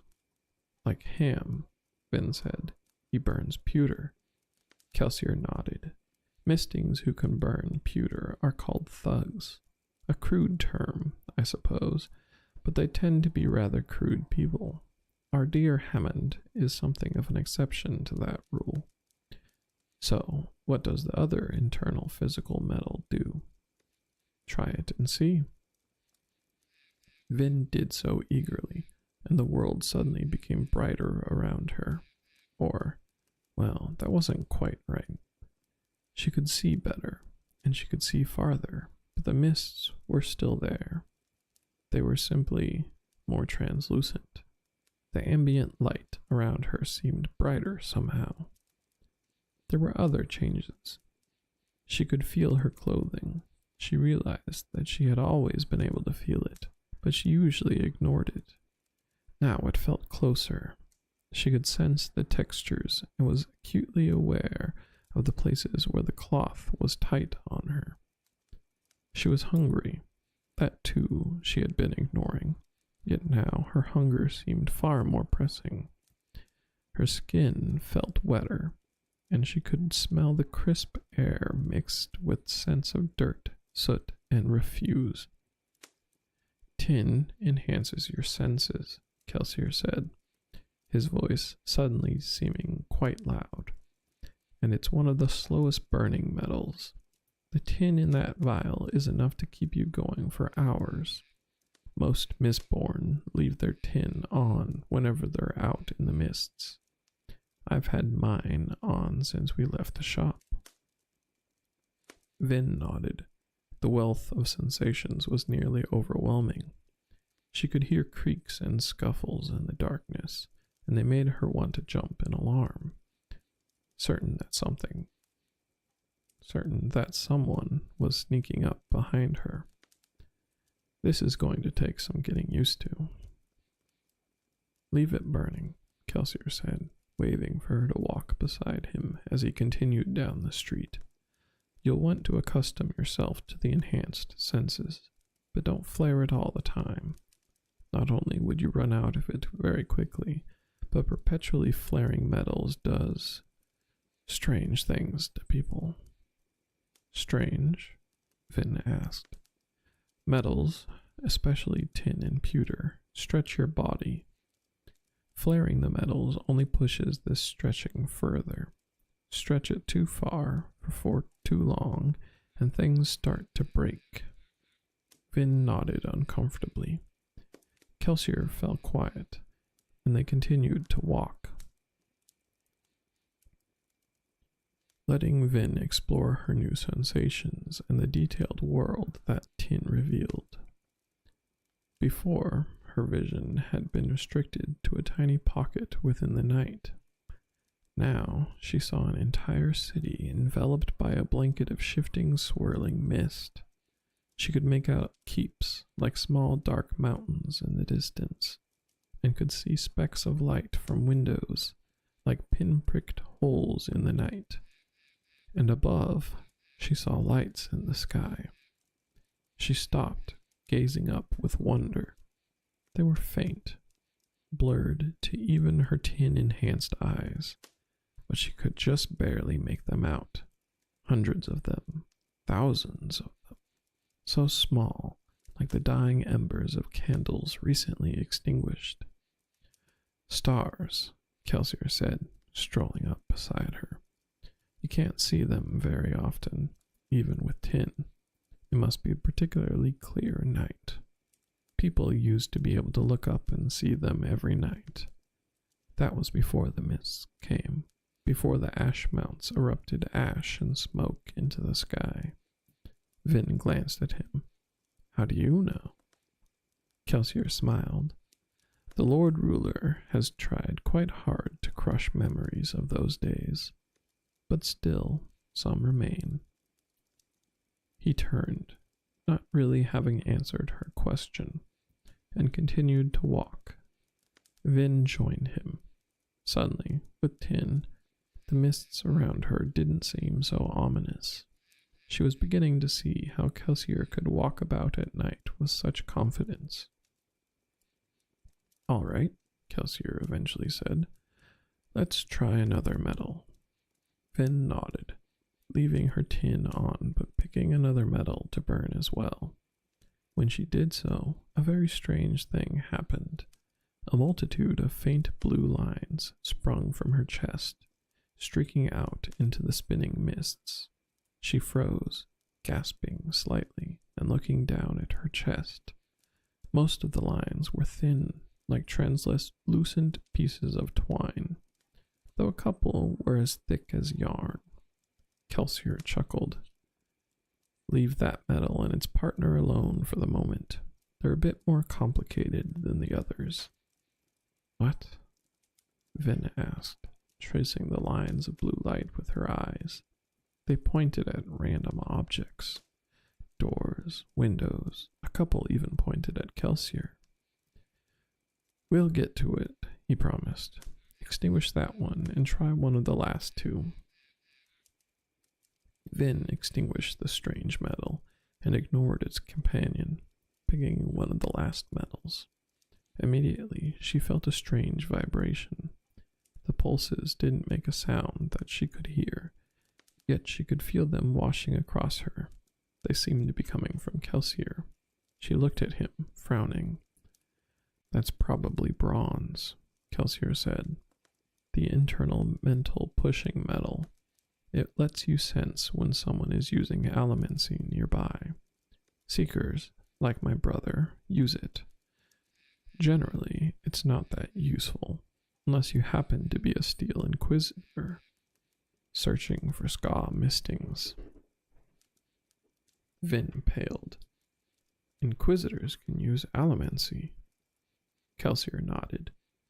They're all Seekers.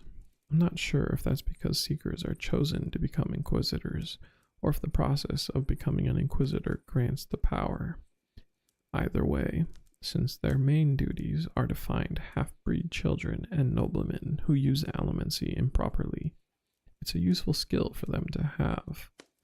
Unfortunately, useful for them means rather annoying for us. Vin began to nod, then froze. The pulsing had stopped. What happened? She asked. I started burning copper, Kelsier said. The companion to bronze. When you burn copper, it hides your use of powers from other allomancers. You can try burning it now, if you want, though you won't sense much. Vin did so. The only change was a feeling of slight vibration within her. Copper is a vital metal to learn, Kelsier said. It will hide you from Inquisitors. We probably don't have anything to worry about tonight. The Inquisitors would assume us to be standard noble Mistborn out for training. However, if you're ever in a Ska guise and need to burn metals, make sure you turn on your copper first. Vin nodded appreciatively. In fact, Kelsier said, many Mistborn keep their copper on all the time. It burns slowly, and it makes you invisible to other allomancers. It hides you from bronze, and it also prevents others from manipulating your emotions. Vin perked up. I thought that might interest you, Kelsier said. Anyone burning copper is immune to emotional allomancy. In addition, copper's influence occurs in a bubble around you. This cloud, called a copper cloud, hides anyone inside it from the senses of a seeker, though it won't make them immune to emotional allomancy like it will you. Clubs, Vin said. That's what a smoker does. Kelsier nodded. If one of our people is noticed by a seeker, they can run back to the lair and disappear. They can also practice their abilities without fear of being discovered. Allomantic pulses coming from a shop in a scoff sector of town would be a quick giveaway to a passing inquisitor. But you can burn copper, Vin said. Why are you so worried about finding a smoker for the crew? I can burn copper, true, Kelsier said, and so can you. We can use all of the powers, but we can't be everywhere. A successful crew leader needs to know how to divide labor, especially on a job as big as this one.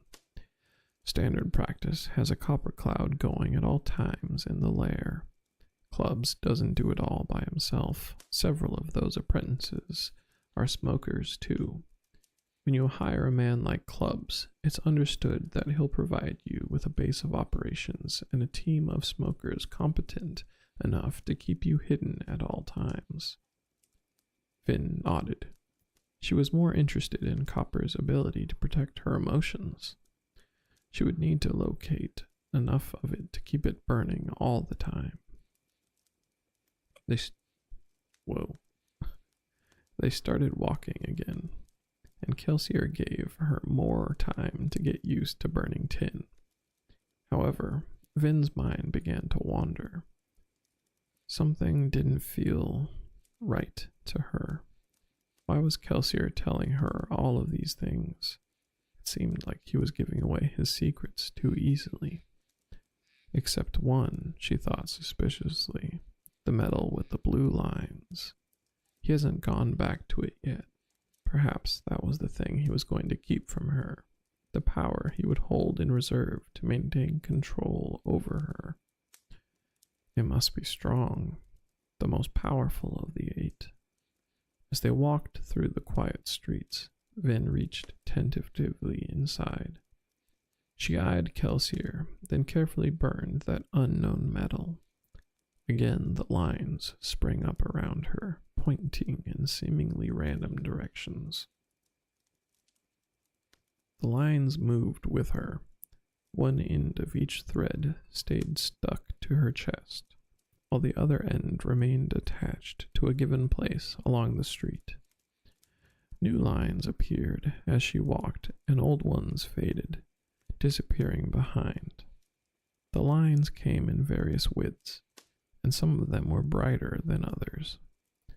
Curious, Vin tested the lines with her mind, trying to discover their secret. She focused on a particularly small and innocent-looking one, and found that she could feel it individually if she concentrated.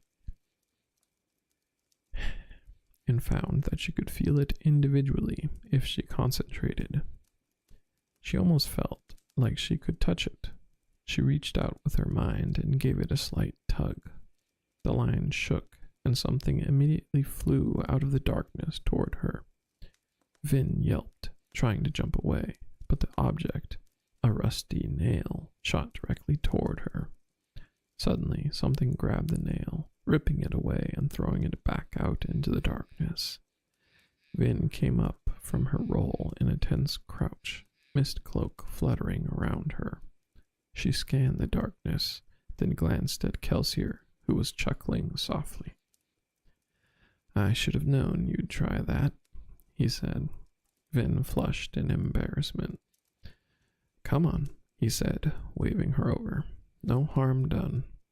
The nail attacked me.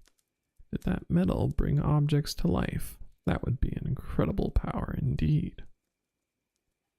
Actually, you kind of attacked yourself, Kelsier said. Vin stood carefully, then joined him as he began to walk down the street again. I'll explain what you did in a moment, he promised. First, there's something you have to understand about allomancy. Another rule? More a philosophy, Kelsier said. It has to do with consequences. Vin frowned. What do you mean?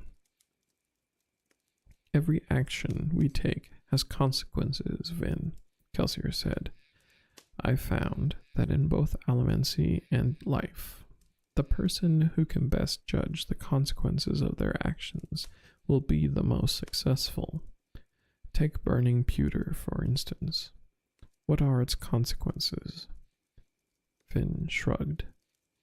You get stronger?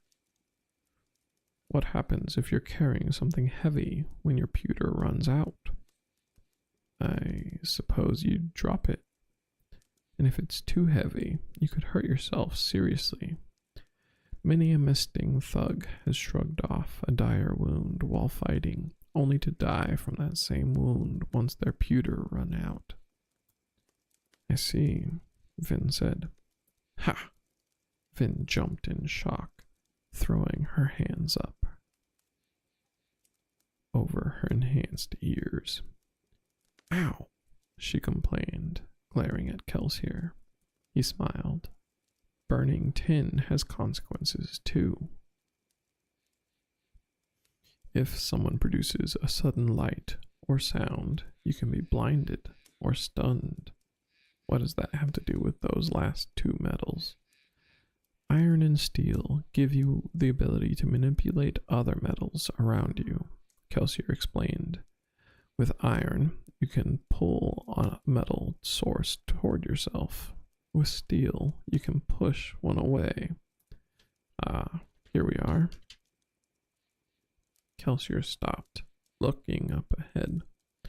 Through the mist, Vin could see the massive city wall looming above them. What are we doing here? We're going to practice iron pulling and steel pushing, Kelsier said. But first, some basics. He pulled something out of his belt. A clip, the smallest denomination of coin. He held it up before her, standing to the side. Burn steel, the opposite of the metal that you burned a few moments ago.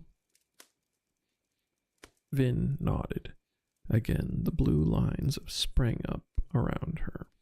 One of them pointed directly at the coin in Kelsier's hand. All right, Kelsier said. Push on it. Vin reached toward the proper thread and pushed slightly. The coin flipped out of Kelsier's fingers, traveling directly away from Vin. She continued to focus on it, pushing the coin through the air until it snapped against the wall of a nearby house. Vin was thrown violently backward in a sudden jerking motion. Kelsier caught her and kept her from falling to the ground. Vin stumbled and righted herself across the street. The coin, now released from her control, plinked to the ground. What happened? Kelsier asked her. She shook her head. I don't know. I pushed on the coin and it flew away, but when it hit the wall, I was pushed away. Why? Vin frowned thoughtfully. I guess the coin couldn't go anywhere, so I had to be the one that moved. Kelsier nodded approvingly. Consequences, Vin. You use your own weight when you steel push. If you're a lot heavier than your anchor, it will fly away from you like that coin did. However, if the object is heavier than you are, or if it runs into something that is, you'll be pushed away. Iron pulling is similar. Either you'll be pulled toward the object, or it will be pulled toward you. If your weights are similar, then you'll both move. This is the great art of allomancy, Vin. Knowing how much or how little you will move when you burn steel or iron will give you a major advantage over your opponents.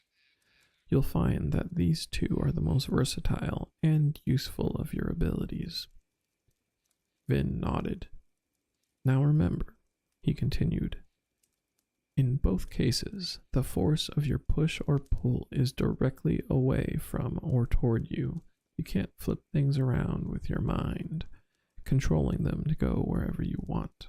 That's not the way that allomancy works, because that's not the way the physical world works. When you push against something, whether with allomancy or with your hands, it goes directly in the opposite direction. Force, reactions, consequences. Understand? Vin nodded again. Good, Kelsier said happily. Now, let's go jump over that wall. What? He left her standing dumbfounded in the street. She watched him approach the base of the wall, then scurried over to him. You're insane, she said quietly. Kelsier smiled. I think that's the second time today you've said that to me. You need to pay better attention. If you'd been listening to everyone else, you'd know that my sanity departed long ago. Kelsier, she said, looking up at the wall. I can't. I mean, I've never really used allomancy before this evening. Yes, but you're such a quick learner, Kelsier said, pulling something out from beneath his cloak. It appeared to be a belt. Here, put this on. It's got metal weights strapped to it. If something goes wrong, I'll be able to catch you. If something goes wrong, I'll probably be able to catch you. Probably? Vin asked nervously, strapping on the belt. Kelsier smiled, then dropped a large metal ingot at his feet. Put the ingot directly below you, and remember to steel push, not iron pull. Don't stop pushing until you reach the top of the wall. Then he bent down and jumped. Kelsier shot into the air, his dark form vanishing into the curling mists. Vin waited for a moment, but he didn't plummet back down to his doom. All was still, even to her enhanced ears. The mists whirled playfully around her, taunting her, daring her. She glanced down at the ingot. Burning steel, the blue line glowed with a faint ghostly light. She stepped over to the ingot, standing with one foot on either side of it. She glanced up at the mists, then down one last time. Then she took a deep breath and pushed against the ingot with all her strength. That's chapter 7. Alright, the internet. Thanks for hanging out with me yet again. Probably be back tomorrow night. I'm playing Stardew Valley with a new friend. Probably won't be streaming it, at least not at the start. But we'll see. Alright. Good night, the internet.